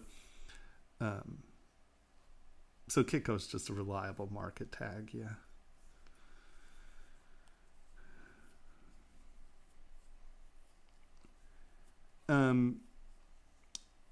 Well, bronze and brass and steel, you know, the problem with, like, there's casting bronzes, right, and brass. And so why brass? Like, so there's a whole thing called glass and brass, right? And so instead of making actual jewelry, they'll make the piece in brass and use fake stones in them. And then that way people can see designs without you having to dump the costs out for, you know, gold and such. But nowadays, because of modern casting machines, stainless steel casts just as easily as brass or bronze. The thing is, some of the bronzes gas off and they're poisonous. You know, it's very brutal, the fumes. So some places won't cast brass or bronze, because depending on the alloy, some of them are pretty vicious. But there are jewelry alloys for both. The other benefit to brass or bronze compared to stainless is that they're often softer alloys, so they're easier to finish. You know, steel, where you get it is finishing's difficult, right?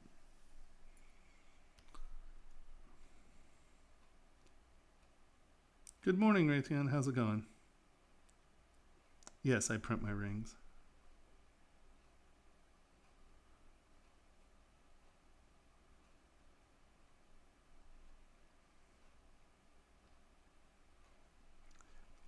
Well, I have a list of casting facilities for my students that I can try to dig up. Someone's going to, like Mikey, will have to try to remind me to do it, because sadly, if it's not in front of me, I just never remember. And I was trying, when I was living at my last place, I was trying to get all of my files in order.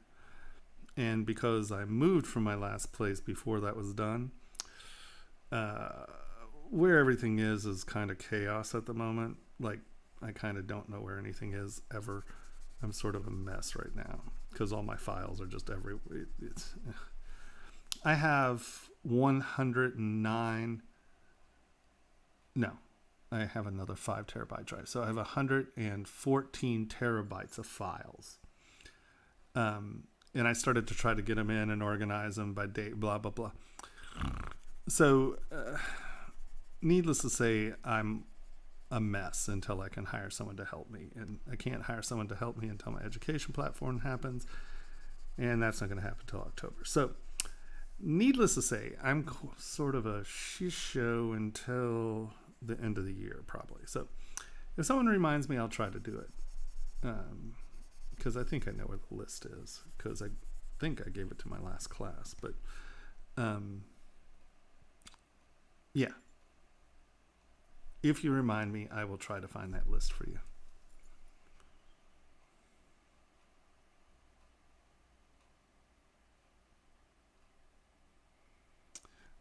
Oh, I agree. There's some, I mean, what's his name? I always... Solvan Bukac. Solvan Bukac. I mean, he's. I scream because I always call him Bukaki, because that's what it smells like, and that's, yeah. But Bukac, I think, is how it's pronounced.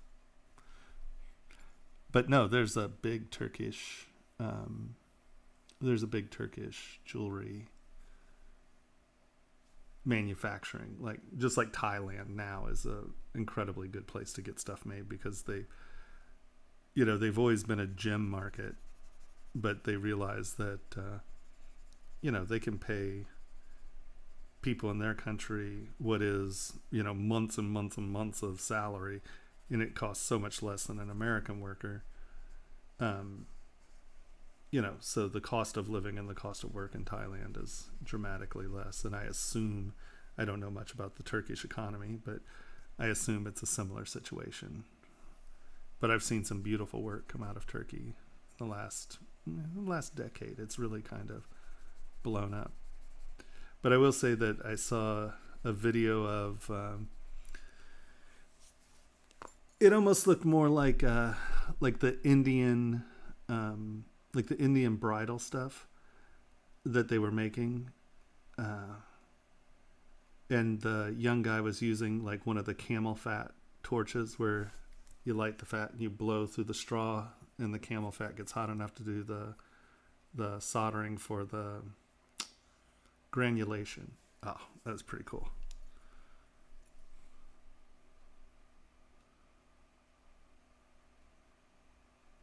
Oh, I'm glad. Thank you.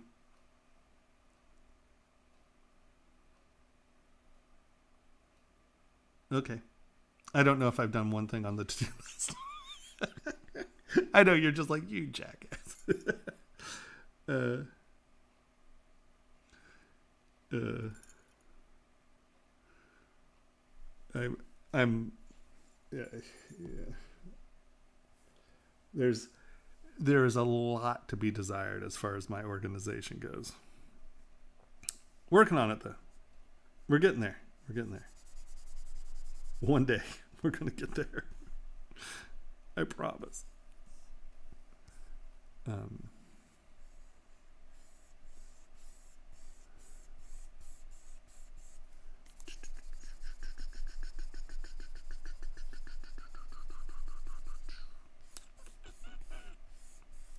So has it been hot everywhere else?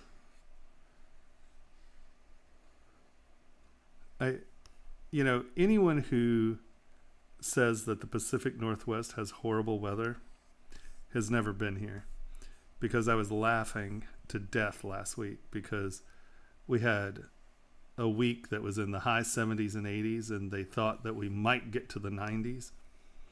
And they actually issued severe weather warnings where it's like, it's 90 degrees. People could die because it's hot. And I'm like, all right, so you've never been anywhere else in this country, because 90 degrees is pretty common everywhere except here.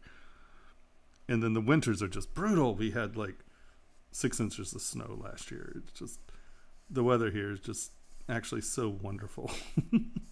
Now, if you're a sun worshiper, you could probably get depressed here because we have a lot of overcast days. But as a dead fish white human who's a future melanoma candidate, I guess you could say, I'm perfectly fine with there not being a ton of sun.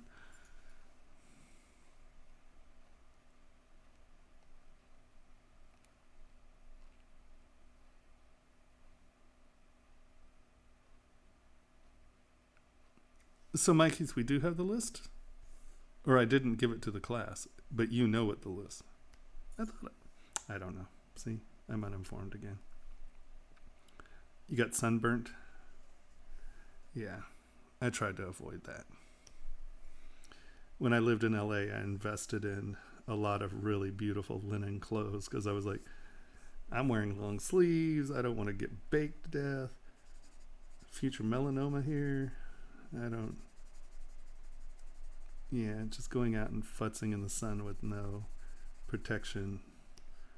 I have friends who look like leather bags now because all they did was play volleyball. I was like, so you go.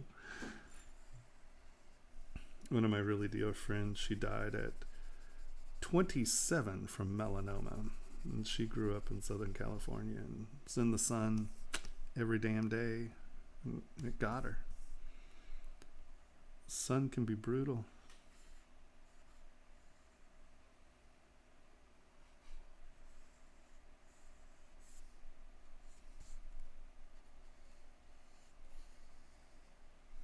Sun will get you.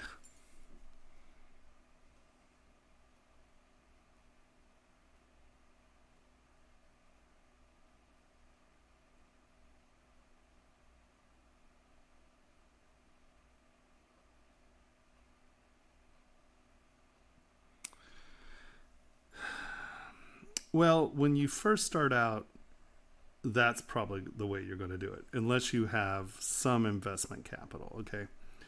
Because, like I said, most casting facilities have minimum orders. Now, if you're lucky, you can get them to split that minimum order into sizes, right? That is the issue with rings, is that you do have to produce sizes. Now, once again, the beauty of a triple keystone is that the ring pays for its first manufacture and mold making. And then once there's a mold made for that size becomes much cheaper to make, right? So the key is to use the piece, like that first piece, you're not going to make a ton of profit on because you're paying for the mold, right? Then the second piece you make much more profit on because all they're doing is pushing a wax into that mold. So yes, you are going to have to eat it on that first piece. And no, you don't necessarily need to make, at the very beginning, you don't need to make all of your molds first. If you can afford it, that's great. And do it, because then you don't have to worry about paying for that molding process initially, or ever again if you can get it done. But yeah, you're going to need to make, at least make the models for all the rings, and then just send it to the caster as soon as it is ordered, right? Have a mold made. And then you slowly, and they hold your molds usually. And then, you just call, say, hey, I need 2 size 7s and 3 size 8s and 1 size 13. If you don't have the size 13 made yet, you use it, you make a mold, and that way you always have those.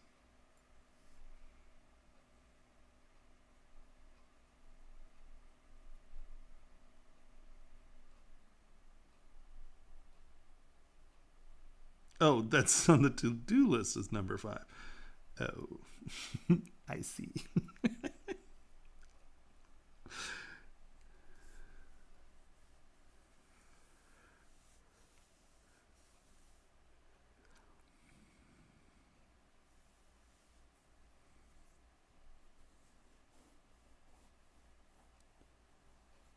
Yeah, I don't understand how.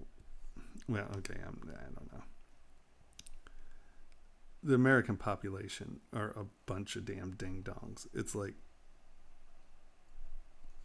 we're having a pandemic. Let's all go to the beach. I don't understand what's wrong with us.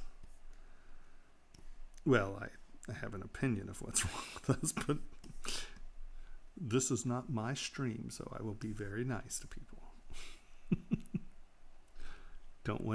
I don't want Pixologic to be saddled with my opinions, because my opinions get ugly sometimes. Well, not ugly, just harsh and judgmental.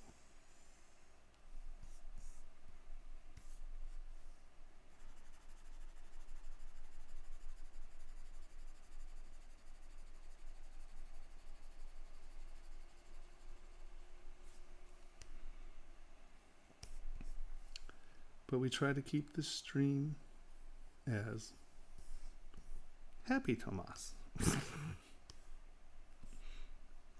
Come on.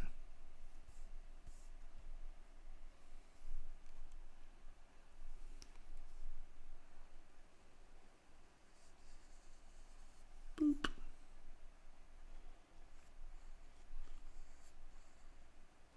Boop.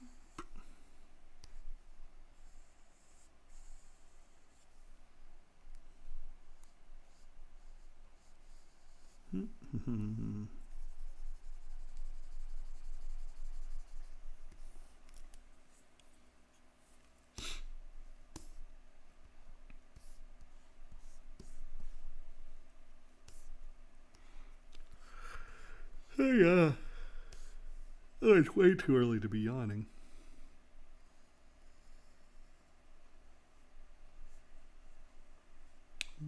too early to be yawning.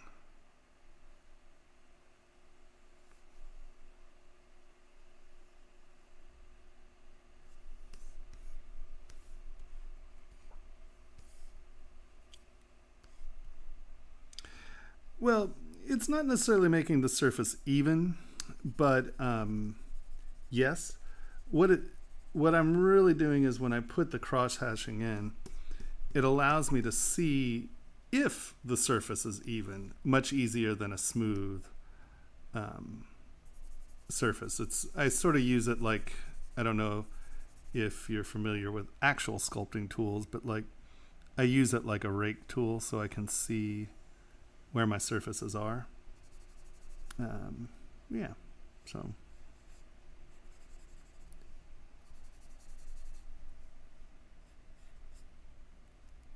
Boop, boop.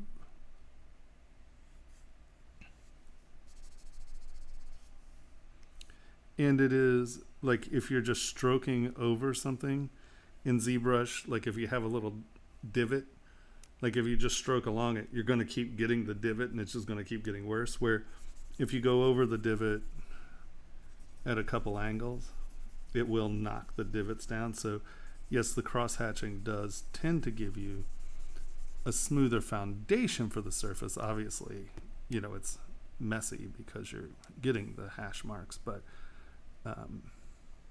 yes, at the end of the day, it does help with retaining better surfaces.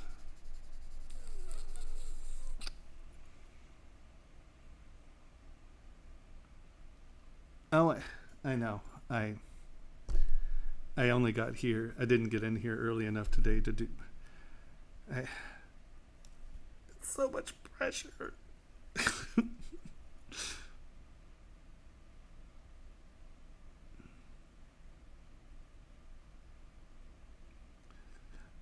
No,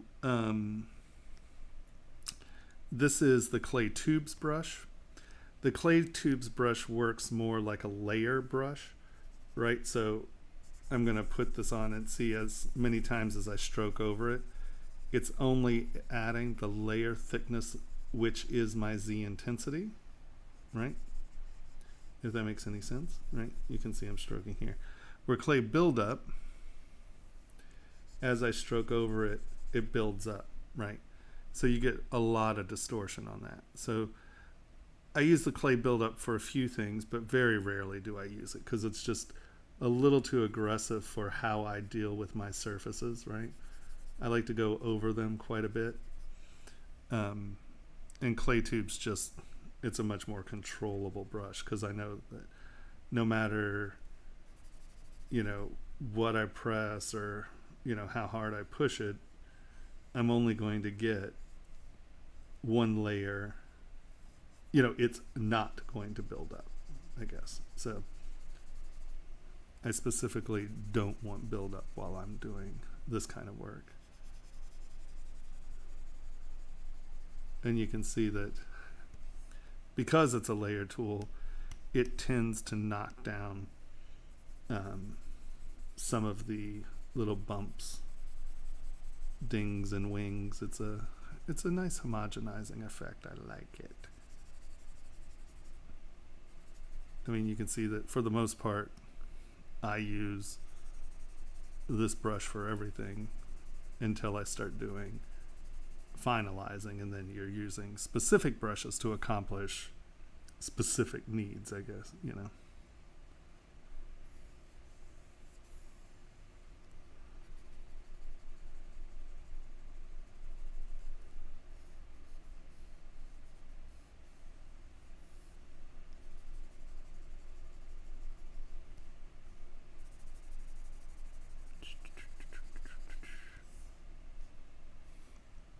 But once again, you can see that I'm not drawing lines on, I'm sculpting layers, because that way I'm always getting the separation of my surfaces created by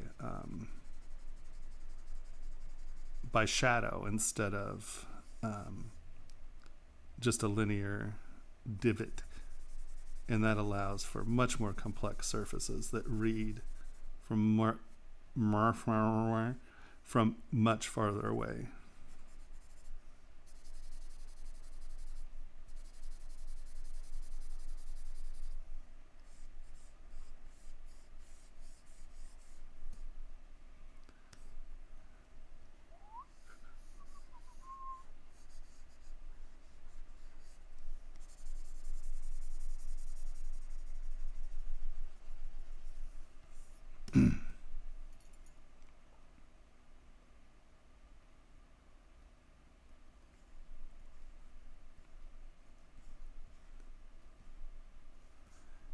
Hello, Maxim. I assume that's what you're saying.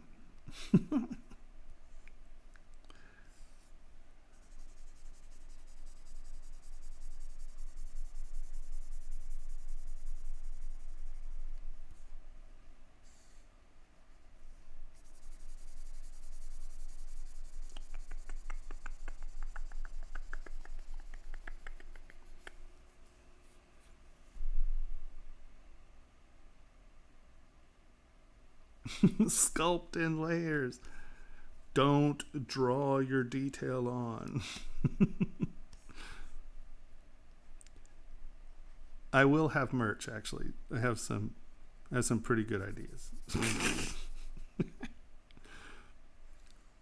The real reason that we will have merch is because Tony really likes to make t-shirts, so I know that he's going to insist on making t-shirts. And t-shirts are fun, right? I mean, see? Tomas the Tank, right? We can thank my friend David Krentz for that. My roommate in college and a brilliant sculptor and a brilliant illustrator, and he's just a really talented dude.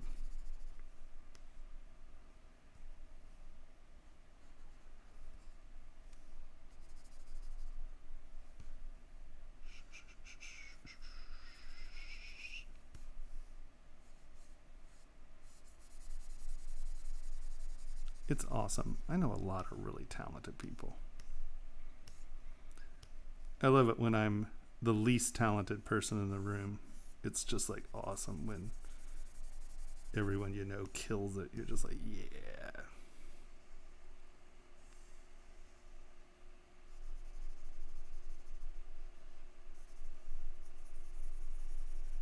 People get too caught up in,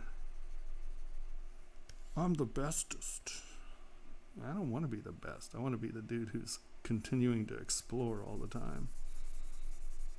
And if you're trying new stuff, you're not going to be the best at it. You might be the only one doing it. Now that's always exciting, but it's not a competition. Unless that competition's with yourself.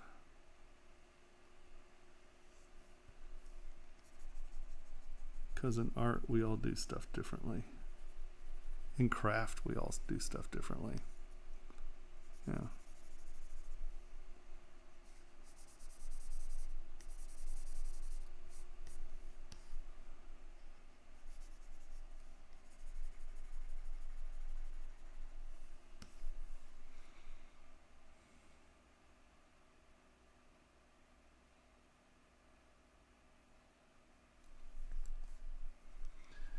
Well, Henry, hopefully I'll actually be streaming on my stream more soon, because on my stream, well, you know, maybe these are more productive streams, to be fair.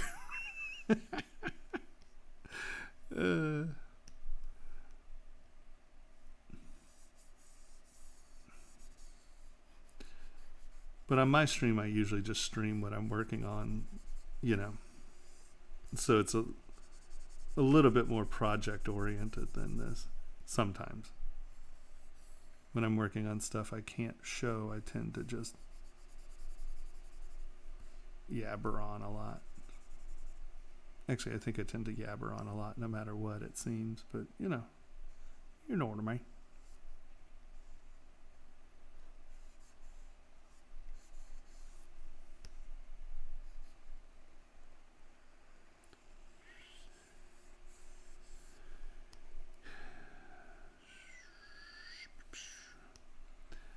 Well, no. Also, I don't know what your time is like at the end of the month, but we're running another class at the end of the month through Vertex School. So if you have time to take a class, that class will be going, I think it's on Saturdays during the day. I think that's what we decided.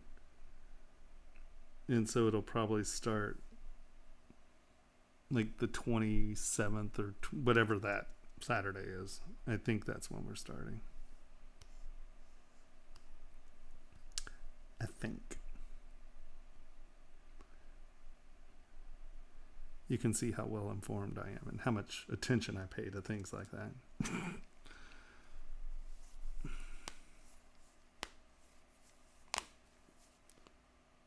My camera stopped working?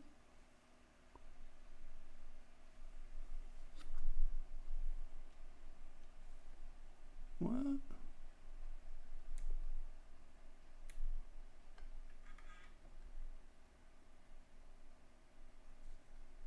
Well, how long has it been?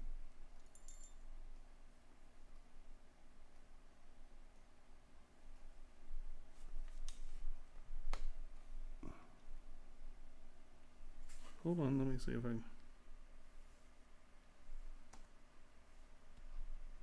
Oh.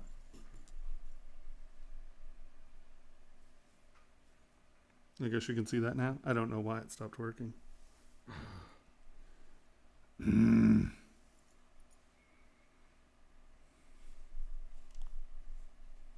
Did it just stop working right then? 11:40.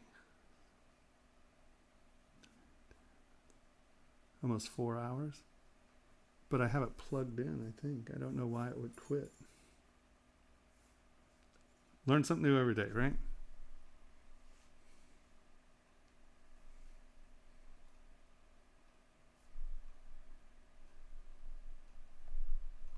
Sorry about that. I'm trying to get this thing to work as a competent tool. Is it hot? No, it's not overheating. Maybe it has a 2 hour or 3 hour and 40 minute limit. I don't know. I love how it's like nigh impossible to get a real, just straight answer, you know. And you go hunting on YouTube for things and can never find anything. It's so frustrating.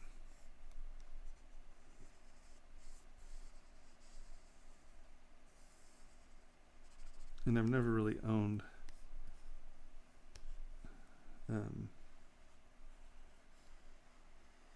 like I've owned a small Sony camera, but like this thing's menus are like 1,000,000 miles deep. They're crazy. This thing can do anything in its brother if you know how to do it.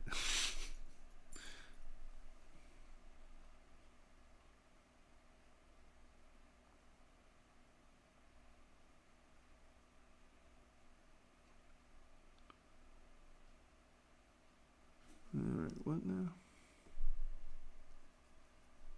I think you have like 2 little marks from your brush in the bottom of your ring.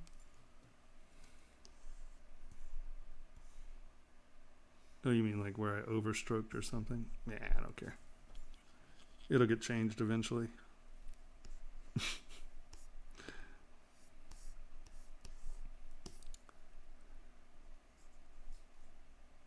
I got...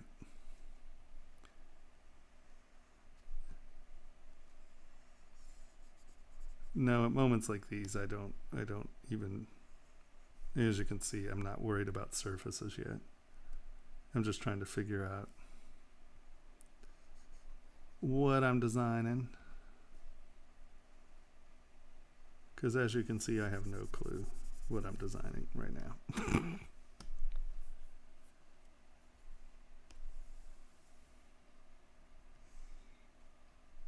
See, those 2 surfaces are not pointing at one another. That's a bad thing. So we take planar, flat, and line, and we go from here. We drag it to there. Boop. Boop. All right. Now those are pointing at each other.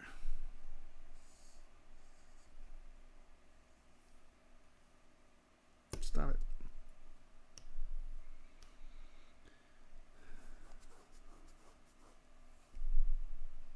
Oh yeah, no drama. No drama.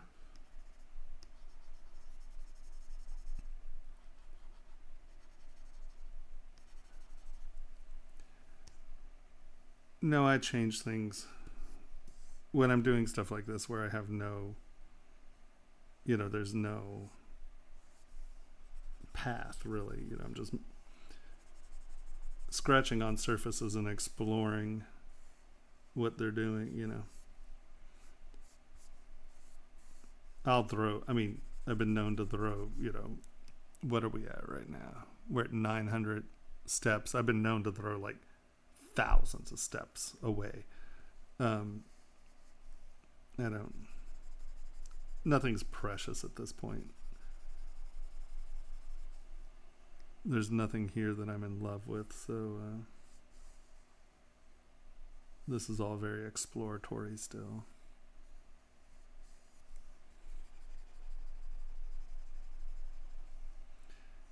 Because I think I'm going to make this much more organic at the end of the day. I'm just trying to get some flow on these surfaces, get them going over and under one another.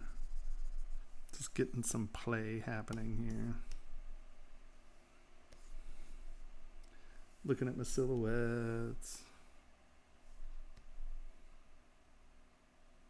See, now those surfaces are pointing at each other. They're referential, so that is helpful.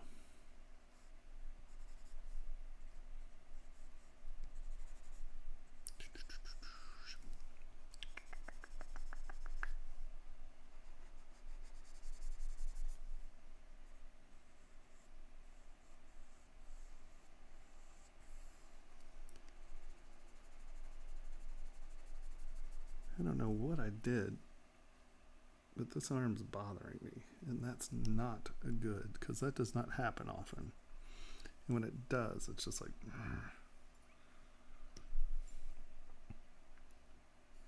getting old sucks. You guys don't do it.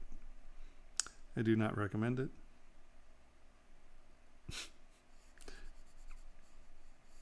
Not really a bonus.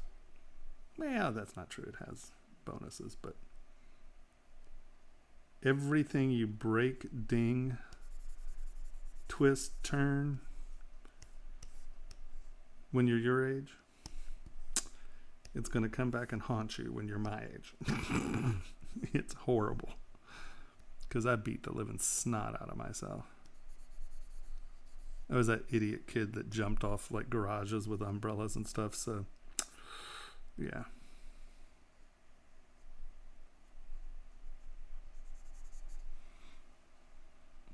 For a smart kid, I did some really dumb stuff.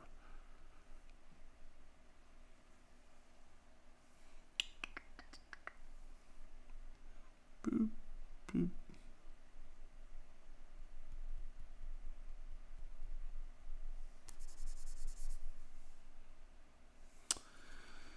Oh, we rebooted.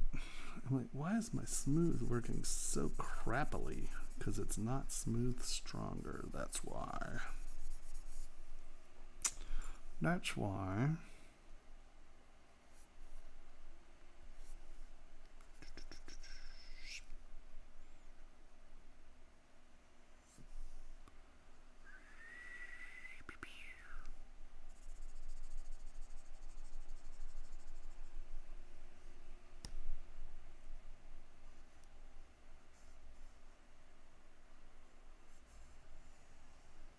Boop.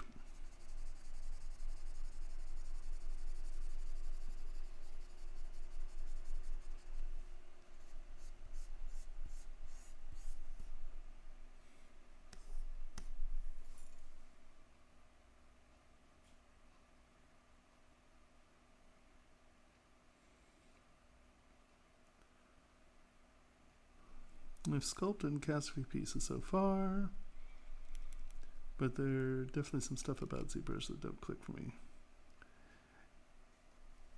Well, yeah, ZBrush is not CAD.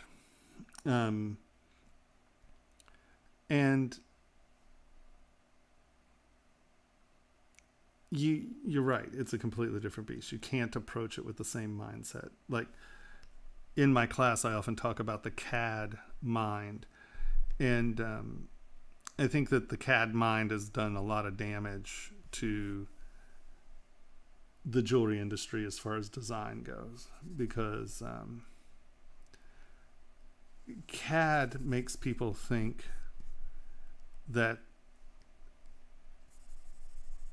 jewelry manufacturing is a precise science, and it is not. It's not precise at all.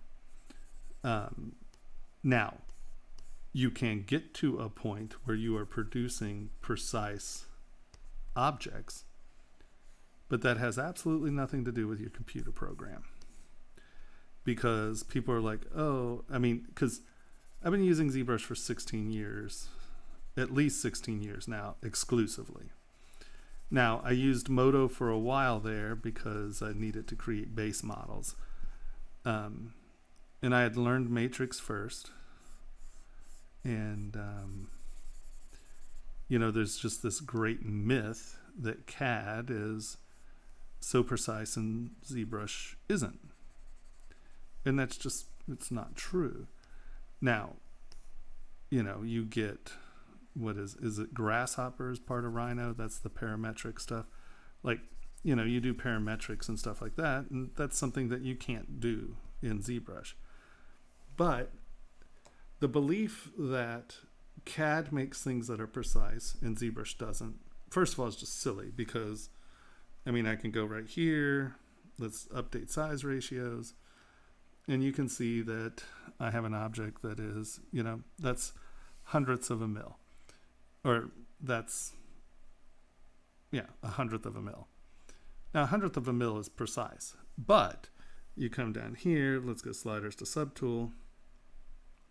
And look here, we're going to 5 decimal points. That's 100,000ths of a millimeter. That's not a real number. And CAD people think that those numbers are real. Now, if you're milling machinery or things that are going into space, yeah, you might try to get something. In milling, you can get precision, right? But in printing, you know, it's voodoo. It's liquid, that light that frizzes out at the edges. It's not precise. And if anyone has like molds that are exact, right? You know, they know for a fact that that piece is going to be 100th of a millimeter precise. I'm going to say I probably doubt it. I think you're probably lying, or you're fooling yourself, right?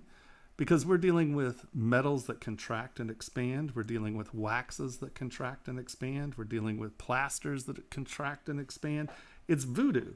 And the only way that you are ever getting something that precise is that you cast it first, right? You go through the whole process, you cast it, and you put calipers on it, and you measure it. And then you change your model, and you put calipers on it again. And you change your model. And so only through a precise set of tuning do you wind up with precise models. And so that's not precision. That's a series of whittling it down until it is precise. It's a very different story. I mean, I have people like, oh, well, we cast things and it's down to a millionth of a millionth of a millimeter. No, it's not. It's not. If it's a humid day, it's different. You know, it's just, but CAD makes you believe that that's true. And the culture in which CAD entered the ZBrush, or entered the jewelry industry as well, it's a fallacy. It's not true. I will take a caliper to anyone's model. I don't care what program you produce it in. I assure you that your first model And when I say your first model, like if you're working at a place and you know for a fact that your shrinkage rates are 3.362%, then yes, you're going to be a lot closer. But I will make wagers that there is no one who, you don't know your shrinkage rates, you don't know that, your first model is going to be precise. That's just, it's a fallacy. It's not true. But people who use CAD, because CAD is used to build spaceships and airplanes, then we have to be precise too. BS. I'll put my calipers to anyone's test. And then let's just talk about that for a second. All right, I have this thing.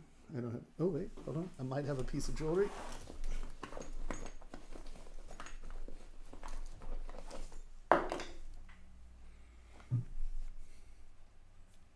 Ta-da! I have this thing. And I put my calipers here. But then I might put my calipers there. That could be 1,500 thousandths of a millimeter. You know, that's, and then you're going to take a buffer and go, and now you've polished off another 200 thousandths of a millimeter. Dude, the Scythians made beautiful stuff with camel fat torches and rocks 2,500 years ago. This was made to a size, and you know what? It was too small, and you know what I did? I took a grinder and went,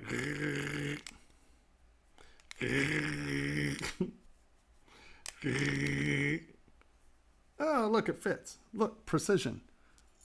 The jewelry industry is not precise. It's voodoo. You know, oh, well, this stone has to be da-da-da. You're taking a setting burn. You're going, you know, BS. BS. Makes me nuts. Because people are all like, ooh. And people get feisty with me. They're like, we do it. I'm like, I bet you don't. I bet you don't. I'll make wagers you don't.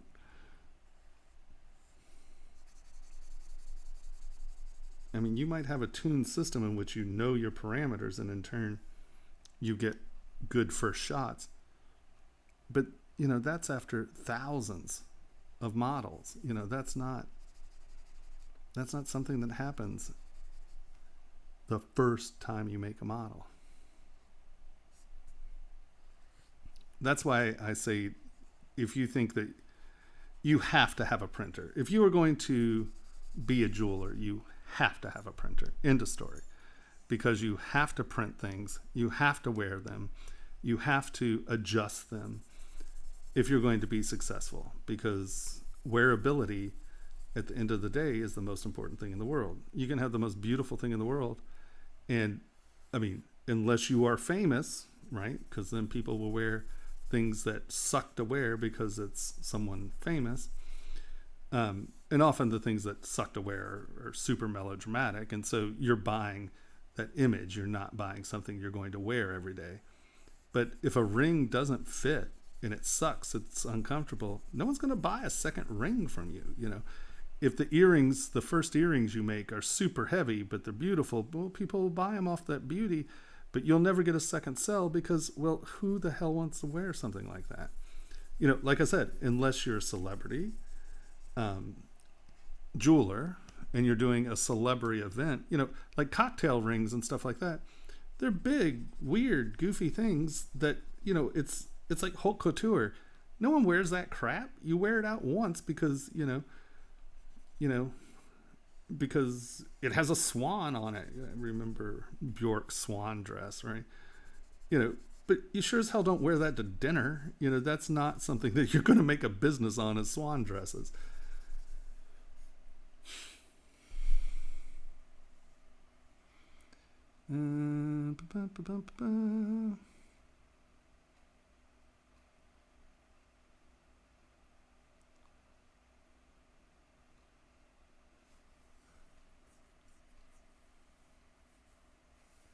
Yeah, I couldn't either. That's why I stopped using Matrix. I mean, Matrix is just the most expensive plugin in the universe for Rhino. Who needs physical therapy? What happened? Oh, Rafa, buy a good chair. go out and spend $1,000 on a chair. Well, you can get a used Erewhon for $200 to $500. Buy it. I've had this chair 20 something years. Literally, this exact chair, 20 years. And it's still perfect. It's still comfortable. My body doesn't hurt from sitting in a chair all day. I sit in this chair. Well, I have a different one at home. But I sit in this chair 12 to 18 hours a day, 7 days a week, 'll say 60 days a year where I might not sit in the chair. But, I mean, all I do is sit in the damn chair, and I don't have back problems. So, buy a good chair.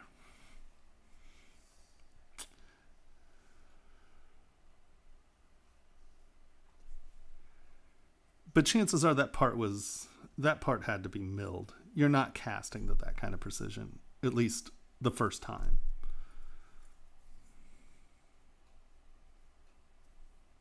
Yeah, no. It's the whole point. Why design things? If somebody wants something, you should be able to defend yourself with it. That's my theory of design. If you have someone wants, you should be able to defend yourself.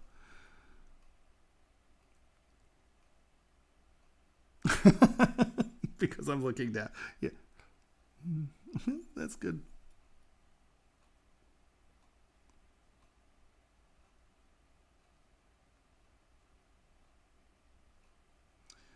Well, I mean, the pinnacle that you should be dreaming about is like a 3D Systems or a SolidScape, but those are, anywhere between $50,000 and $350,000.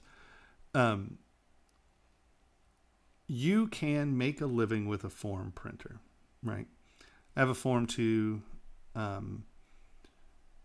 haven't upgraded to a Form 3 yet, just because I have like $5,000 worth of resins that are still in the Form 2. They reformulated some of the resins for the Form 3 because it has a different peel surface or a different peel resistance. But I think Formlabs makes probably the best printer for the money for being able to make something that you can make a living off of. They have enough resins where you can have a shop printer, where you can print molds, where you can print jigs, it's just, it's a very reliable all-around printer, and their resin technology is very, very good. You can get into a Form 3 for about $4,000, I think. The B9 now is a very nice printer, but a B9 starts at $8,000. I think maybe $9,000. So you can feasibly own two Form 2 printers for what a B9 cost, and the B9 isn't better, right? So I would say buy a Formlabs printer. And I'm not, I don't work for Formlabs or anything like that. There are a lot of $400 and $1,000 printers, and the problem, 80% of you might be able to get away with that, right? Honestly, because you're not designing anything that has detail in it. But if you're designing jewelry and you have any sort of detail, you need a 25 micron printer. And most of the things that are saying that they're doing 25 micron printing, that's the Z step. So the XY is, anywhere between 50 and 150 microns. And that's just crap resolution at the end of the day. 50, like I said, a 50 micron XY, probably 70-80% of you won't need anything more than that. Problem is, ZBrush, you can get detail. And if you actually want to print ZBrush models with detail, you need a 25 micron printer. End of story. There's just that's it. And I think the best one on the market for the price is the Formlabs printer.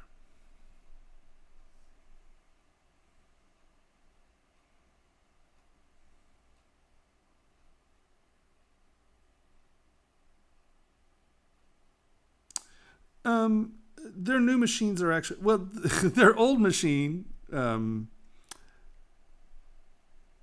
like we bought one and it was like $5,000 or whatever, and we never got a print off of it.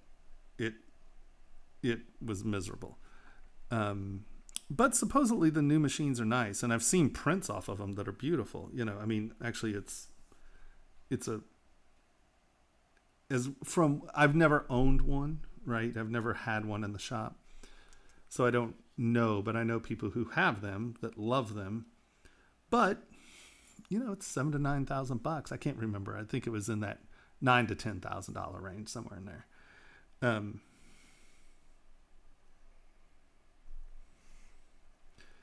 um, but no, there. I mean, you know, from what I understand, and like I said, I know people who have them in their shops who they're fine. You know, they're perfectly fine. Um, but once again, with Formlabs, you get a much better selection of resins and stuff. I've never had a problem with Formlabs. I mean, they've been very good to me. They, you know, they stand by the product pretty well.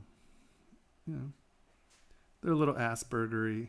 You know, they can get sidetracked into things and not necessarily care about people all the time. But you know, who can't, right?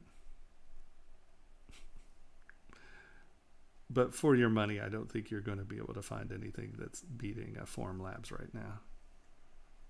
I mean, one will come eventually, but right now I think they really have that affordable entry-level prosumer thing down. Like I said, I don't know anyone who's beating them for the price point, right?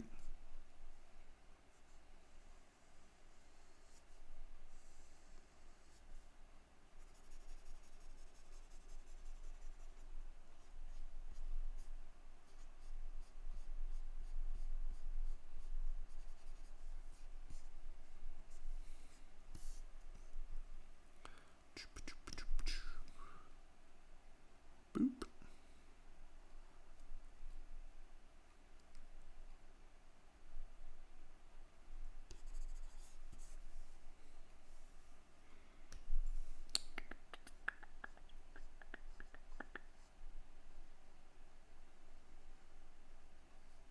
I think this video stream gets a lot of images of me making puckery faces. I notice a lot of my sound effects require puckery faces.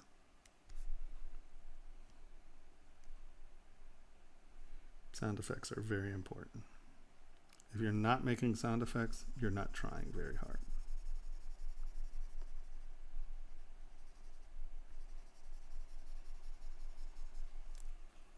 Boop, boo. Boo, boo. Don't forget your Lazy plugin. Yes, Lazy Nezumi. Another absolutely fantastic product. Wonderful. Thanks. Have a good day or night or I don't know, whatever it is.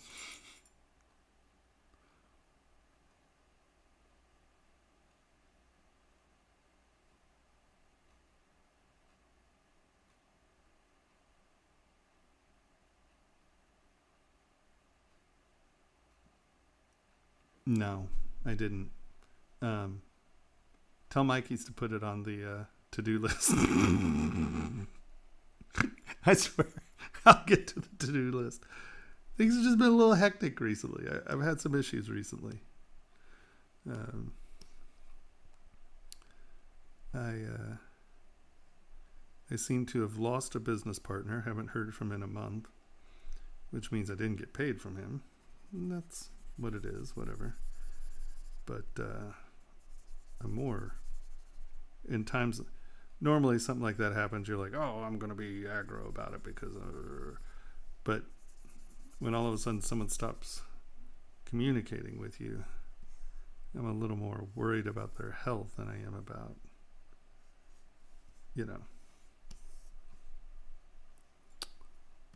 what's happening.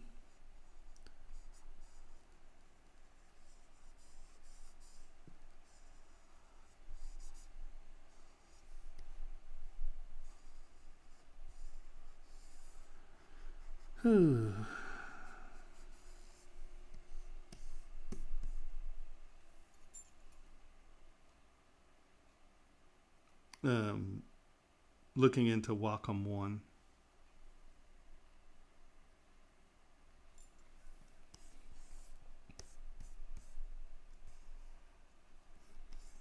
Okay. We're kind of getting to a place where things are happening here. At some point I'm going to have to decide what I want to do with this thing.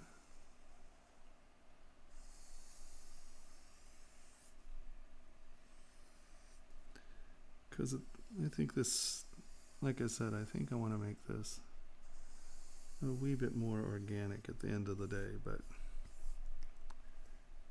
just trying to get us someplace where we're doing something.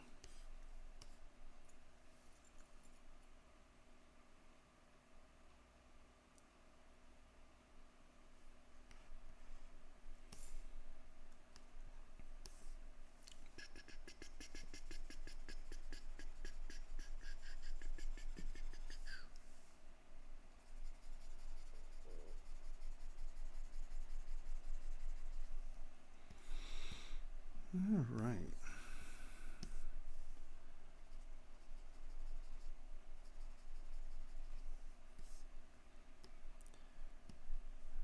And here's another thing. You can see that I'm always like drawing these edges out, and that's just so I know where I have clean forms. Like, that doesn't mean that'll stay there, right? It just gives me a raise point on an edge, not a drop down sucky point. Because drop down sucky points drop down and they suck.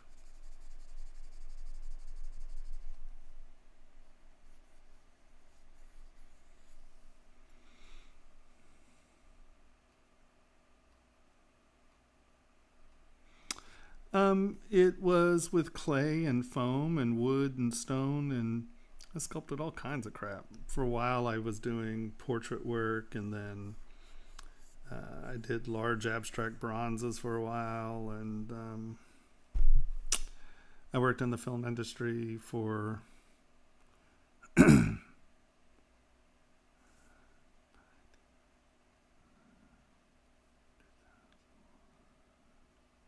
like 13 years, something like that.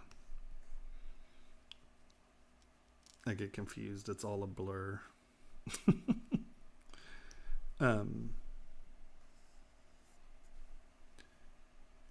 Yeah, so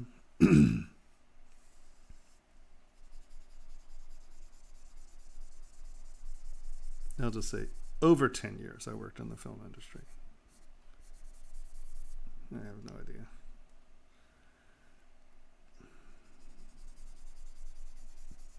And then I decided that I didn't want to make other people rich. I thought I would come out here and work on my own stuff.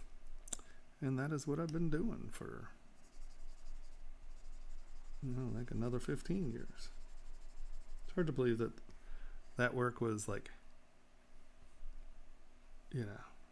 half of my adult working life already gone, sort of thing. Big Fish was the last film I worked on.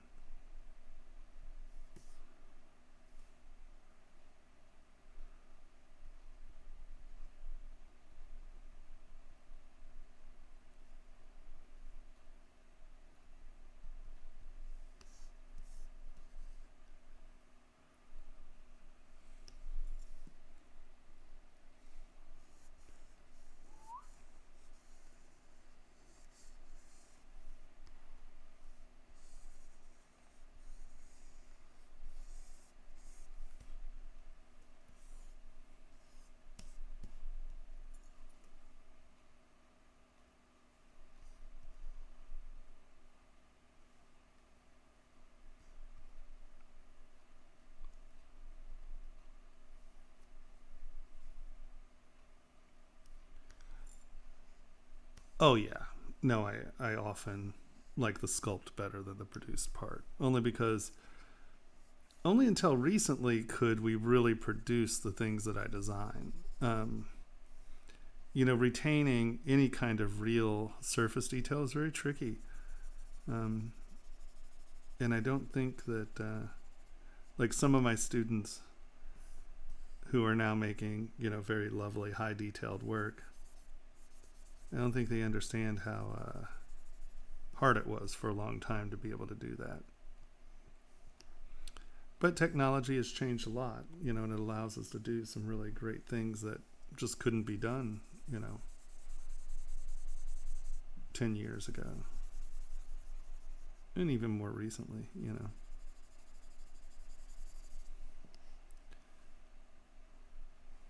When I was young, I had the ZBrush in the snow both ways.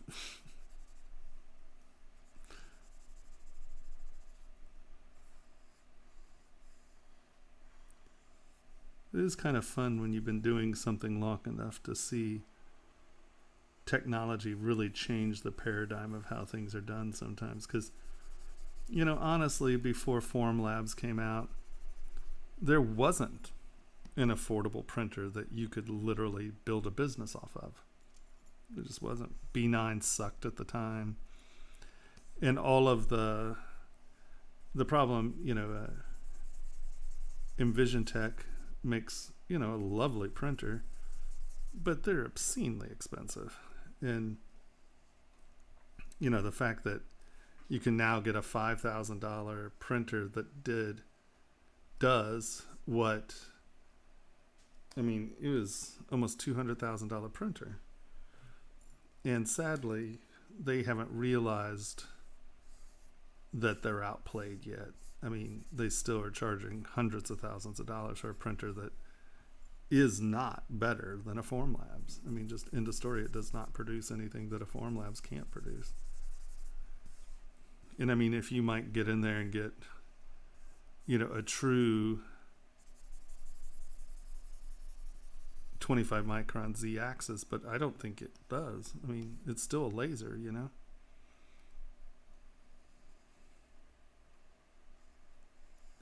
But you sure gonna pay for it. So it's been fascinating to see the industry change with technology. Everyone laughs at me. They're like, well, there's nothing that'll print that detailed yet. And I'm like, there will be. I'm not going to redo all my models. Like, I'll just design. Eventually, technology will catch up. Catch up.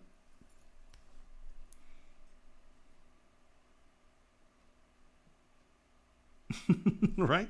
I had to move every point with a mouse.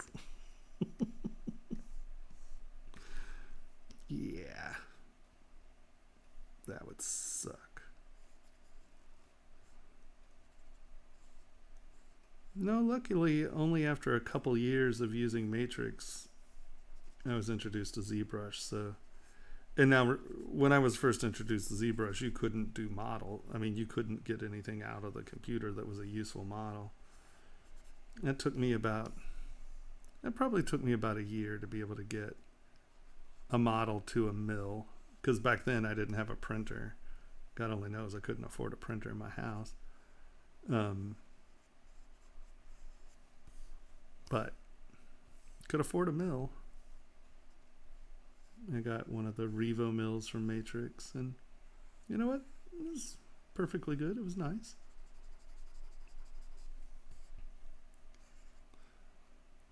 I like milling. Milling's fun.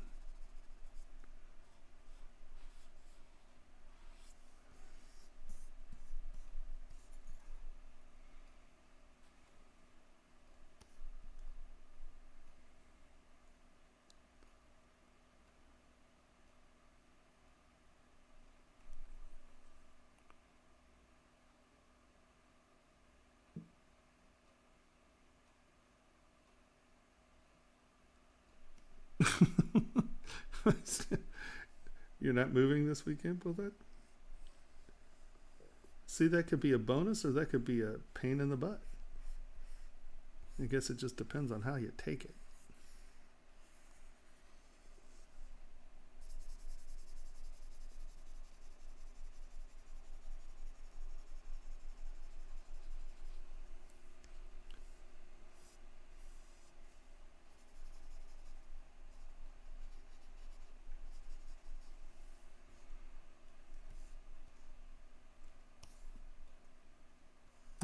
Right.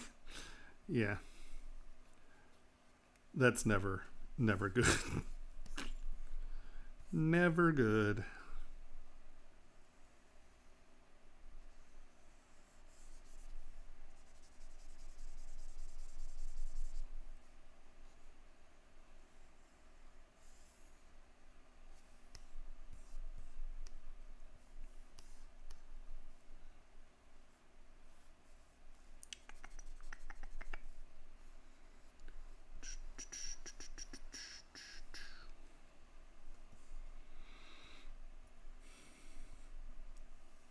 Really?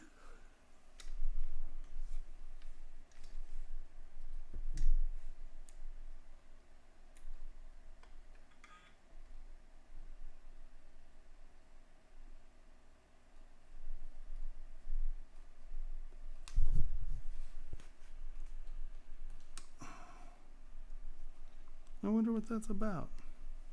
Is it there again? Yep. Okay. Obviously, this system is going to take a little figuring out. That's annoying.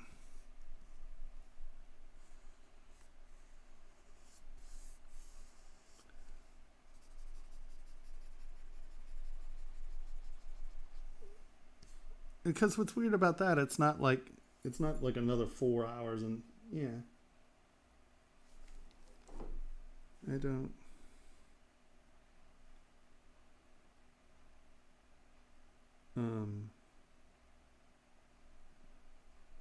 Come on. Where are you?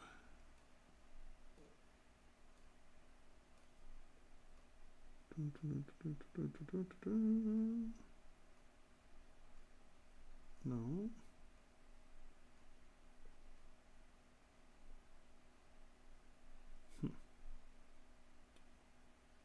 This is supposed to connect and have a diagnostic.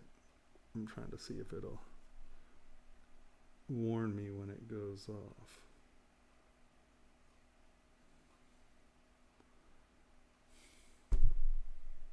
I don't know.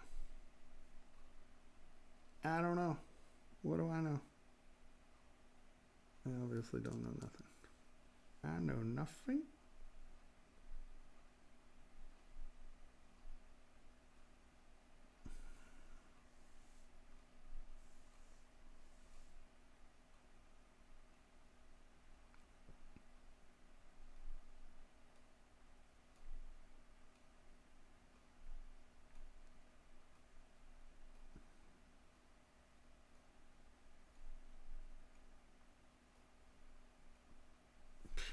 Whatever. Not going to resolve that one. It's a Sony A7R Mark IV.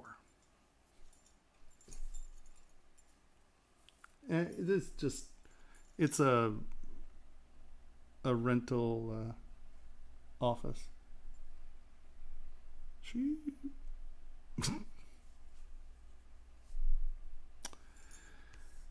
So, kind and gentle folk, remember that feel free to ask any questions about anything, because I'm just fuddling about. I'm not really trying to accomplish anything here. So I'm completely willing to stop what I'm doing and answer questions. If you've asked a question and I blew you off, I apologize. Didn't do it on purpose. Tell me again and I'll try to answer it.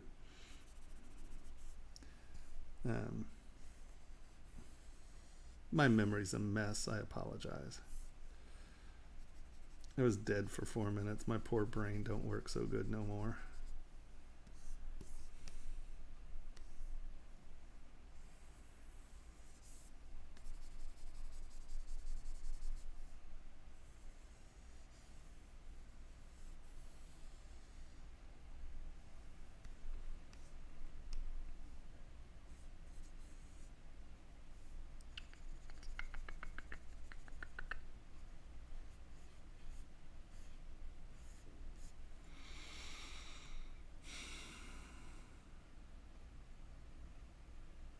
Yeah, see, that's weird.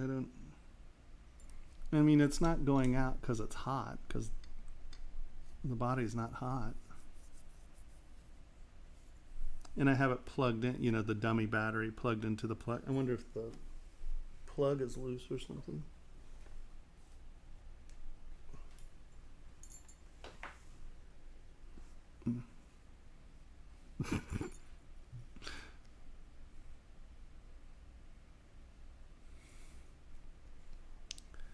So,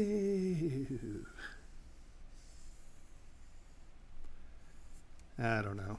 I probably just have, there's probably like a continuous shooting button that I didn't turn on. But the fact that it's not it wasn't a set time, that's a little weird. You know, like if it went off in 3.5 hours again, I'd get it. But 3.5 hours and then 45 minutes, that doesn't make any sense. What do I know? I know nothing.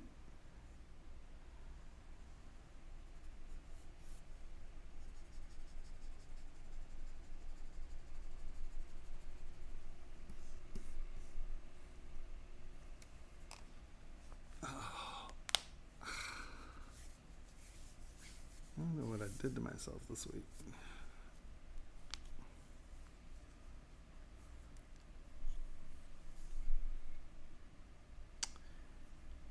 What do you do?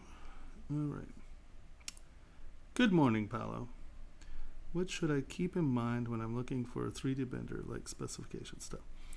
Well, the real key, all I can say, if you can afford it, buy a Formlabs.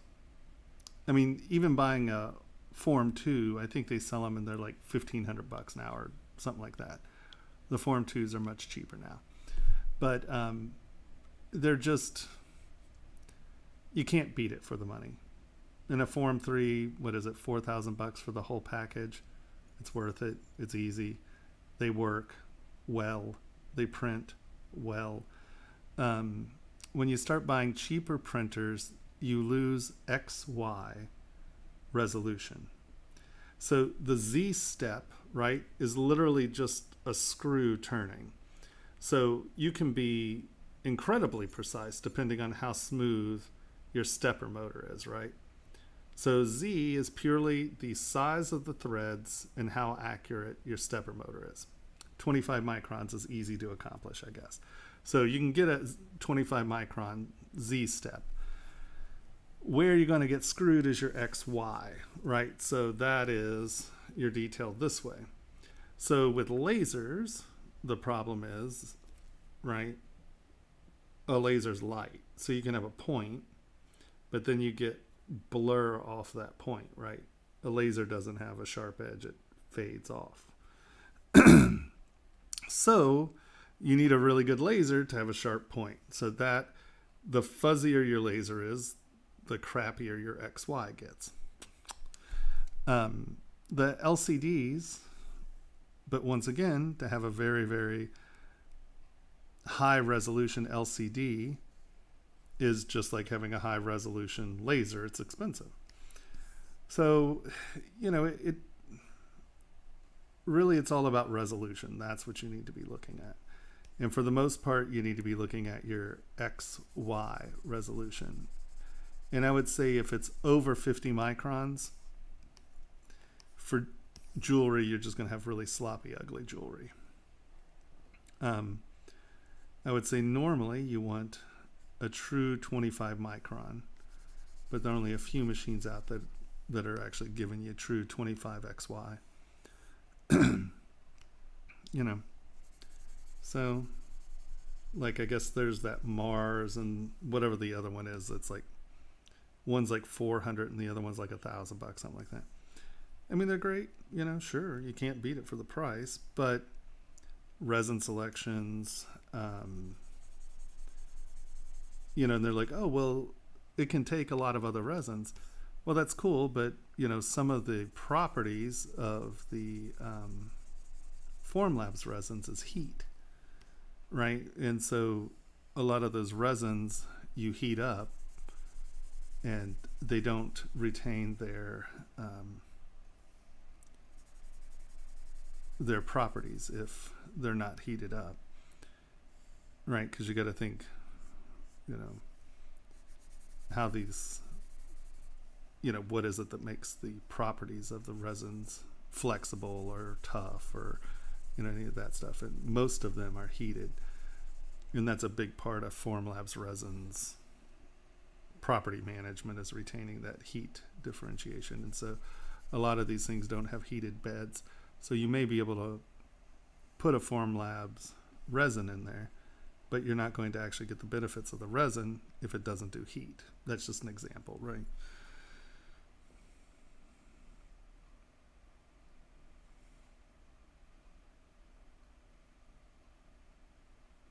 How do I go from a basic shape to something like a signet ring? Oh,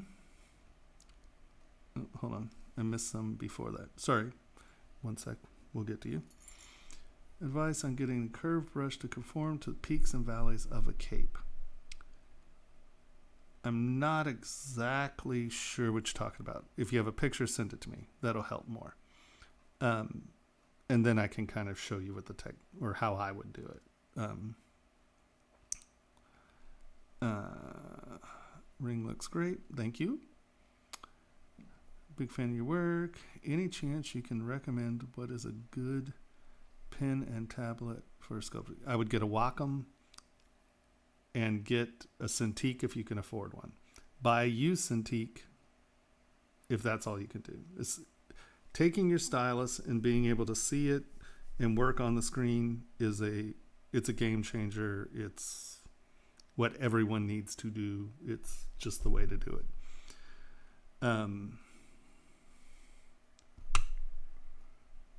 Let me get to the signet ring in a second. Form 3 basic package. And if you want to get a Formlabs, I think I still have a code that'll give you a couple $100 off of it if for my class. I can. It's for my, you're all students, right?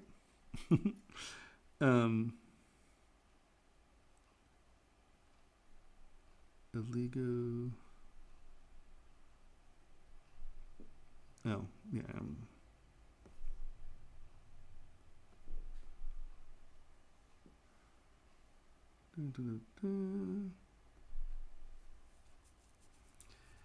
Yeah, see, I just excuse me. I just think that that's going to be really small. I mean, I worked on a 16 inch for, that's what my travel computer used to be. And that was a 16 inch, and that's small. Like with ZBrush, the problem is that you have menus, right? And because they don't use GPU, you cannot separate your menus to a separate screen, right? That would require GPU usage. And so because there's no GPU usage, you can't split your screens out. So you have to retain your menus here. And if you're on a 16-inch screen, it's like all menu and you have just like this little screen. Now, to be fair, so be it. I mean, you can use it that way. It's just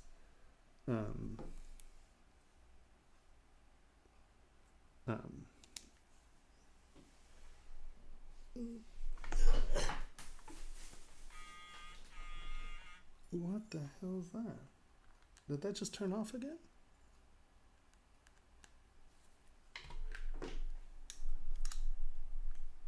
No? What was that noise? Okay, that was weird. All right, now I'm all sketchy about equipment. Are we still streaming? We are. Okay.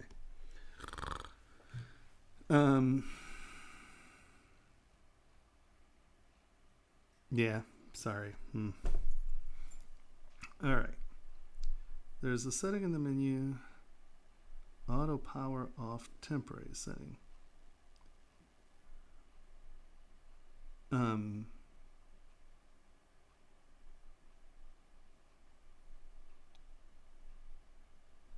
Well, the camera definitely doesn't feel warm. I mean, it doesn't even, it doesn't even, I'd be shocked if it were overheating. Do you know what menu that's in?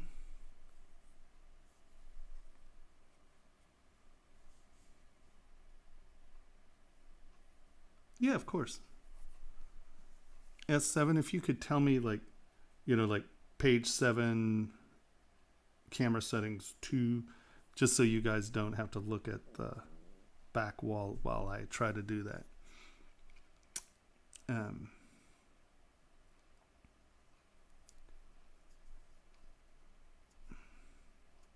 Setup 2.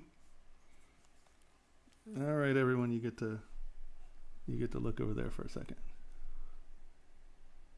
Menu, setup 2.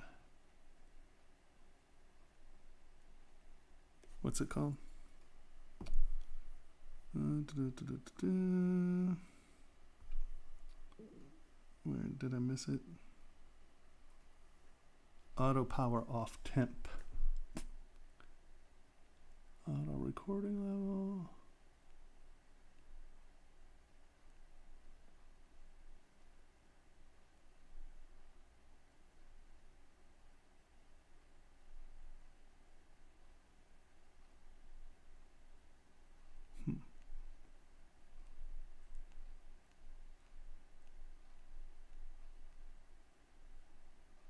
Alright, auto power off temp.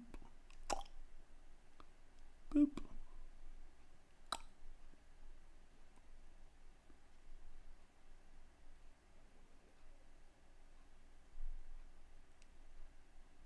Okay.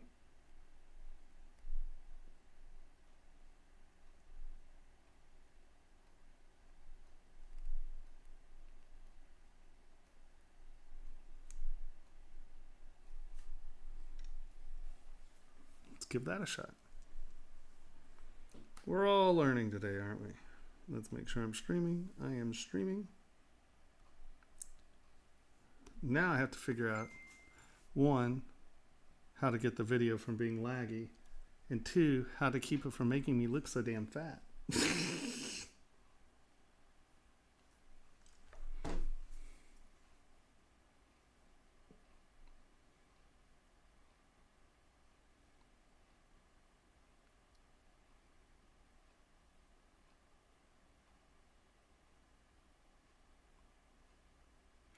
Yeah, I mean, they're usable. Don't get me wrong, they're usable. It's just, I don't know. I'm just used. I've had a 21-inch Cintiq from before I had a computer, so I'm a little spoiled, and I'm not very good at.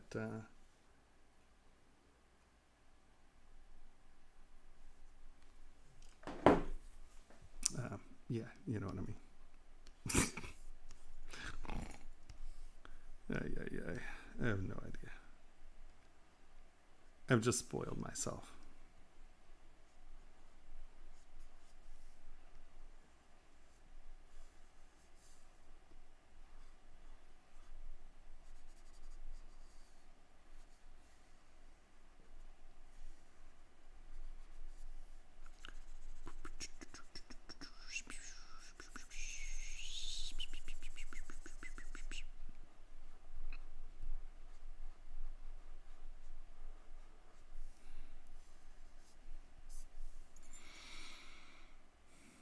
No, I'm not. I'm at the office. Oh, yeah, there you go.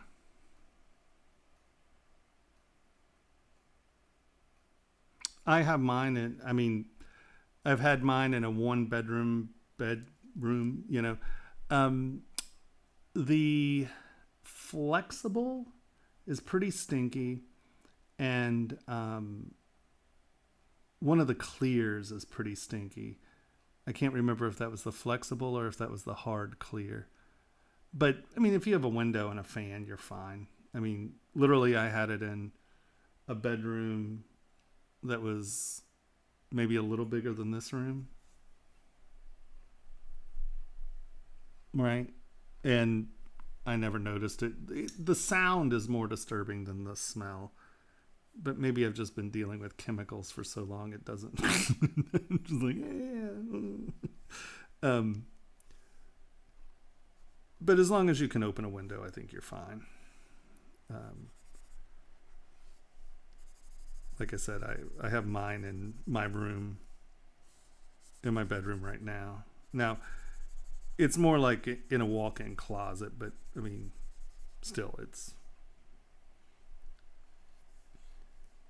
I have lived with a form printer for a number of years now, so I haven't had anything that like gave me headaches or anything like that. You know, it's just purely, it's chemicals. It smells like chemicals. If you can smell it, you know. Like I said, some of the more technical resins smell worse than like the castable. I don't think the castable. I'm trying to think, does the castable really smell? I'm sure. Yeah, nothing that I really notice.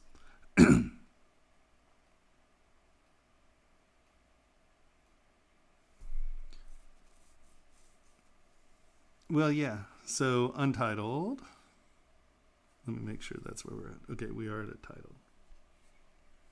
I use shadow box very rarely. I use ZModeler to do all my block up so I can control the geometry better. Every once in a while, like if you need a form or something, it's useful. I mean, I've seen people use it very well. It's just my workflow doesn't really call for it, so I've never developed the skills to use it well, I guess. Because like I said, I've seen people use it well. So for cleanup on something like this, because I retain, this is a quad model with my subdivisions, I have the capacity to control how I clean it up, right? So as you can see, I'm not real stressed out about my surfaces. I hash mark them. You know, you can see that there's a little ridge lump there and blah, blah, blah. So what I would do is I'd just lower my resolution. Come in here with Smooth Stronger on. That was not smooth. And I'm just going to relax this mesh down, right? And the nice thing about having a quad model where you can go low is that these meshes actually relax really nicely, right? So just get it relaxed, right? Come up, higher res. But you can already see just from that one polish, right? I don't have that ridge there anymore. So I'm just going to work myself up through these subdivisions. And you see a kind of, right, there's some lumpy there. Well, I'm going to use SK Smooth to make sure that's fine. I'm just trying to relax the mesh down. And you can see that's already relaxed out. So if I like these textures, I can just come up now. And now I still have my stroke marks and stuff. I'd take SK Trim Smooth, boom, or Trim Polish or whatever that is called. And that's going to, you know, hit that, come back, hit that there. And that's going to give you a lot of that smoothing capacity on the edges where I can come down and tune that edge where I want it to be. Right? And you can see that's dramatically smoother just from there. And then I can work in and actually get all my surfaces smooth if I want. Very rarely, honestly, I want these textures on my things. I hate smooth stuff. I think smooth jewelry is so boring because everything's smooth and everyone over polishes everything and it's all just, oh, if it's not shiny and smooth, give some texture, have something to look at, for God's sake. Anyone can over polish jewelry. I don't know, that's just one of my pet peeves. But you can see just, well, here I'll even do a better, let's take Inflate and actually get a couple ridges in here. Right? And so at my high res at 14, even with Smooth Stronger, I'm never going to get that smooth, right? Just drop down a few.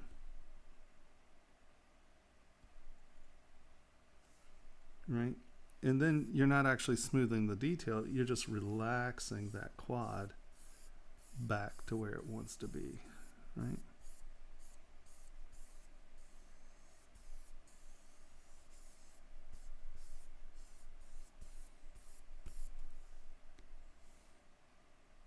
Boop. And you can see even in that, just that one, those are almost gone. So like, I'd probably get away with doing this one. Oops. And if you want to retain your edges, just don't abuse them when you're smoothing, right? High res. Yeah, and you can see there's no distortion there, right? Those ridges aren't there, so you can come right back up. And now continue to work, and just that completely eliminated the, oh, that's inflate. Completely eliminated those two lips. So that's how I do it. I don't have models that don't have subdivision levels until I'm finishing, right? Until I'm preparing for print. Subdivision levels are the most important thing you can retain to control your meshes. Detailed sculpt, well, any of the sculpting is all about retaining control over your meshes, and you just can't do that without subdivision levels.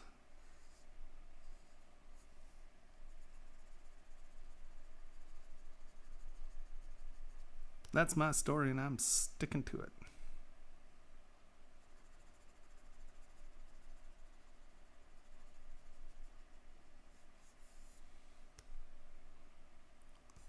I would put that challenge out there. I would like to see anyone use a Dynamesh where they have as much control over their geometry as I do. Not in a Dynamesh.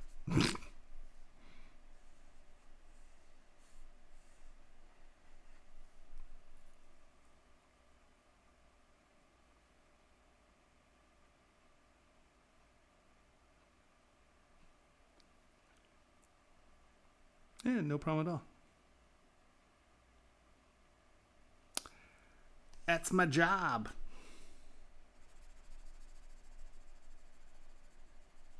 Well, hopefully soon it'll be my job.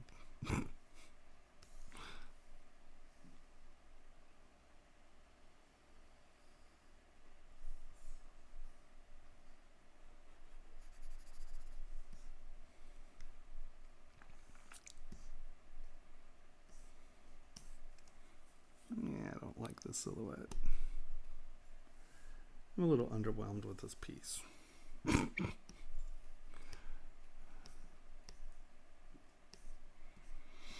I am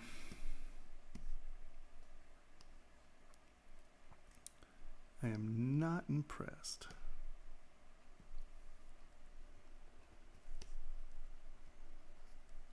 That is the one thing about taking a bunch of questions the whole time, is that it doesn't necessarily lead to the best design process.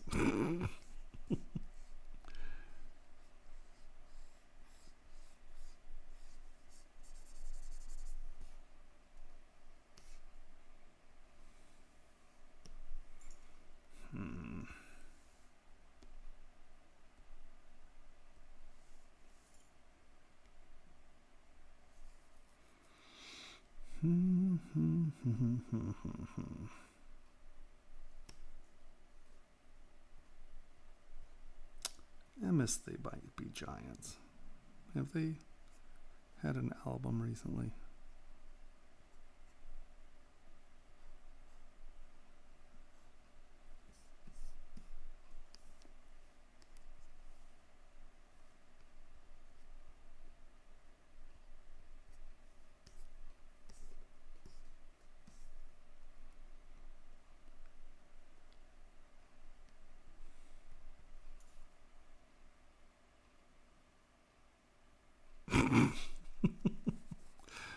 To be fair, I never really planned to get things done on days like this, so it's not really, an issue.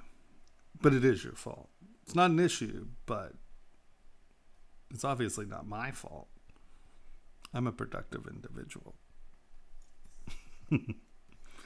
Obviously.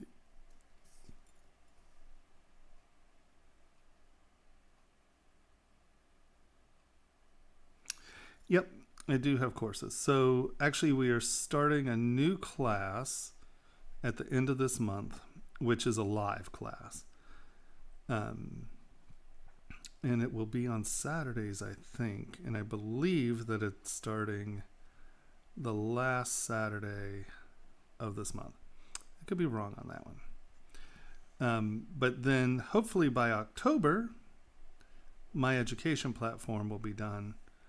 And that's more modular driven, where you come in and you work at your own pace. And then I'll do some live streaming for critiques for the students. And then I'll probably stream at least once a week, sort of like this, except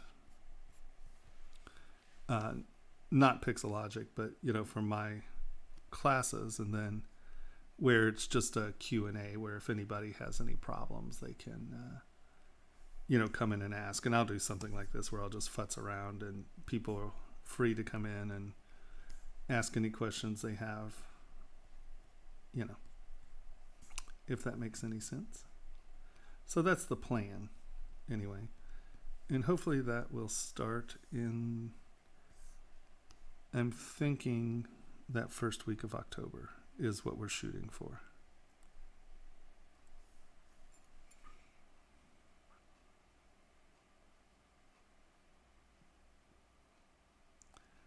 Well, the education platform is completely on your schedule. There's no direct live segment to the actual learning. Like I said, I will have nights or days or whatever that I will stream so people can ask questions and things like that if they're having problems.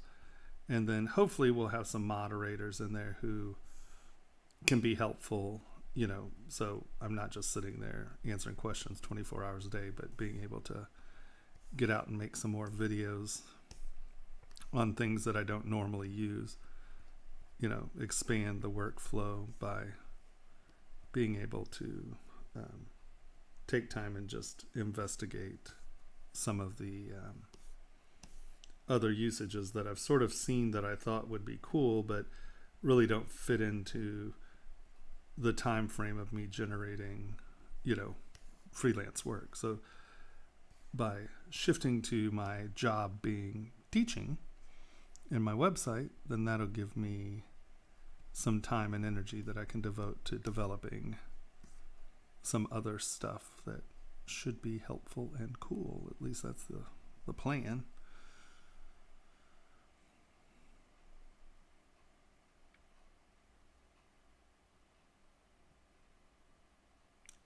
It's already full. I find that hard to believe. That's crazy.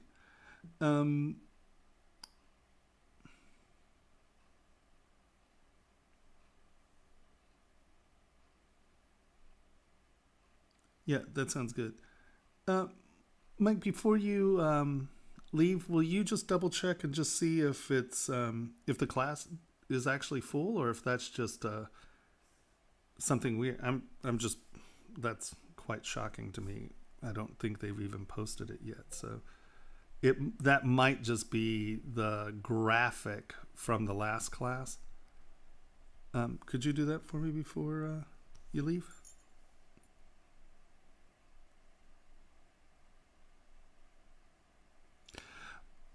Right. And the other thing, even if you, let's say you want to take a live class, right? You don't necessarily have, we record the stuff. You don't necessarily have to be there for the class to be live. And then I do critique sessions, and that's usually all day, one day a week. So normally people can get in on a time frame.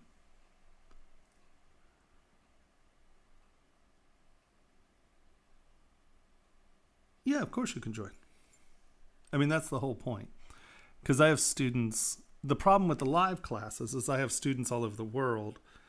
And so if they want to take a class, but like you said, you're in Australia or South Korea or something where, you're many hours off, it becomes somewhat difficult to take a live class. But that's sort of the goal, is to keep it where with the modular stuff, you're working at your own pace.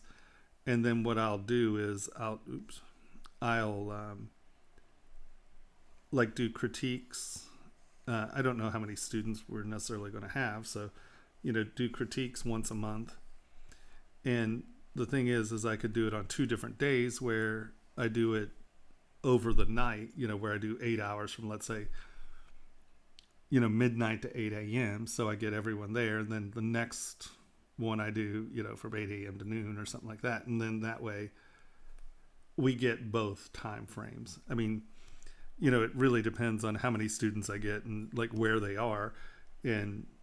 But I will make it work, even if I have to do it for 5 students, I don't care. I mean, if that's what I'm doing, that's what I'm doing. And so it doesn't matter. But yes, that's sort of the plan.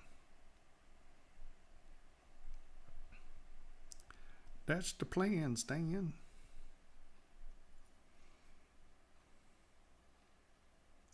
No, I don't think it's you clicking on anything bad.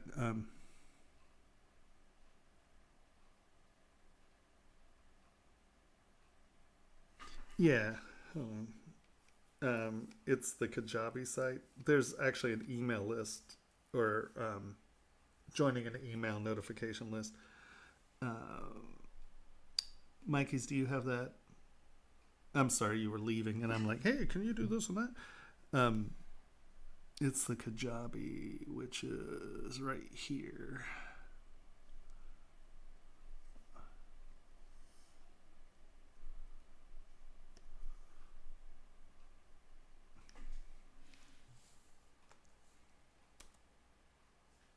Right. Oh, you beat me to it.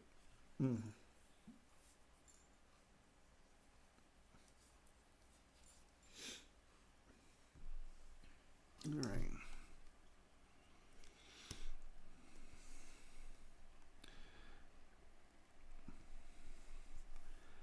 And because I'm going to be, it's sort of new, I'll definitely develop a system that works for the students. I mean, if there's anything anyone can say, is that I care about the students learning.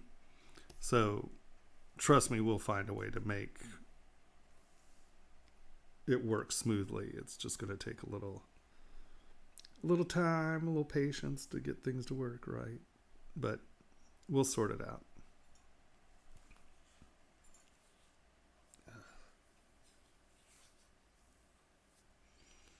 My eyes.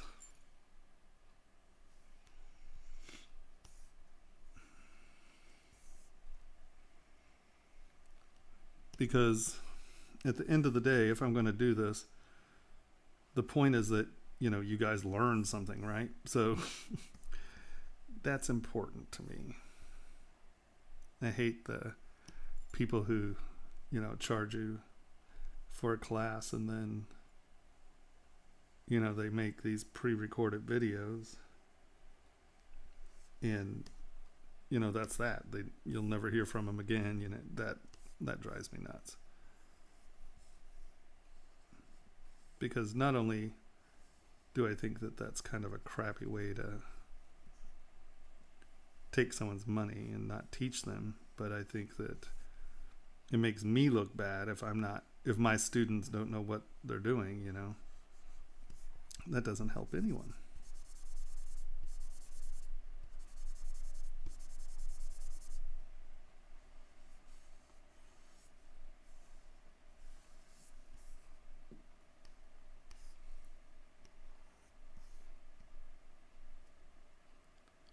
Oh, well, class is closed because, there's never been a class yet there. Class is closed because I'm still trying to build that rascal. as a sculptor, I'm not the best video maker or web developer, so everyone has to be fairly patient with me. If you're not, you're just going to be bummed. And I don't want to bum people out. So I'll give you fair warning. But I'm pretty sure that we're going to be able to sort it out by October. We actually have some momentum. We probably have 30 of the preliminary videos done. And yeah, it's happening. It's happening.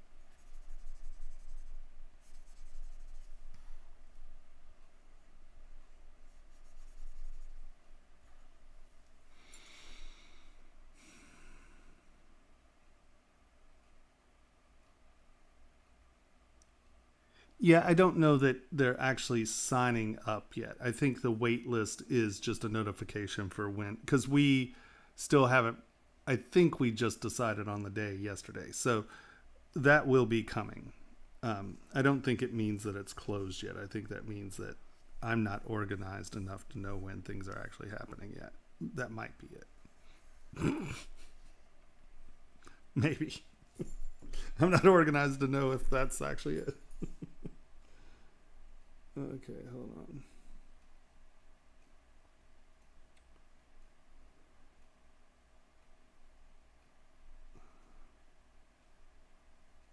Okay. What the hell?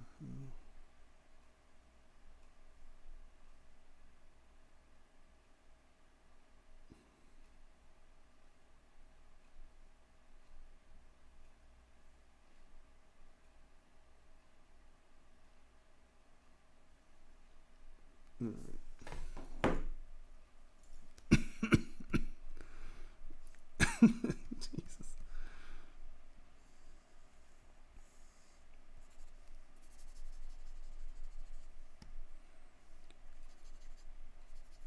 But here's another prime example of, like, I'm not drawing lines into this. I'm really trying to develop layers that are going to separate these forms.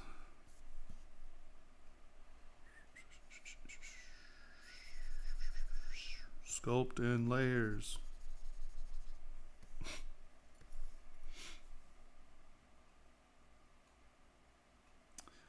I've never really used ZBrush Core. I know that some of my students started there. So yeah, I mean, I guess that's because I think that even if you buy Core, you can always apply that purchase to the purchase of the ZBrush. So I'm pretty sure I think that's still going on.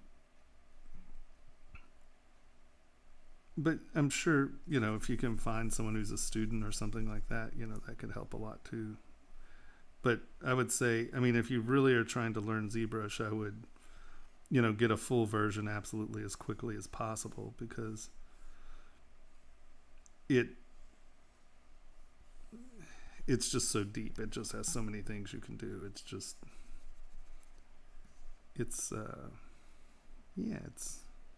an impressive beast.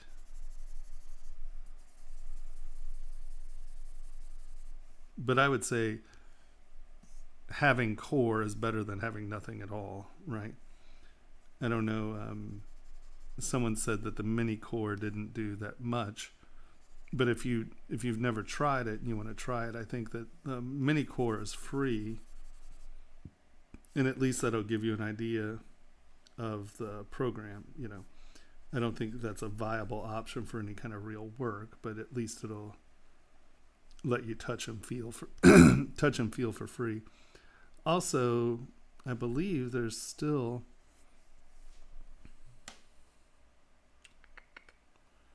let's see, right here somewhere. There it is. No, this is what I'm looking for. ZBrush free trial. Yeah, so you can get, it's 30 days, and it's 2020, so it's the latest version. They're about to update, but it's the latest version. It's not like 2 years old or whatever. So you can always do a 30-day free trial as well. But if you've never played with it, I'd download Core, futz with it a little, or Mini Core, futz with it a little, and then download the trial.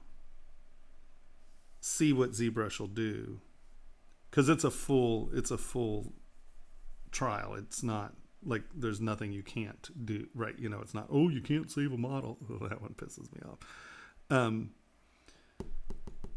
But then, you may be able to buy Core, do what you want, learn enough on that to where you can do it. But also you can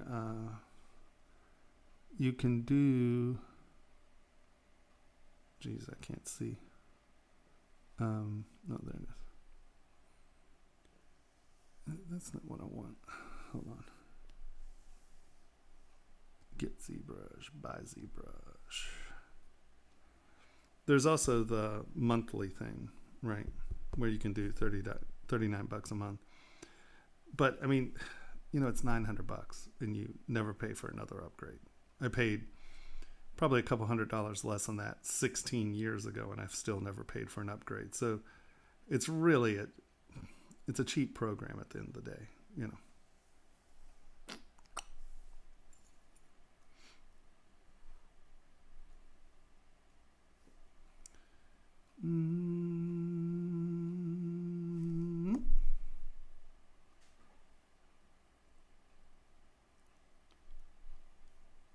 Minicore is a free sort of stripped down version of Core, just so people can get in, sculpt a little, just play with it, get the feel of it, understand sort of what it is, So it's just a way to dip your foot in there and see what's going on.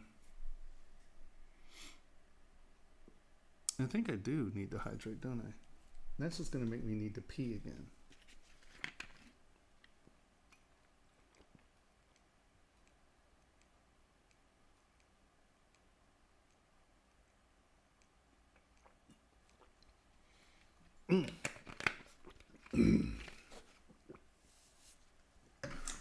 Excuse me for missing my mouth. There we go. All right, what do we have here? I'm using Core. It's a good starting point.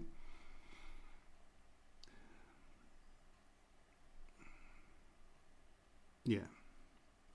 Blender's a completely different beast. But there are people who use Blender. I mean, I've opened it twice. It was a little too catty for me.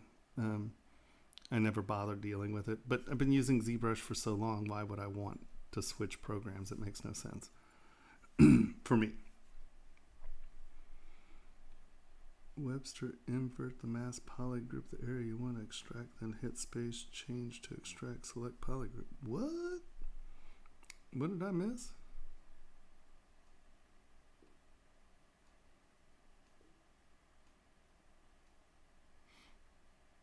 So, hold on. Let me get this straight here. Is that one? Yeah. So when you say you want to extract a set of polygroups, are you talking about you're wanting just a plane? So, hold on. Is that on? Alt, okay. Delete higher. Delete higher.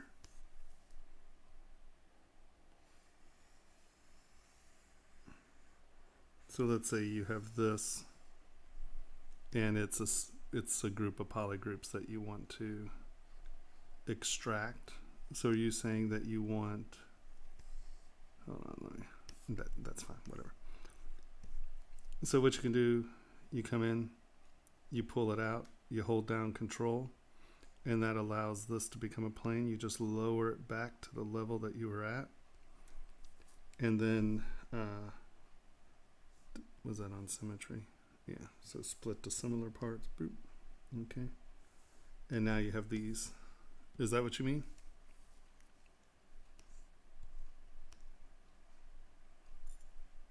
Tell me if that's what you meant.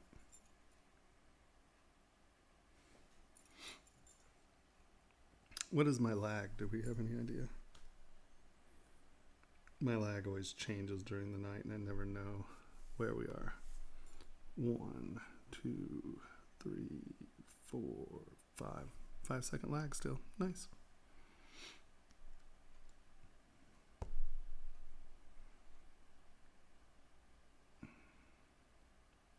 So Jupiter, tell me if that's what you were talking about.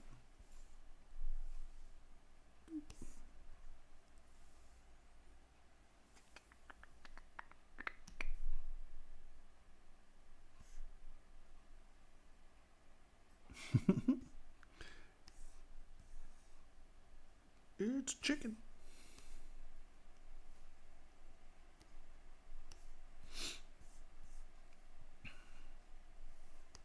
Wow, what do you, oh, because that's the modeler. I mean, why is that jagging around like that? Come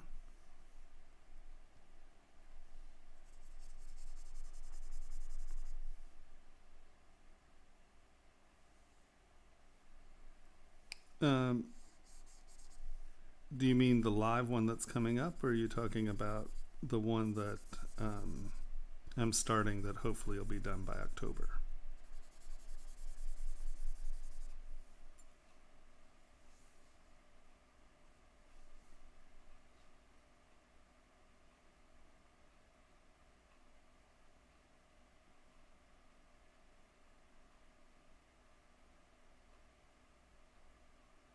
Oh, thank you very much. There's the link right there.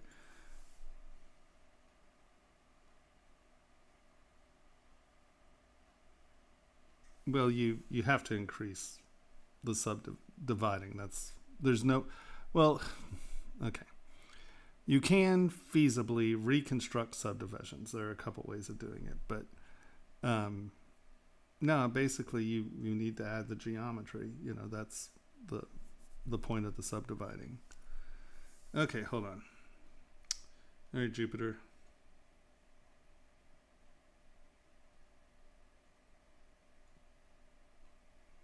Well, what's nice is I have an AutoCAD teacher's license, so I have access to all of AutoCAD software.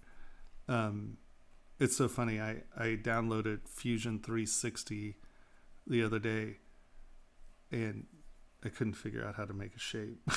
I mean, I'd never opened it before, so I'm sure with a little work I could figure it out. But yeah, I don't know. I play with the AutoCAD stuff every once in a while because it's mostly for file transfer or format conversion stuff.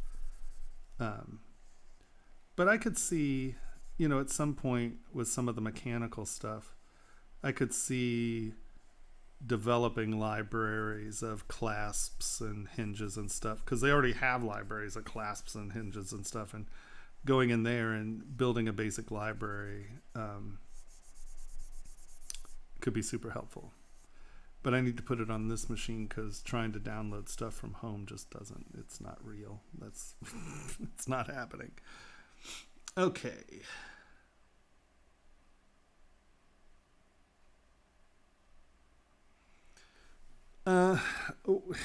To be deadly honest, I have no clue. I mean, people use Blender. I mean, in Blender, from what I understand, this last upgrade of Blender has made it not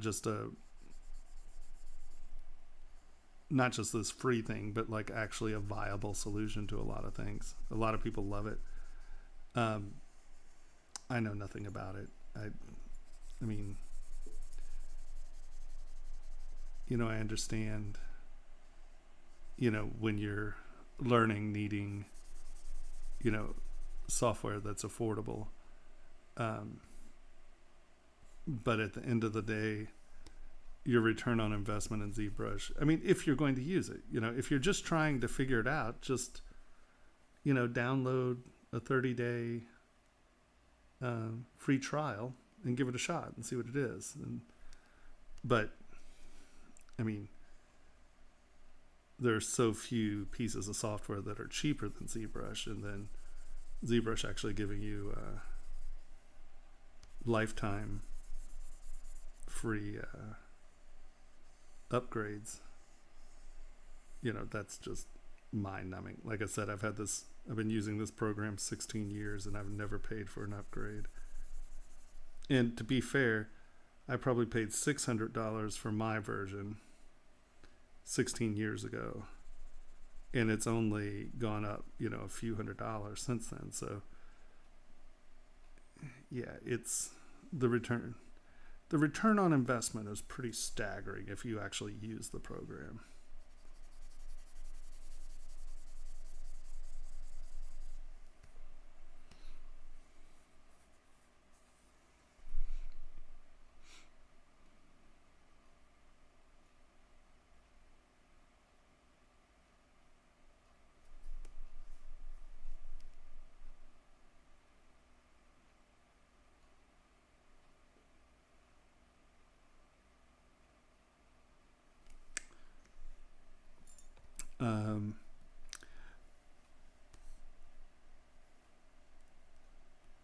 There, the 2021 is still in beta, so no one's talking about that.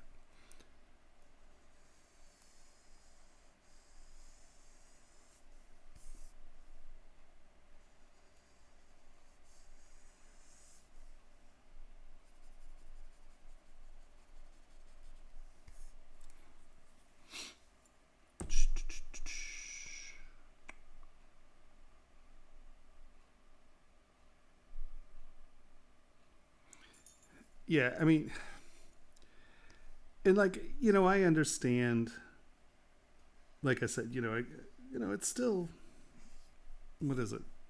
$800, $900. How much is it?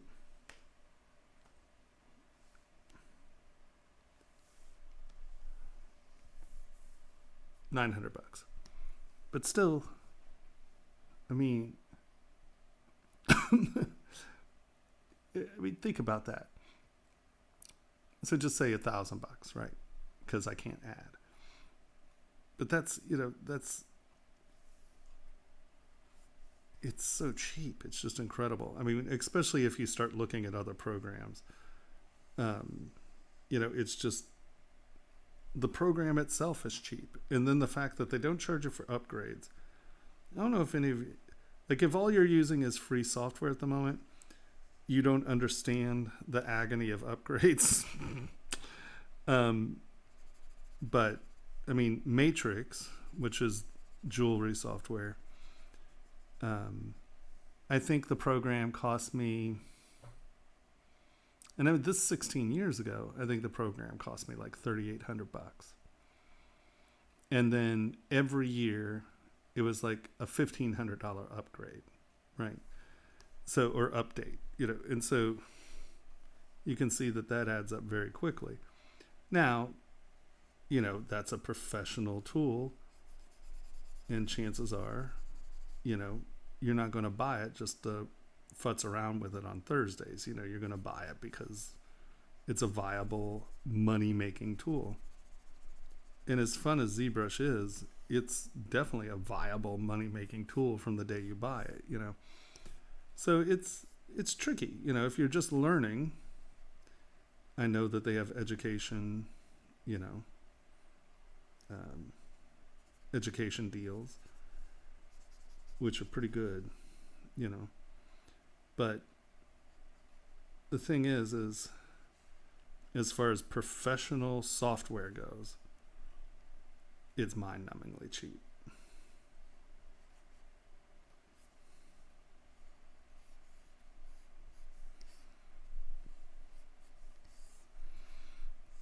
And the fact that, they let you own it is awesome. Like, everyone's going to the, after Adobe really proved that they're killing it on the Creative Cloud, I pay my 50 whatever bucks a month for Creative Cloud. And I use, but now that I'm doing these videos, I'm actually using a lot more of the programs, but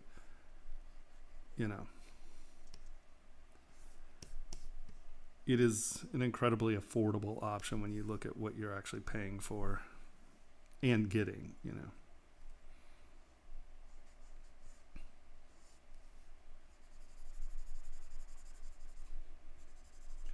And, I understand students and stuff where you're just like, oh, I'm really interested in this, and, it's $900. But, it's not like buying a Nintendo. The reason to be purchasing ZBrush is because it's something that you can monetize, So I think that you kind of have to view it as something that's monetizable pretty quickly and easily, actually.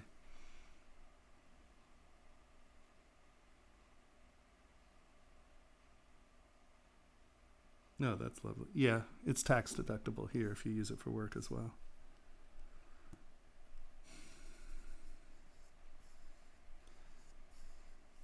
Well, I think a lot of these have steep learning. Like, ZBrush can be very intimidating if you're not familiar with it, because it has so much that it can do.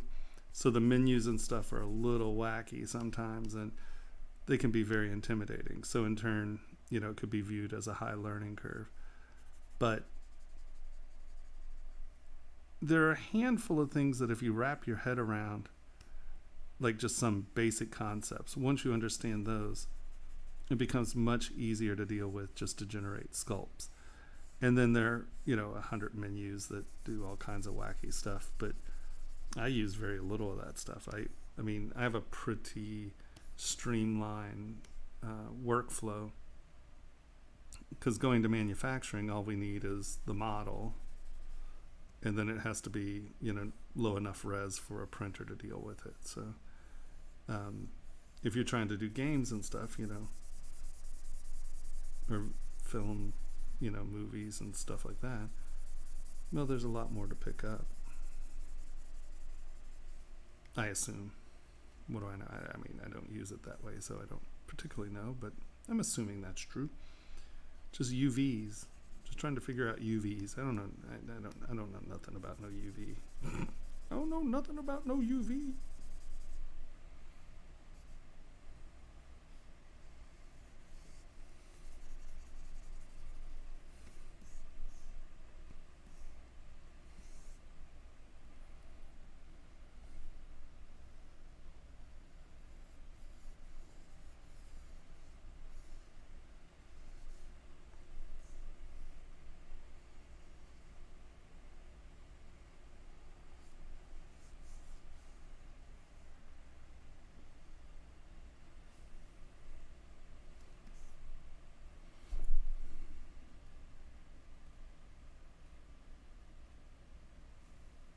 Yeah.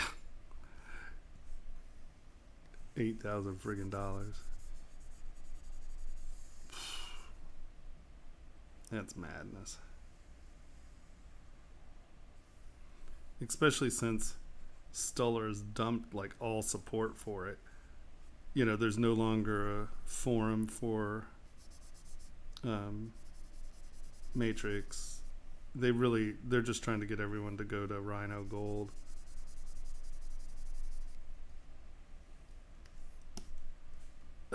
Okay. One sec. Boop.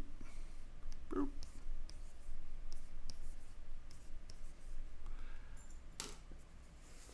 Been sucking down water. I gotta use the restroom. Be right back. Oi. crippled. I'm falling apart.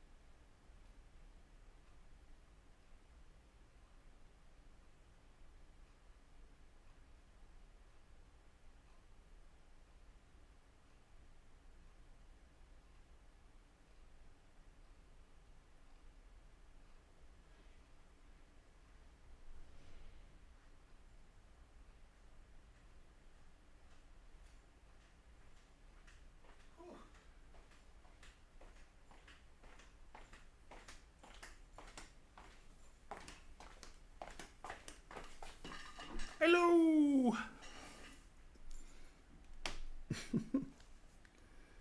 All right.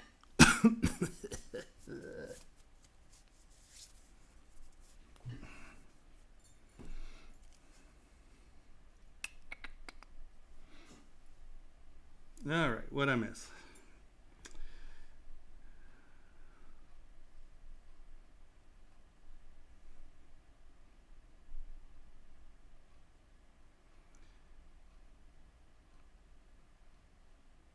No, I wash my hands.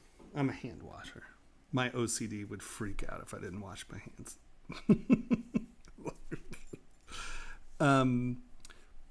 For the most part, I try to keep my models under 1 million polys when I send them out.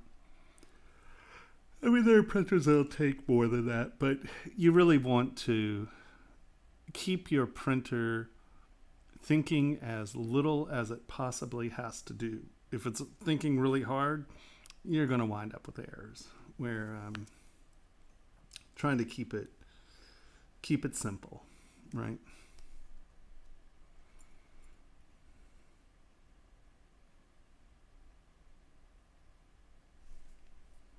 Well, Photoshop is really good software for photo development, and Lazy Nezumi Pro is really good software for drawing straight and round lines. Adobe Audition is a pretty good sound mixing software. Sorry, I'm snarky.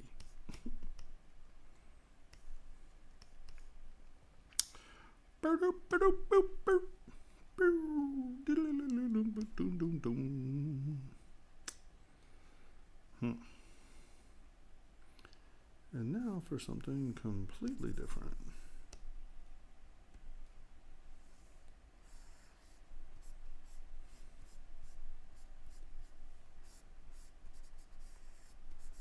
I just love when I make things that suck.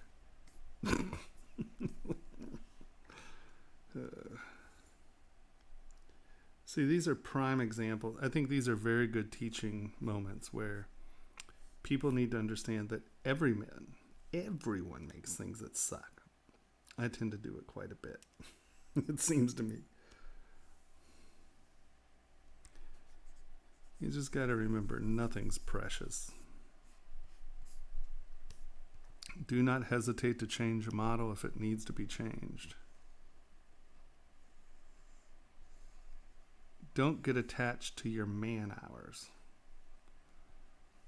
Especially, well, no, just ever. Now, of course, if you're doing freelance work,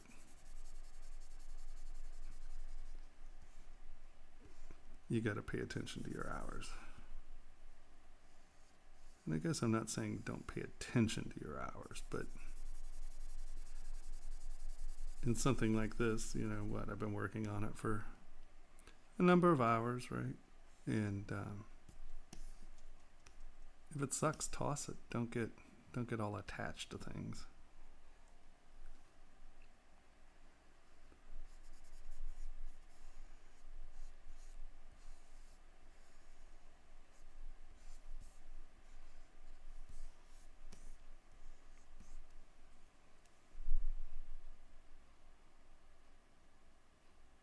Nope, ZBrush to casting. Well, at least ZBrush to printing.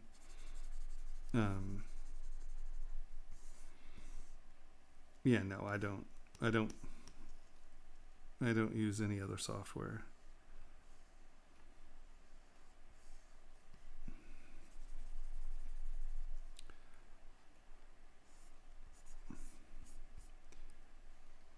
And like a lot of so it's kind of funny. Like, there are a few things that if you don't know, it can make ZBrush an incredible nightmare for printing. And because people who are just learning don't necessarily do some very basic things when trying to deal with their models to print. There are printing facilities that know that, right? And there are some very easy ways that some, what I would consider unethical casting facilities do to people who use ZBrush. And because a lot of people who use, or a lot of people who are casting ZBrush models, they'll send models and the scale will be all screwed up. And this is one of the reasons why, you know, a lot of casting facilities and stuff will come at you, well, okay, come at me and say that ZBrush has no scale or no reliable scale.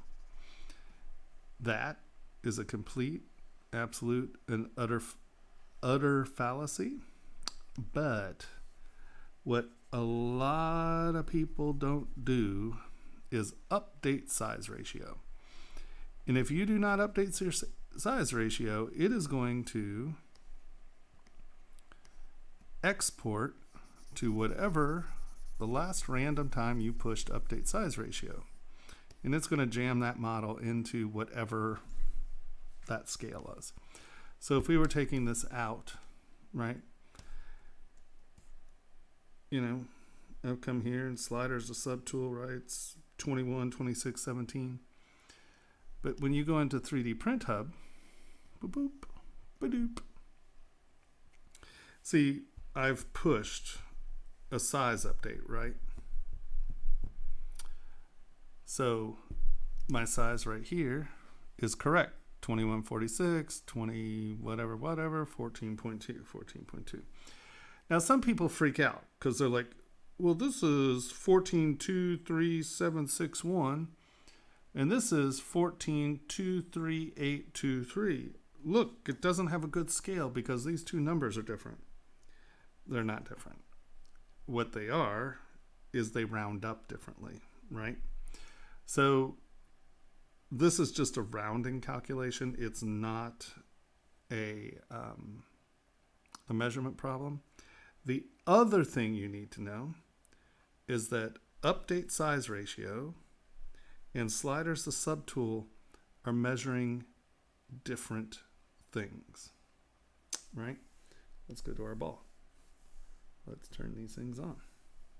Slider 2 subtools, 888, right? Come over here. Sliders 2 subtools, 21, 486, 26, 199, 17, 233. All right. Update size ratios. Look, It's the same now, right? So the last time I touched this button was before I pulled these little tips out. So you have to be very diligent before you send a model out to hit update size ratio. And I hit it like 3 times just to make sure I'm doing the right thing.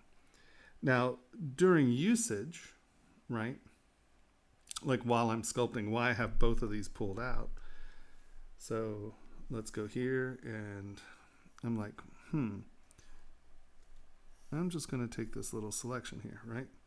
Sliders to subtool. You notice that number didn't change. It did. It changed 1/100,000th. And that's just because you breathe on it and it changes, right? So if you notice, though, it's giving me the measurement of the box model of the part, right? The outer parameters of that piece, a box model, or box measurement. It's giving us the box measurement. But whether it's visible or not visible, you're still getting the box measurement. Now, if we come over here to update size ratio, well, look, it's 3.5 mil, 4.23 mil. So it's only giving you the box measurement of what you have visible. So people are often asking, oh, well, how do I measure wall thickness really quickly? Well, this is a very good, easy way of measuring wall thickness. Oops, let's turn symmetry off. Boom. Boom. Update size ratios. And that is the measurement of that little part. So it's easy to just swipe sections and it'll give you the measurement on that section. Now, if you want to be more exacting, you just get that, update size ratios, and now we know that that's 1.7 mil by 4.3 mil, right? So you can get very exacting there, and that just by slicing it. So that's why I have both of them pulled out, because they measure different things. Now, the other way you can measure really quickly, W, turn on Y, or hit Y, and now you're back to the old transpose tool. You can use transpose tool as a caliper, right? So you just go to the edge there, bring this out, go to the edge there, and up here you will notice this says 1.6855 units. Oh, ZBrush has no real internal scale. The internal scale of ZBrush is a millimeter. A unit is a millimeter. So if you are uncomfortable with that, the easiest thing to do is come in here. Under, Scale Master. Under Scale Master. Scale Master. See, I've pulled all that over here, right? Because I use this a lot for different things. Under Scale Master, you see how you have this thing called 1 unit helper? Hit that. Boop. And so now you have this little thing. I have this set to millimeters, so this is a 1 millimeter box. Sliders to subtool. 9999997. It's 300,000ths of a millimeter off. Guess what? That's 1. Deal with it, right? Don't freak out and go, oh, look, it's not exact. Give me a break, okay? So we now have this. I have millimeters set. I'm going to come here and go set scene scale. Boop. It's going to ask you what you want it to be. We want it to be 1 millimeter, not a centimeter. We don't want it to be a foot. We don't want it to be an inch. We want it to be millimeters. And this is where you can change your scale system to a different unit. But we want millimeter, but boom. And so now when I come back over here, I take my, am I on transpose? No. W, right? So we have our little groover here. You notice it's 16855 what? Millimeters. So that is the way you do that. Now what's kind of cool though is if you go to update size ratios and the other one, this gives you your conversions, right?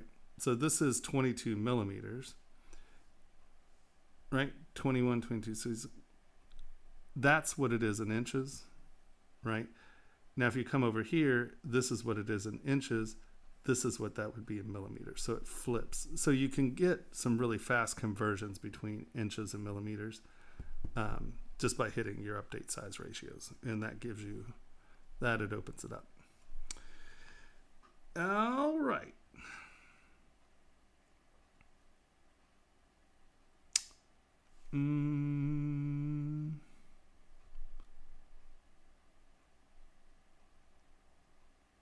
Yeah, exactly. And so that if you do not put up update size ratios, you're going to be exporting things all wrong. And that is why people say that ZBrush doesn't have a good exporting scale. It's because people forget to do it. The other thing people do all the time is I'm going to push update size ratios. Hold on. 3D Print Hub. Update size ratio. That's what I want it to be. Hold on, let's turn Y off. Let's go back to W. We can turn that off. So now I'm like talking to someone and we've looked at it. I hit it at that point. And now I change my subtools and I'm like, oh, okay, yeah, that's the right size. Do you see what we've just done? I have now said that this pearl, which is supposed to be 8 millimeters, is 21 by 48 by 6.35. So it is going to take that object and try to match that size. So that's another way people completely pork exporting scales. So that's why I say hit update size ratios a lot, because now it's 8 millimeters and that's going to be the reference for everything you export. So if you're exporting multiple parts, or if you're just exporting one part but you have a bunch of subtools, make sure you update size ratio on the actual subtool that you're exporting. That's important. All right. How do you engrave an object on the surface? Give me an example and I can tell you a little bit more. If you can like link a picture or something, exactly what you're talking about, because that could mean a lot of things. You know, draw lines in, or do you want a low relief? Give me an idea of what you're looking for, and I will happily help you with that. By the way, I always wanted to know, why is the size so important? Can't they set whatever size they want while printing? Yes, of course they can, but that is something that, one, they'll charge you extra for because they don't want to do it, right? Because that adds up to lots of different man hours. Two, if you don't do it, it's something they can charge you extra for. And so they get extra money for you being not on top of things, right? You want to be able to control what you're sending out. You don't want to leave it to other people who don't care about your project, right? So it's all about control. You want it to be right.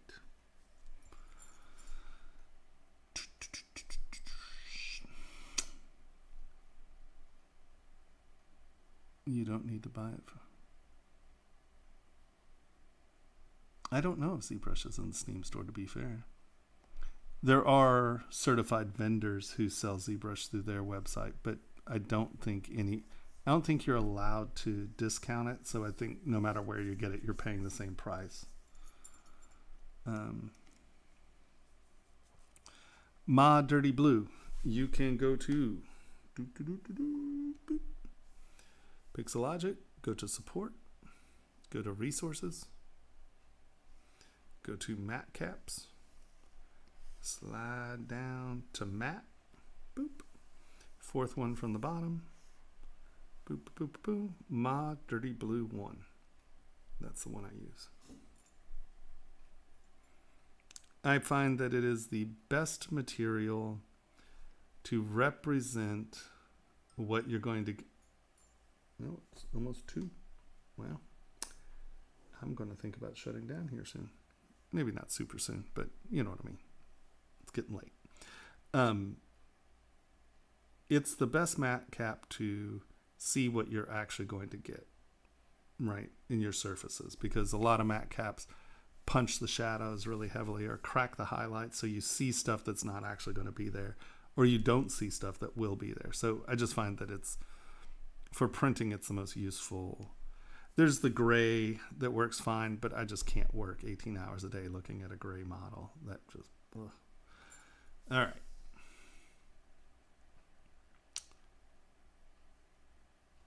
Brian, I hope that answered that. The casting house doesn't know the ring size. Yeah. Okay. Thank you. That's good. Hi, Master. How do you engrave on the surface with stroke?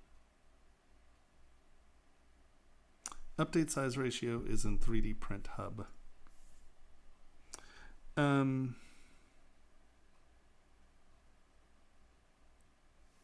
Did you?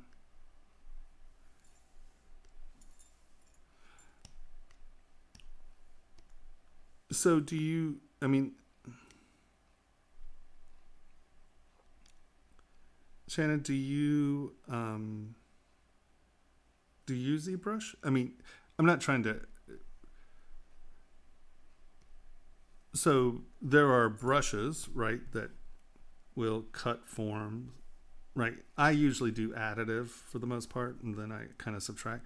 But like, if you're talking about cutting something in as such, you know, there are many brushes that are, I consider these drawing tools, right?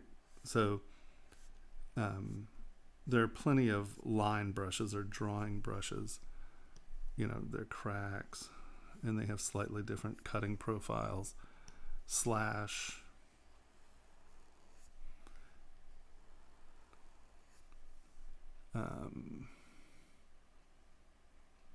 They're the clays. Where is it? Clay brush. Where's clay knife?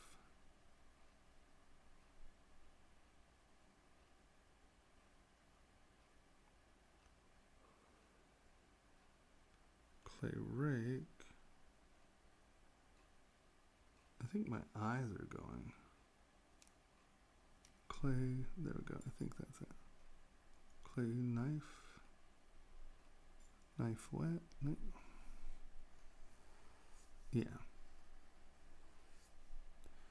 So, you know, just depending on the brush, you just stroke on the surface. You can just post it, can't you? Can't you just post it right there? Or does YouTube not allow you? If you were in Twitch, you could do that. Send it to.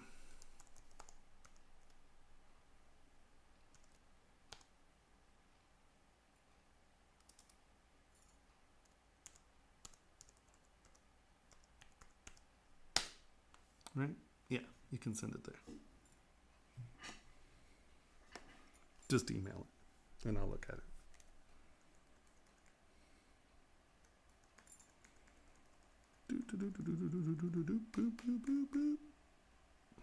Whoa. What happened there? Oh, I was like, holy Hannah, I killed it.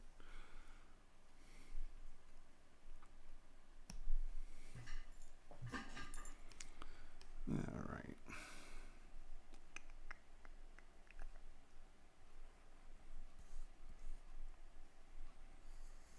Nope, wrong brush. Turn symmetry on. Boop.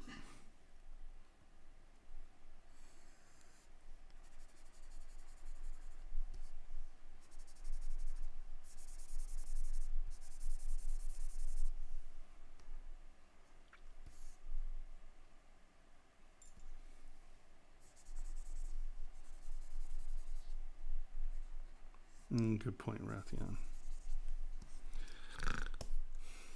All right, let's.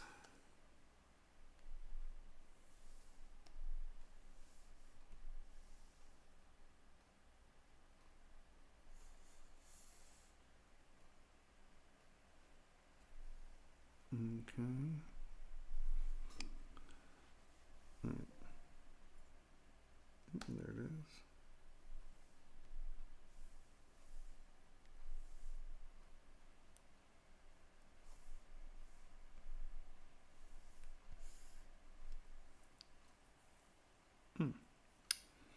Are you a hobo nickel carver? My friend is.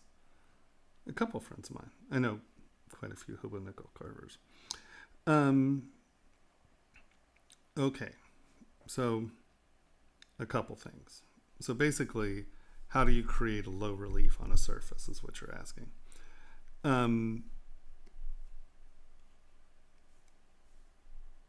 Well, a couple things. One, you sculpt it, right? You're not actually engraving. Hold on, let me.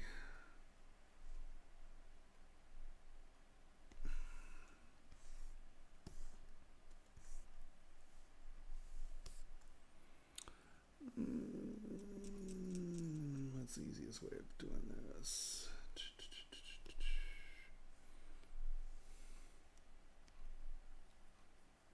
Come on, just give me a ring.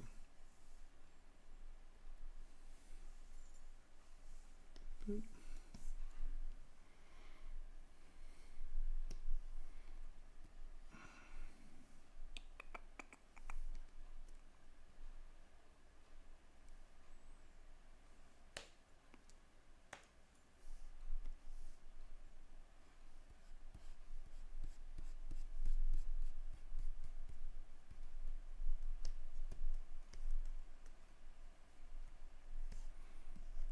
So,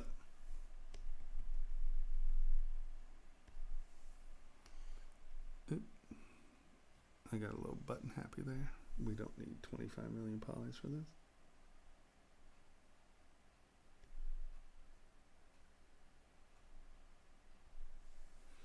Okay. First, right.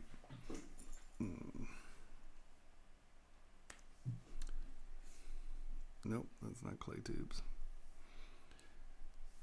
You know, Control 1, boop, boop, boop.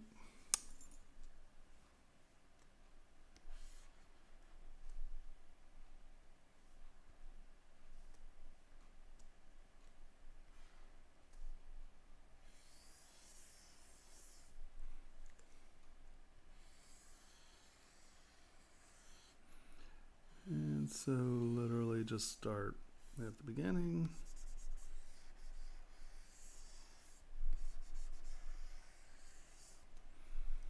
Turn that off. You can use a texturing tool to do the stippling.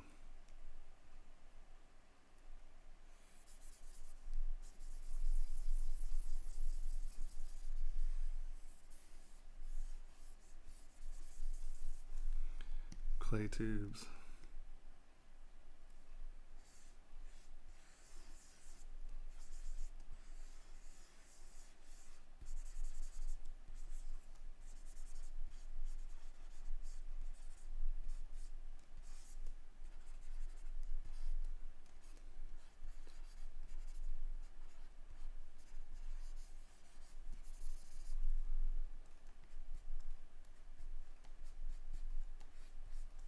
Right, and just sculpt your way into it, right? First way. If you're not confident in your sculpting capacity, you can get yourself to, like this point. Come on. Back. There we go. You can come over, go to Tool. Let's grab Ryan's skeleton.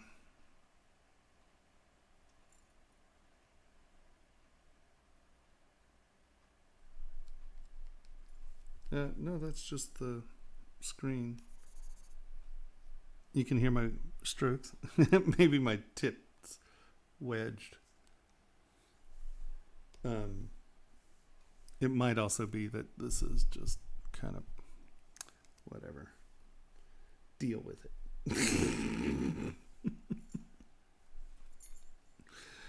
All right, so let's take our reference material. Oops.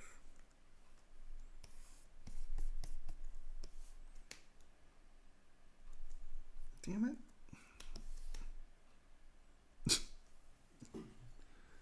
All right, append, delete hidden. Oh, wrong one. Delete hidden. All right, so now, you know, from here I would probably, where's your reference again? Okay. Bring your reference in. 1 second.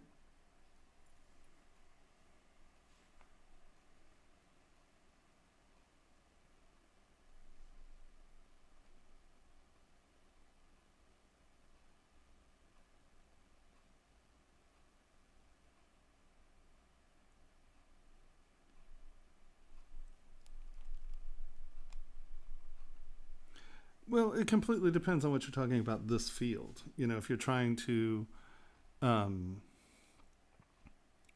manufacture jewelry or small objects, miniatures, furniture, no, I think that it's a huge, broad, open spectrum.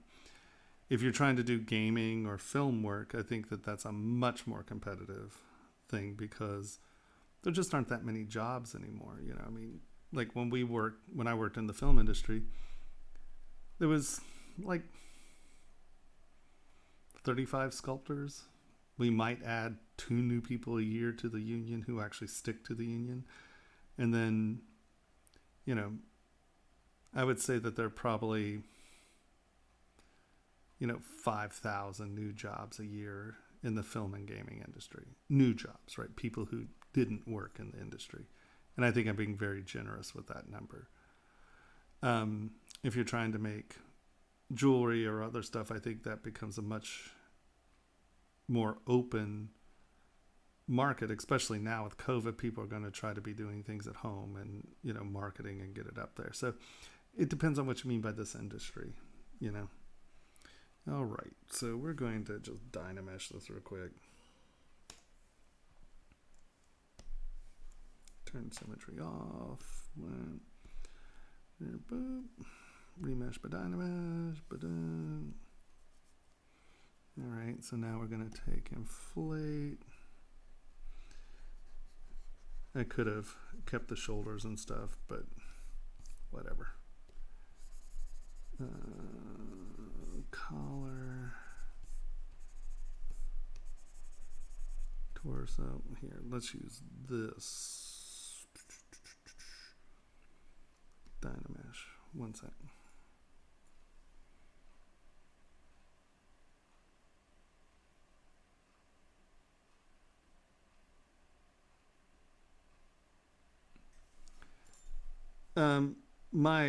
My machine at home is very good. I mean, I have and what's crazy is my machine at home is now pushing 7 years old, or I mean, it's older than 7 years. It's pushing 8 years old, and all I've done is change the video card. I have a dual 18 core with 96 gigs of RAM. Liquid cooled. It's a beast. This is a portable machine. This is my laptop. So, but I mean, for a laptop, this thing kicks it. Now it's huge. I mean, I don't know if you can. That's the laptop case. Oh, you pain in the butt. Of course you're going to do that to me. Hold on.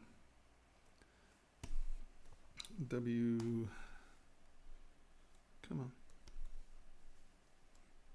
Boop. Boop.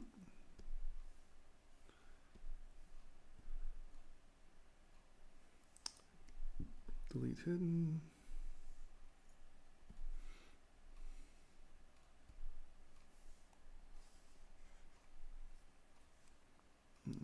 So now, except I'm going to use this Dynamesh.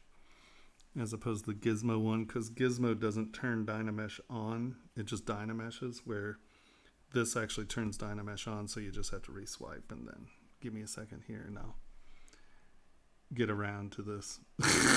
Oh, give me a second. All right. So now we're going to hit that, get rid of that. So the other option is, if you're not necessarily a good sculptor, right? And I'm not bashing anyone. I'm just saying, you can always buy reference material, such as the skull. Why is that? Is it going to blow up on me?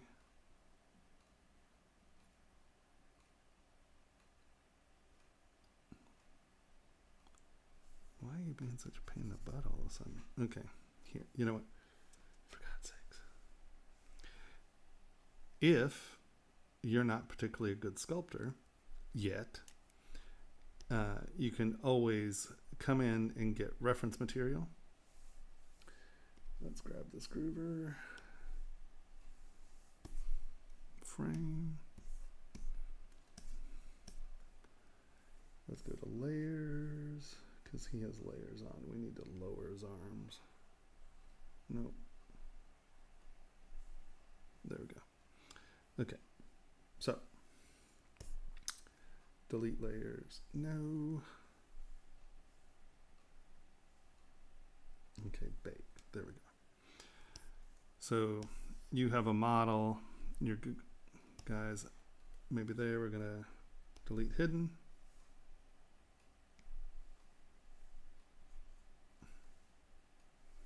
And we're going to take the top of his head off.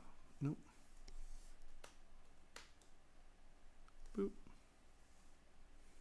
And we're going to delete hidden. I'm going to hide his eyes. Delete. Delete. Oh, well, here's a skull right here. All right, so we have a skull. I'm going to go to his torso. We are going to, come on, give me a torso. Close holes.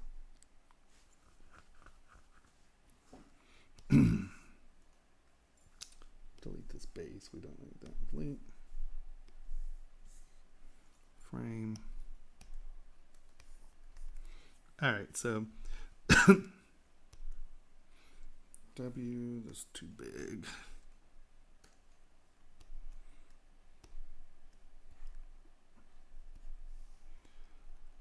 See through. Okay.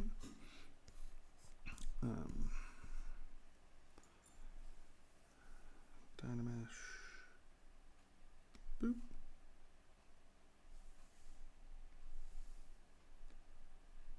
Dynamesh. Boop. And now I am just going to go W.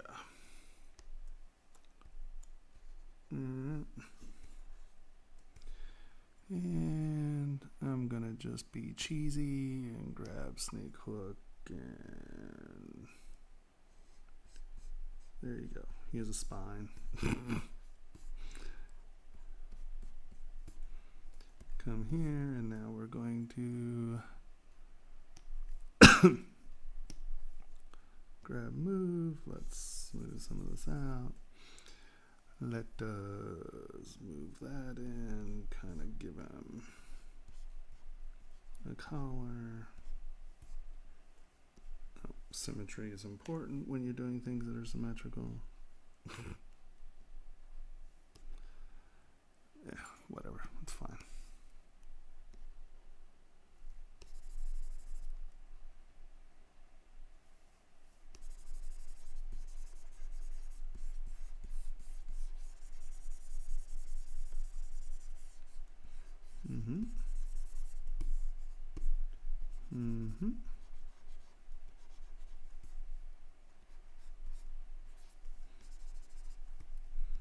Collar.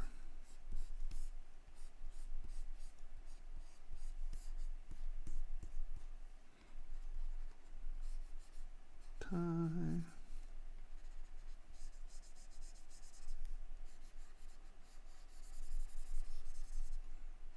did have a tie, right? Bow tie. Wrong tie. See, research important. Get your bow tie.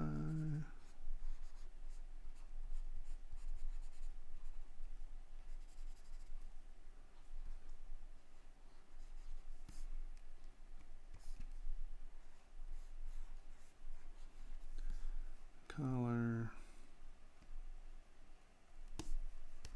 And coat. And so like if you had a model that had the guy in the coat and the tie, you wouldn't have to do this, but I'm just trying to show you another way to go about it. And so coat.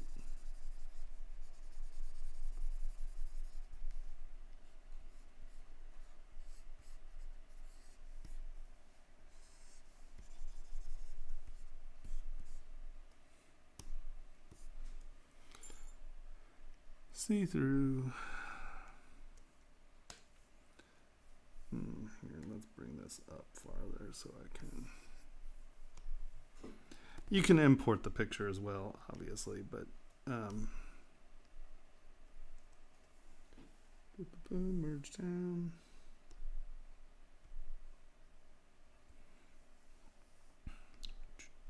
Turn symmetry off.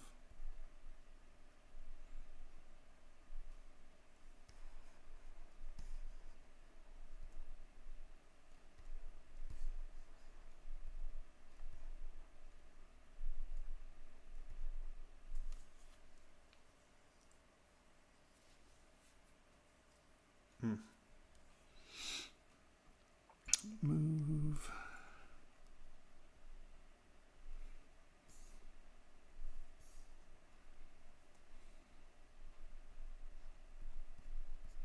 You know, kind of match your image. All right. See through off. And so now we're just going to trim.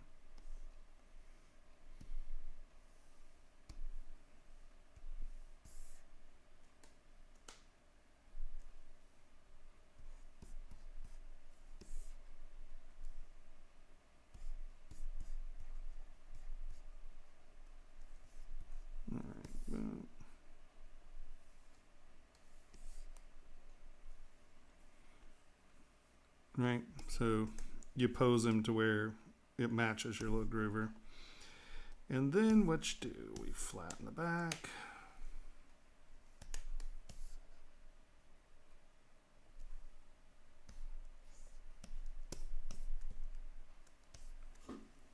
Okay, and so now, get that straight, bring this down, pull this down. And now you have your model in low relief, right? So you're probably going to want a little more depth out of the face of this. Nope. Frame.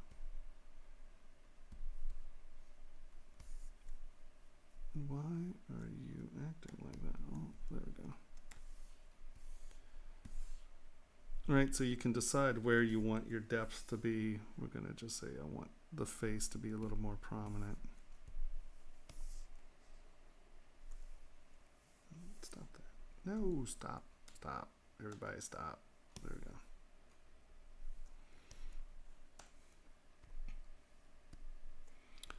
You can punch that out a little more so you get a wee bit more depth there, right? So now you can do Control W so it's all one poly group. And now, in all reality, you need a little bit more geometry than this. Oh no, we've dynameshed it, so it'll be fine. I'm a liar. So now, group front, boop. And now you'll notice the front is a different color than the back. Tap that. Tap that. Can't see what's going on. Turn our lines off so I can see. Okay. So you can see that everything on the back is masked. Let's flip that real quick. Turn this, bring this down to here. Maybe there. And now you just drag this. And now you have a solid, right, with no undercuts. And then, let's say this is your ring. Append.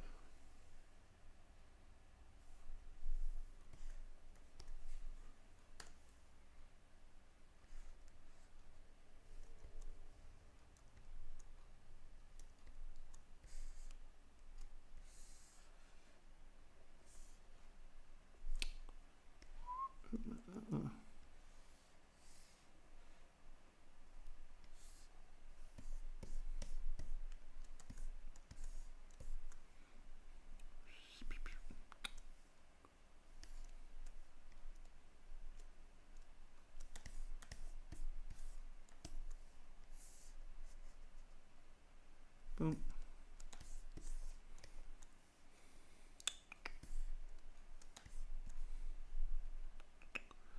You can use Matchmaker. Get it above the surface.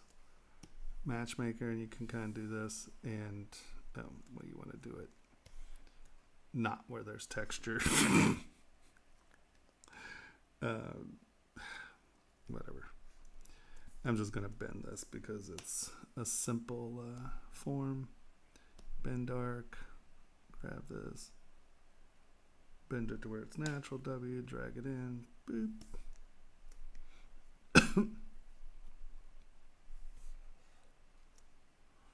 And then, you can go from there.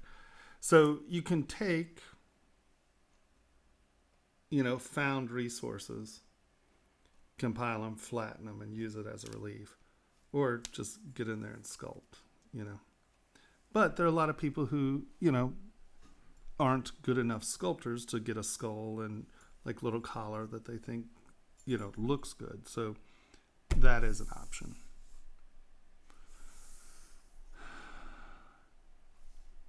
Oh, wait.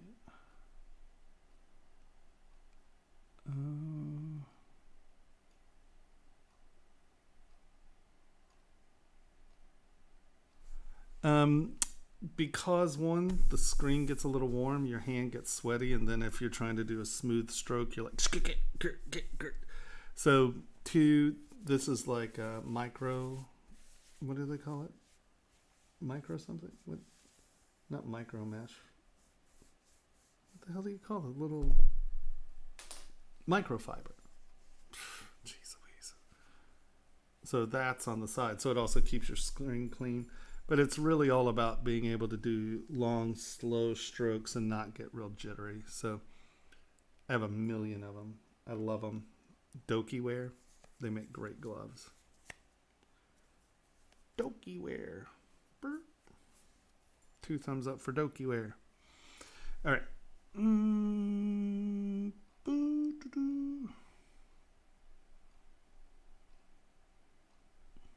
I like bow ties.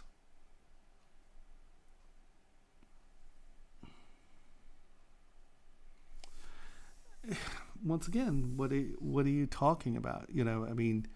Yeah, there's always animators in need, but there are also manufacturers who need, I think that the animation, the film industry, the gaming industry, they have more jobs right now because people think of them as jobs. But I think after COVID, home manufacturing is going to be something that I think is going to boom.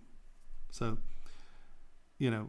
can you get a job for $20, $35 an hour doing what other people want? Or do you want a job where you can feasibly make a lot of money doing what you want to do? That's my theory on it anyway. All right.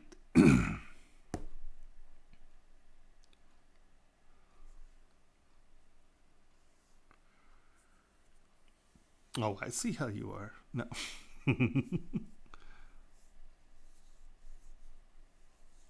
I went to California Institute of the Arts, but I was a physical sculptor then. I didn't do any of this then. So no. I mean, obviously, I mean, if you can sculpt, ZBrush is a much easier program to pick up.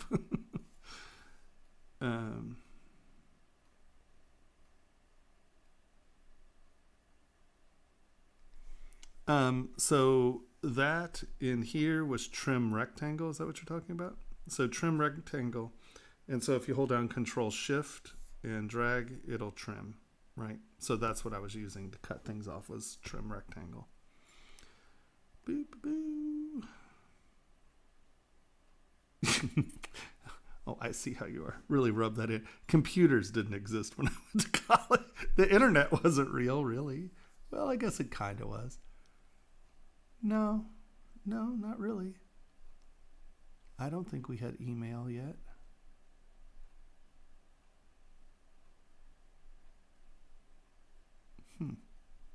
Well,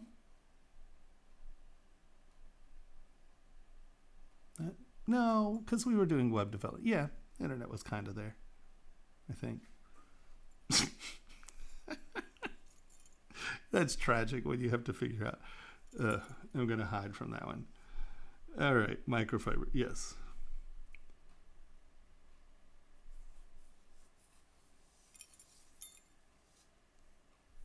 Will I look at the file you sent? Oh, yeah. I'm sorry. Yes, of course I will.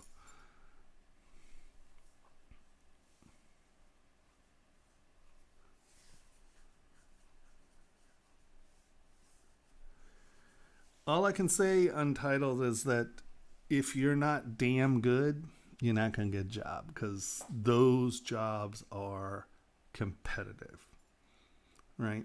Now, the thing is that, at like any of the special effects animation studios, they have people who need to like do buttons, or, oh, I'm going to apply seams to every piece of denim in this film, or blah, blah, blah, And you can probably find jobs like that, but you got to figure anyone who touches this program is, for the most part, fanboys.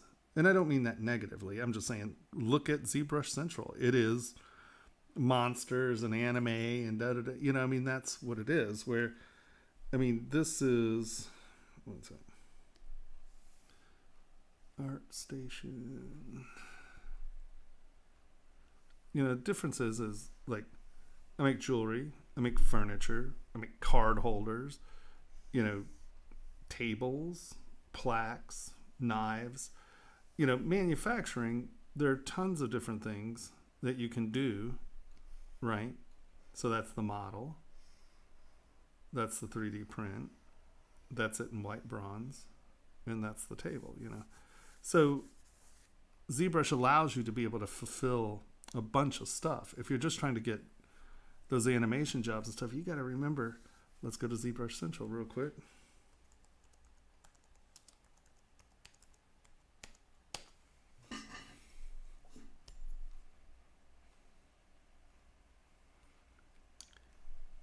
Every one of these people want that job too. Because if you look, game posing, film, anime, these people want those film gaming jobs. And, if you are not competitive with just scrolling down this page, because I assure you, if you look at all of these jobs or all of these people, right, I assure you less than 10% of them have a job in the industry. I think I'm being very generous. So you got to think, where does your skill set stand compared to random fanboys on ZBrush Central, right?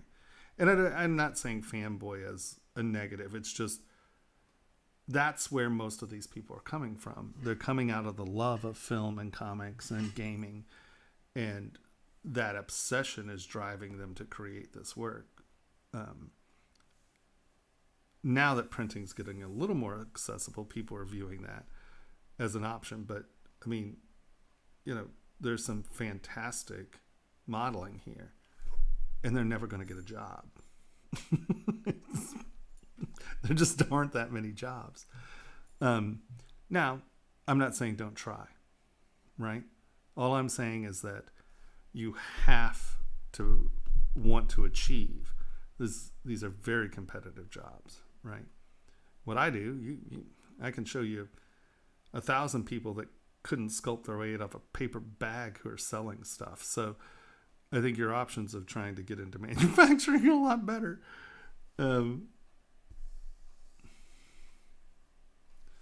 All right.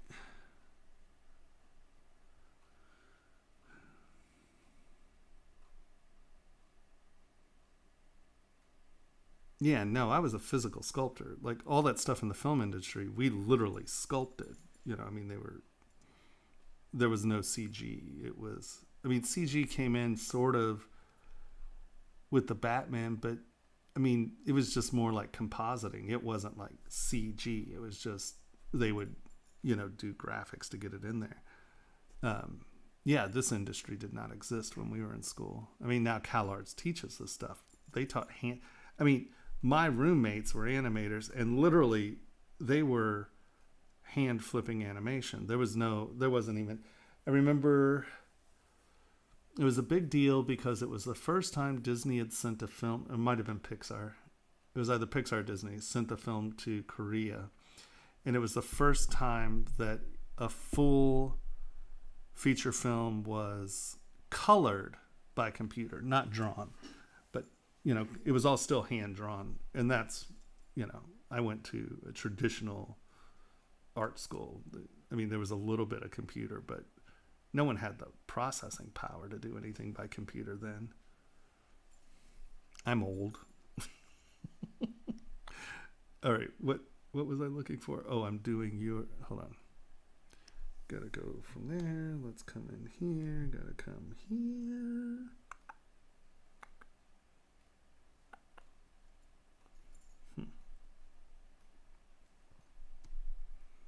Boop. We are going to Dropbox. File requests. Crit uploads. That was the snake. Concrete. Here we go. Ah, there we go. Oh, look at you. Mr. Clever Stamper thing. Yeah. I mean, that'll still be a negative. So did you Boolean it to see what it looks like? Let's do, no. Well, whatever, we can do it. W, boop, boop, boop.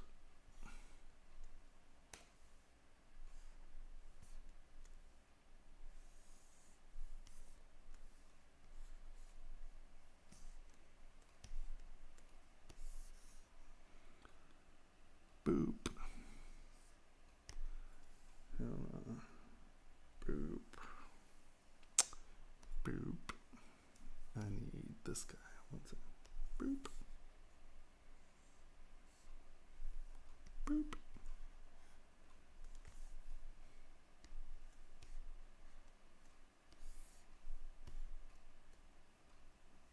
All right.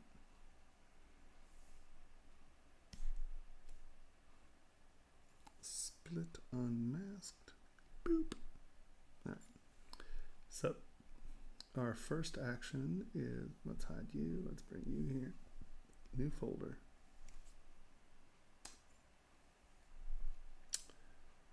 Get you up in there. Turn you off. Turn you on.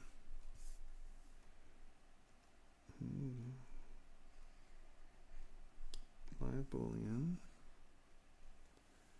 You are the start. You are the cutter. And so you want this to not have that edge, right? So you're going to bring that up to there. Correct? And then you're going to take this groover, make it a negative.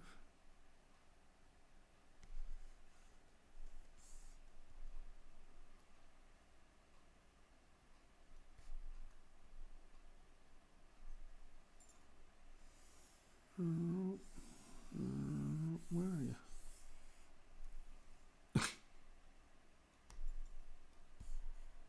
Where did I put you? Uh-oh. Don't crash. Don't do it. Okay. Oh, need to turn it on. Now what I do with you?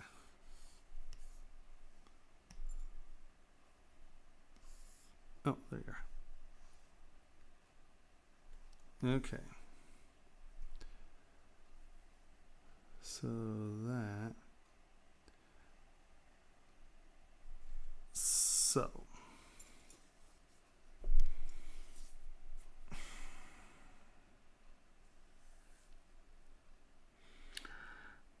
I guess, actually, you're putting that in.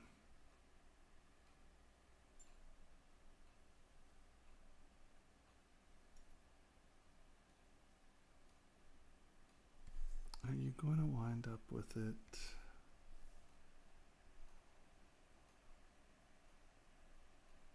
Because it's got to press into.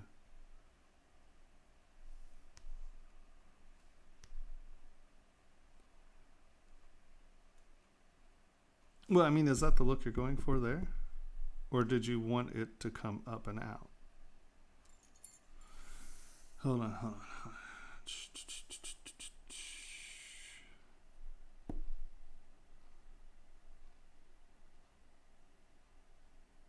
Thank you for the table.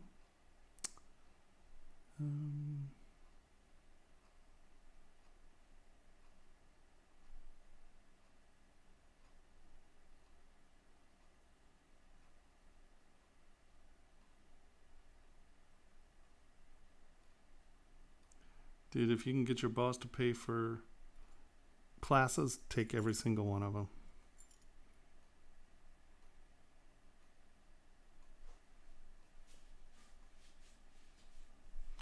Because at the end of the day, I mean, the thing is this. Some people can do two things, right? My problem, I'm myopic OCD. I can only do one thing. I cannot multitask. I do not. I'm a creature of rhythm. Like, I can't do a day job and come home and work on something different. It just, my brain does not work that way. I have to pick something and I work on it. And usually I work on it until I'm good at it, and then I'm done with it and I move on.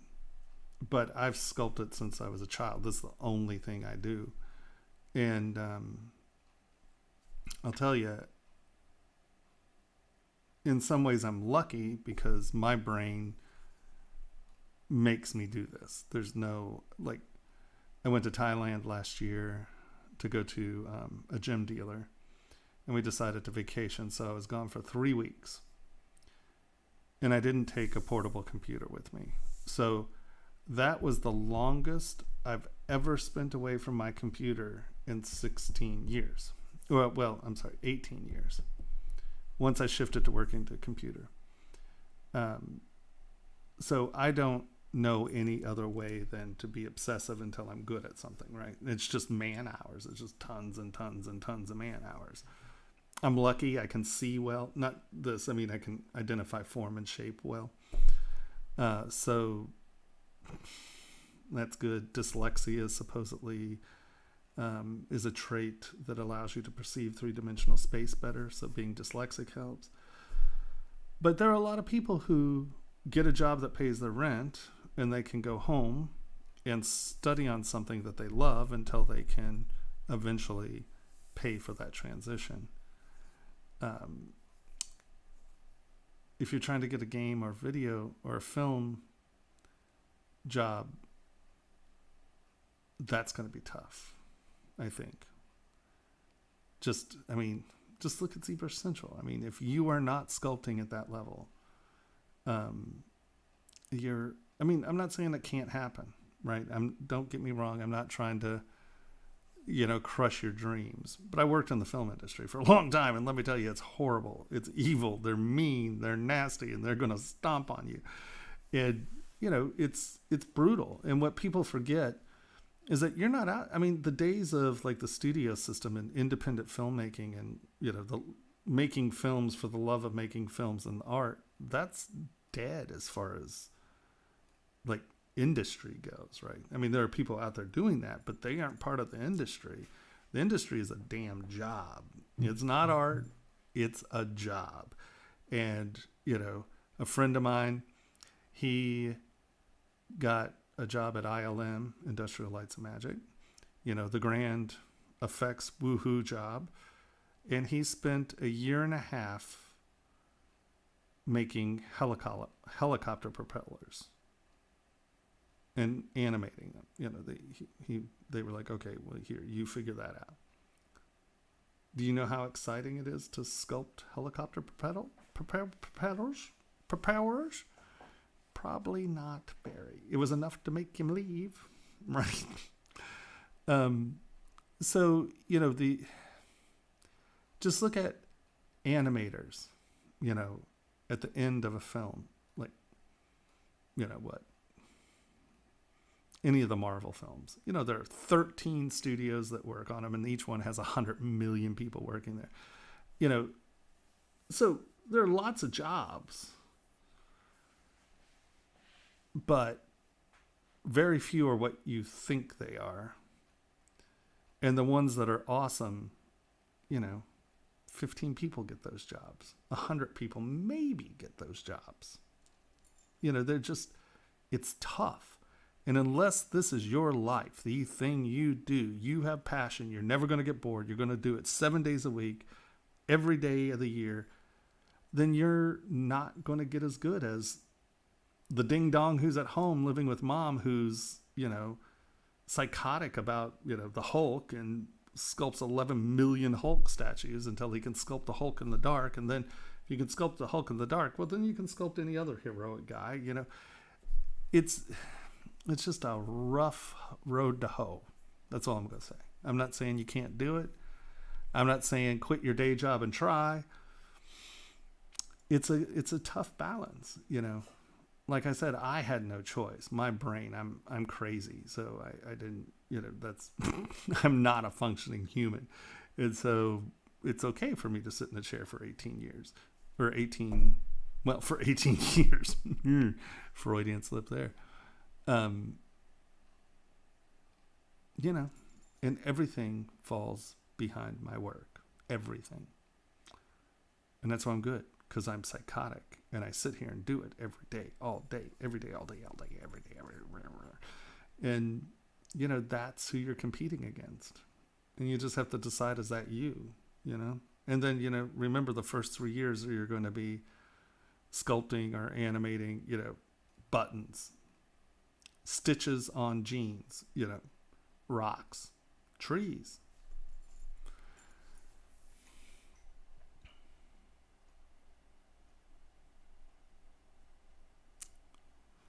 That's true.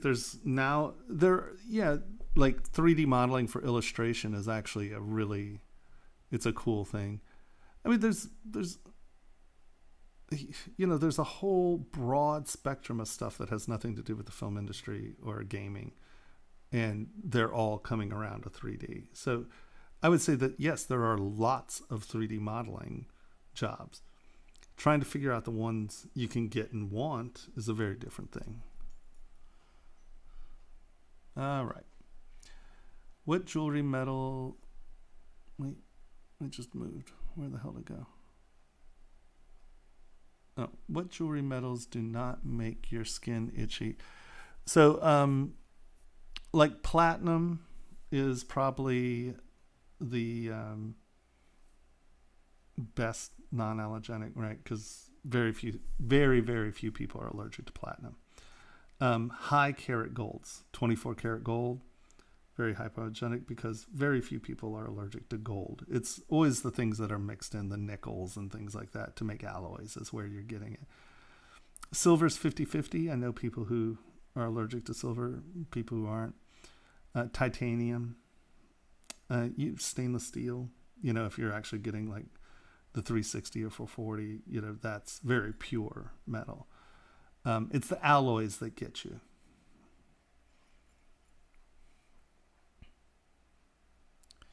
Yeah, 990 silver, you know, once again, if it's a pure mineral, most of the time you're not going to get it. But I do know people who are allergic to silver.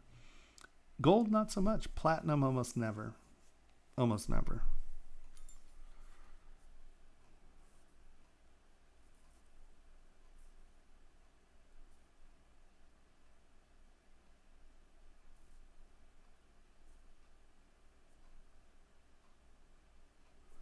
20-7. I'll get back to that in just one sec. I just don't want to lose control over the chat thing. No, not hard at all. I mean, like I said, this is what I do. I don't have any problems getting back in. I don't have, like, where people have, what do you call it, where you can't write, not a drought, but a blockage or whatever. I don't have that. I just work my way through it. OCD is really beneficial if you're trying to, like, just get good at something. All right. Okay, then we're going to have to discuss that. Oh, thank you, sir.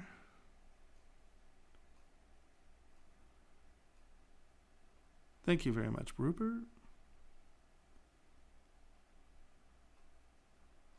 Yeah, I really do use it differently. I thought people were coming around to my way.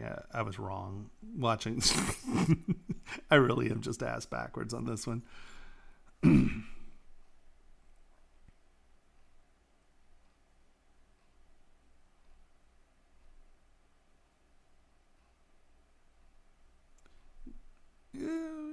Jewelry's okay. You just, like this. I mean, for me, this was a nightmare because no one had ever heard of ZBrush. I've been beating my head against the wall for 16 years to make this a legitimate option in the jewelry industry.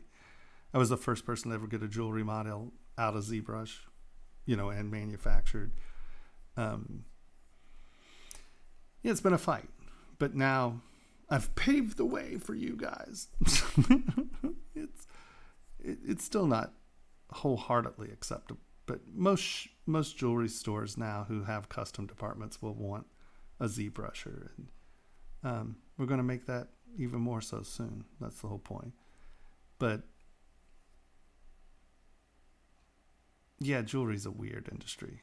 Everyone likes jewelry, but jewelry is a weird thing to sell. It's tricky. It's a weird industry.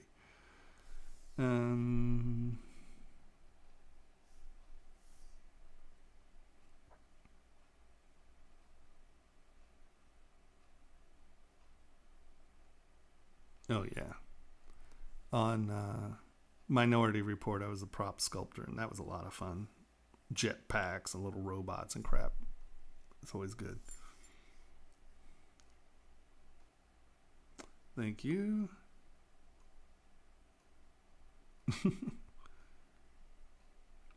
Yeah.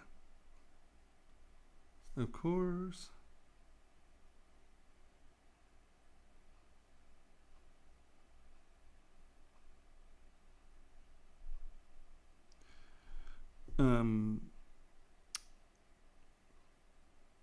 Petty power. It depends on, like, I mean, if you're familiar with Maya and you can whip it out in Maya and you're not familiar with ZModeler, do it in Maya. Who cares? Just import it. It doesn't matter.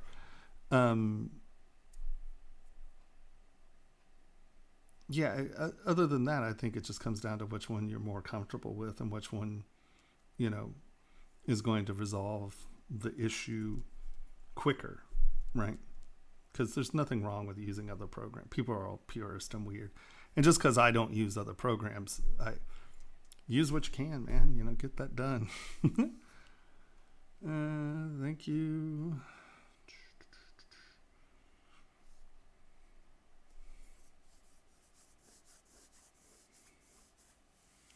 I am not. I am a manufacturer. I mean, like, I can sculpt anatomy, and I used to sculpt. Excuse me. I used to do portrait work for a living, so I mean, I can sculpt people, even though it's been a long time. All I do is sculpt weird things like this. So, yeah, but a lot of people are trying to get into the character design industry. I mean, it's a good place to be. It's a good job, without a doubt.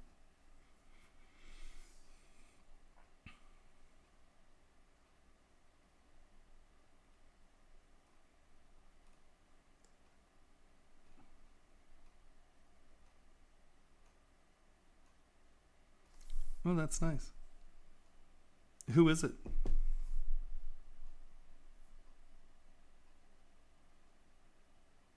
Yeah, a lot of, people are just used to it. So use it. You know, there's not, like I said, there's nothing. I mean, anything you build there, I'd Z-remesh instantly just so you have, you know, a nice clean mesh. But yeah, I mean, I have 3DMs that I made, you know, over a decade ago over 16 years ago, that now that I have the AutoCAD stuff, I can open, and because I haven't renewed my Rhino or since once again, it's probably been 7 years since I've even opened Matrix, so, and in turn Rhino. Hey VFX, how's it going? That 2021 is still in beta and no one can talk about it.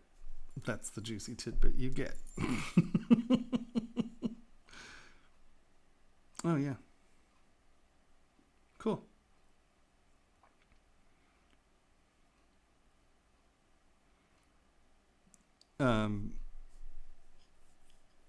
You know, Bioform Labs.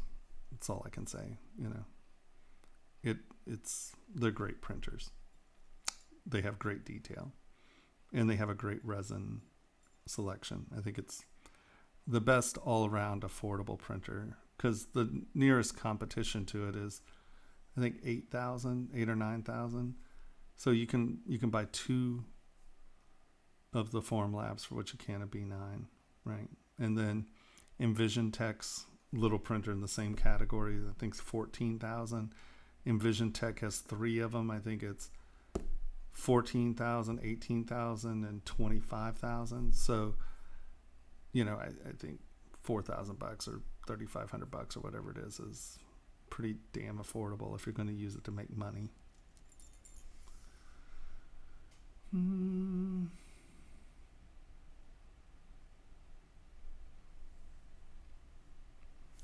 No, I mean, you know, once again, when you ask me a question about printers, right, I'm talking about a printer that you can run your business off of, right?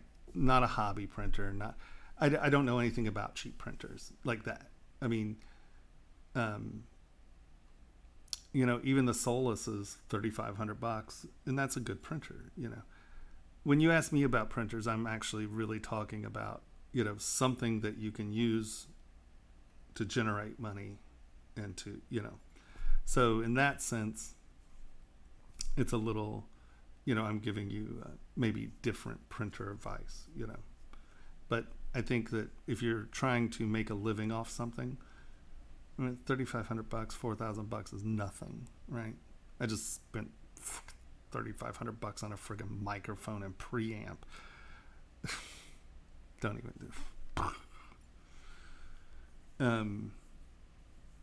Well, you know, it's not just about the pricing, it's about what it does, right? You know, I looked at some of the cheap ones, and they say they do, you know, a 50 micron step, but often it's like 170 micron XY. So that's worthless to me. You know, it's worthless to anyone that wants to do high detail.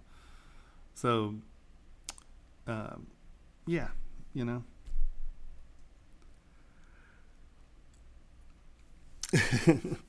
Give you something, it's awesome sauce. That's what you get. that's what you get.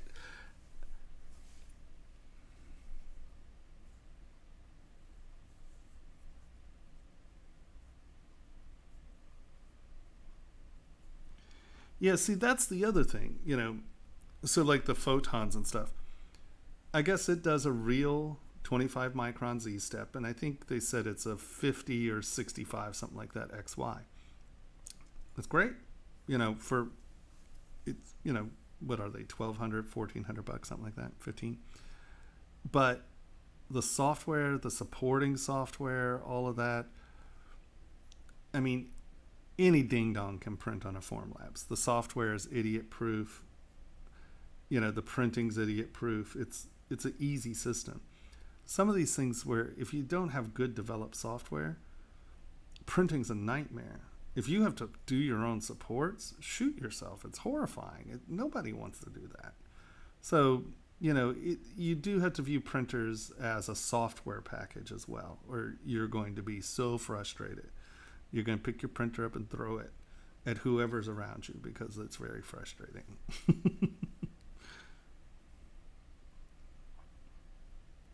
Oh, yeah. No, it's completely, absolutely, and utterly plug and play.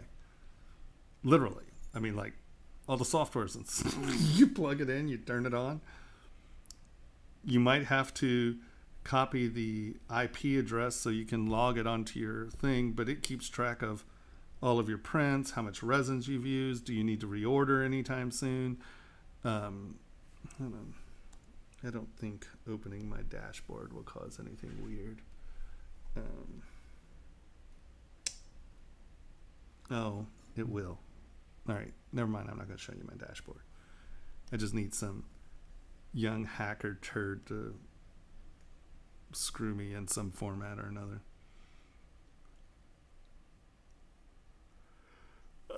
I know nothing about Blender. Excuse me, I've opened it twice and oh shit, it's 3. I should probably go here soon. I heard the last update was great, that it actually made it a viable printer option. I mean, a viable program, as opposed to just being a cool free thing. It's now, it has enough in it where it's, good, I guess. I've been using ZBrush for 16 years. I don't bother opening other things. I mean, every year they improve it and they listen to us, so it does what I want it to do for the most part. And I'm not a computer person. I'm literally a sculptor. And so the concept of even trying to figure out how to use another program sounds like the most horrifying thing in the world to me. I have no interest in it. When I had to use, like before they had ZModeler, I bought Modo. And Modo's a pricey program. I mean, it's not Matrix, but it's over $1,000. And then the upgrades are over $1,000, and that adds up. And I bought that, and all I used was the blocking out tools, like ZModeler. That's all I used in Modo. And I didn't bother to learn anything else because that's what I needed it to do, right? So the concept, there better be a real need for me, like rendering. Since it's tied to ZBrush, I use it to render. I don't render much, but I use it. So technically I'm using another program there. But yeah, no, I'm not. I'm not really interested in trying to learn other programs.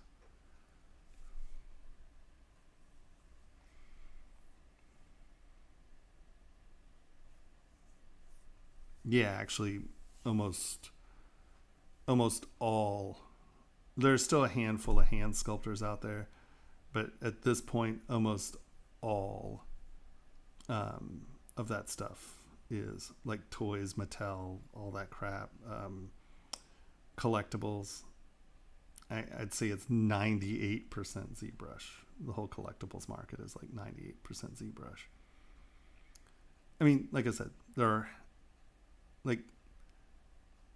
are companies that still have hand sculptors, not many. Most of that is ZBrush.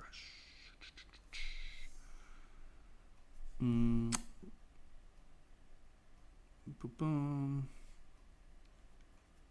Yeah, right now the LCDs, it's cute. What's the one called? Chrome, I think is what it's called. That's pretty tight machine. It's fast, but it's still not a good laser. It's still a better curing thing. And it laser's still sloppy. So, for now, until there's some sort of paradigm shift in the LCDs, a laser's still going to do you better. Maybe, The Solus is LCD and it's beautiful, but the problem is that the maximum print is like that big if you're doing 25 microns, right? So as we get 8K and 12K and 44K, monitors, then yeah, you'll be able to get more pixel information in a smaller thingy-madoodle. Footprint, that's the word I was looking for.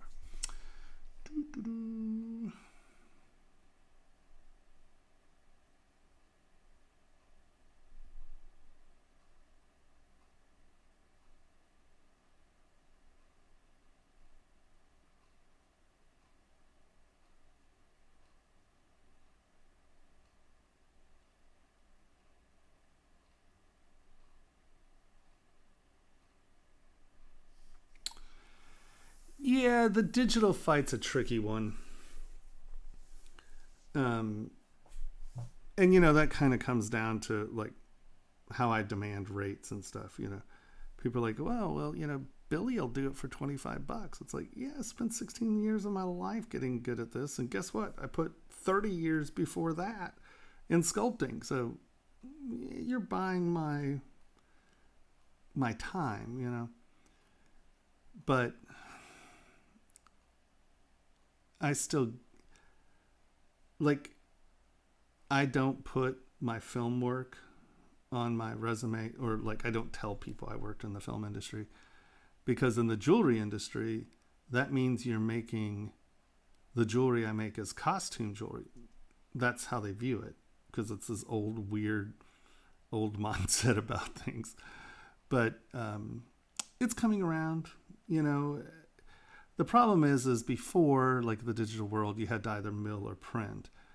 And very few printers have resins that are final objects, right? You have to go through casting. You still have to produce it in some way. And now with some of the modern resins, like some of the ceramic stuff, and there's some pretty tough materials coming out now. And so as the resins become objects that you can just use, right? I mean, I have resin at home that's denture material. There's a pink for the gums and this bone color for teeth. And you literally can print your own dentures on a form lab. As soon as you can print an object and use it, just straight off use it, it'll start to sink into culture as a little bit more of a real thing, not a play thing, right?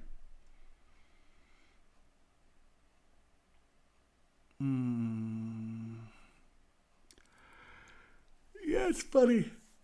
I remember fighting with people because when I was sculpting in foam, they're like, oh, well, that's not real sculpture. And you're just like, yeah, it is. They're like, no, yeah, it has to be bronze or stone. And, well, to be fair, that's, if you have any kind of concept of longevity, that's true. But, Henry Moore sculpted in foam because he'd then covered in clay and sculpt the final layer in clay. But, you try moving around 15,000 pounds of clay. Yeah.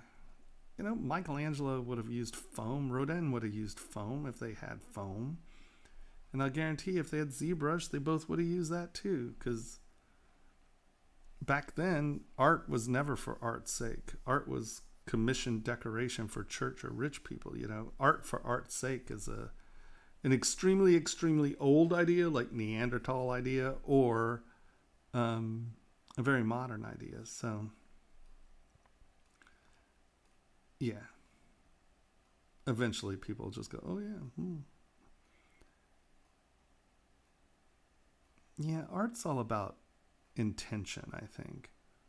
That whole art versus craft thing it's a tricky argument. It's hard to define.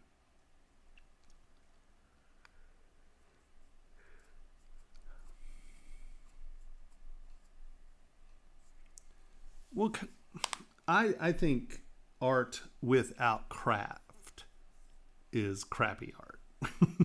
Because if you haven't worked at your craft long enough to not have to think about your craft when you're making things, I don't see how you will ever think in art terms, right?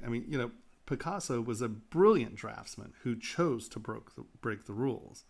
Now we have people who just draw like Picasso because they can't draw, And I think that comes down to a certain level of intentionality and integrity, And I think, I went to the home of the performing arts, of the, Jesus, obviously it's getting late because my brain's stopping working. Performance art. And that is something that, feasibly you could do without some craft. But, if you're not working on it, you're not developing your voice. And it takes a lot of time and energy to develop a voice, as an artist. And I think that's what really separates artist from craftsman in some ways, is that you've spent time and energy to develop a vision and voice. Now, craftsmen can have that as well. I mean, to say that Sam Malouf, who makes, well, he's dead now, who made rocking chair and furniture, he had a lot of artistry, but I still consider him an apex craftsman, right? Because at the end of the day, he was creating objects for utility, right? And art doesn't necessarily have to retain utility. But I think for the most part, all craft is there for a reason, right? You're trying to accomplish something. Art, not so much all the time, right? Art has a lot to do with context, not craft, right? You could be a brilliant, like Sam Malouf, right? But the rocking chair I did and designed was designed to be in a specific place, doing a specific thing. So the context is what made it an art piece, not furniture, right? So, and that's, this is the eternal argument. I think every craftsman wants to say they're an artist, and every ding dong who's a crappy craftsman want to say they're an artist. Who knows?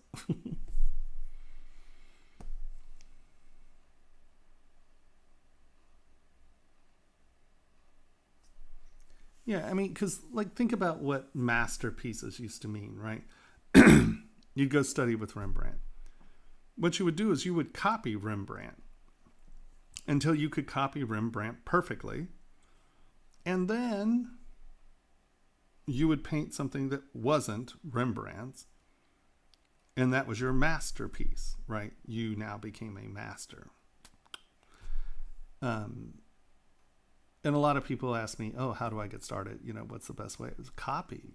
Because if you are making things up out of your mind while you're learning your craft, and I'm not saying don't do that, but don't judge yourself on those things, because that's stuff you're making up. You're like, oh, I meant it to have 6 arms. Well, not if you're trying to do a portrait of someone. You're trying to copy them.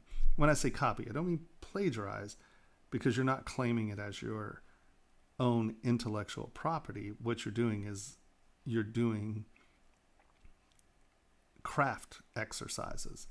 And if you're not copying something, you do not have something that you can compare to, so you don't know if you're accomplishing what you need to be accomplishing. A good sculptor can do something that looks like a cartoon, that looks like a photorealism, that looks like and only through tuning your craft to the point that you no longer have to think about it to create objects that you want to create. Because if you're thinking about your craft, you're not thinking about your ideas, right? That's my 2 cents, I think.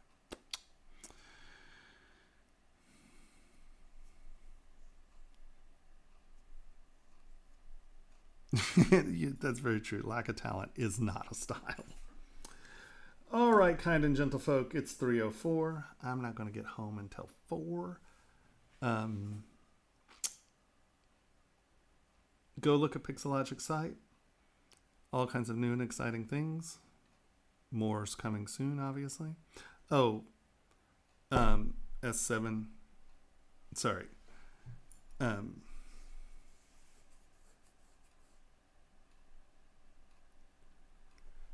So how are you getting the extra? Are you going to? So I get that it's supposed to be up here, right? Hold on, let's turn that off. Oops, hide that.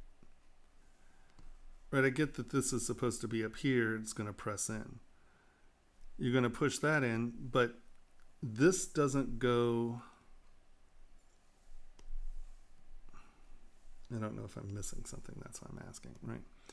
So this doesn't go as deep as the face is high. So are you going to take like a little dollop and like before you push this in, are you going to take a little dollop and put it into the face and then press it in? Because I'm not seeing how, because if you're only going in this deep, right, and you press it in, how are you filling the hole up higher than the depth of your press? So if you're taking a little bit and going bloop and putting it in there and then pressing, I get it. Oh, well, with the flip, I guess you could press it, put a little extra in, flip it, and press it. Is that what you're doing?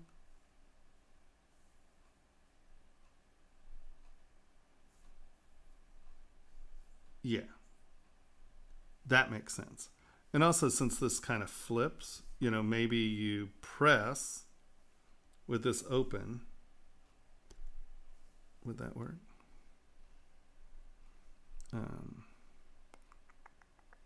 No, that's completely not even something that I'm using. All right, we're doing there. Boop.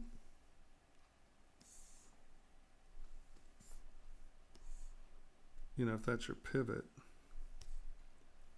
you press it in, you take your thing, go bloop, put it in there, flip this closed, punch.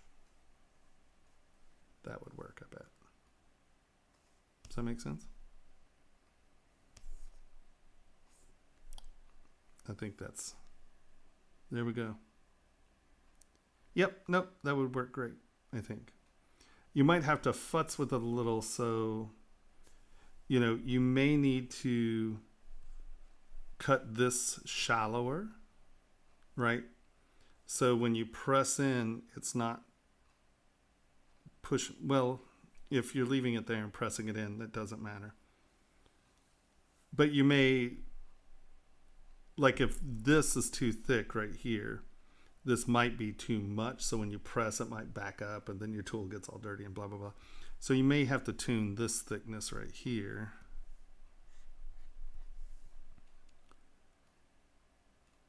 But yeah, I don't see why that wouldn't work. Yeah, you just fill it up. Fold over, punch. Yep, that would work. The only thing you may want to do, once again, is, no, that wasn't flat. That explains that. Like I said, the only thing you may want to do is, boop, all right, is have this be sort of a bow in both directions. Because if you don't want this edge, you're going to want to pull these corners up and off the model. Right. So that becomes a smoother, right, where that's actually kind of doing.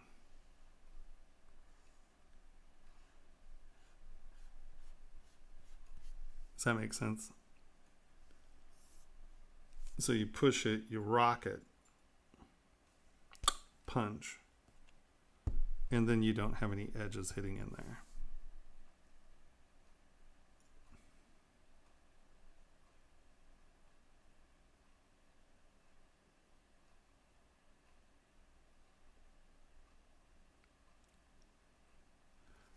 Well, I wouldn't bevel it. I would make it a smooth curve. Yeah, I would bring it down to here where that's a curved surface. Because he's not creating, he's using it almost like a signature in poured cement. So let's say you pour a sidewalk and you punch your logo into it. So you're sort of signing the concrete job as sort of what the stamp is being used for.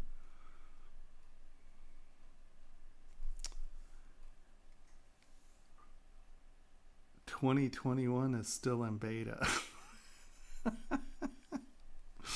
I can only say that I am sure that there are many tools that could be applied to many, many different techniques.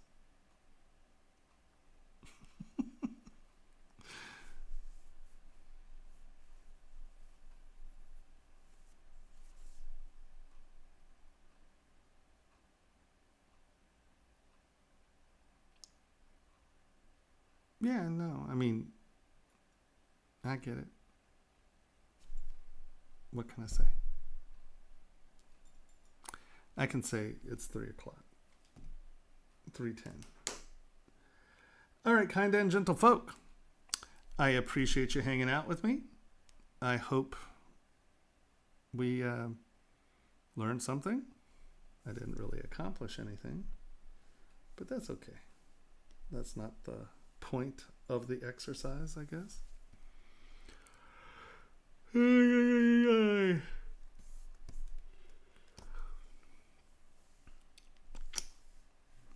All right.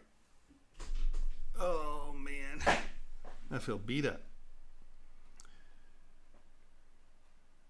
Righto.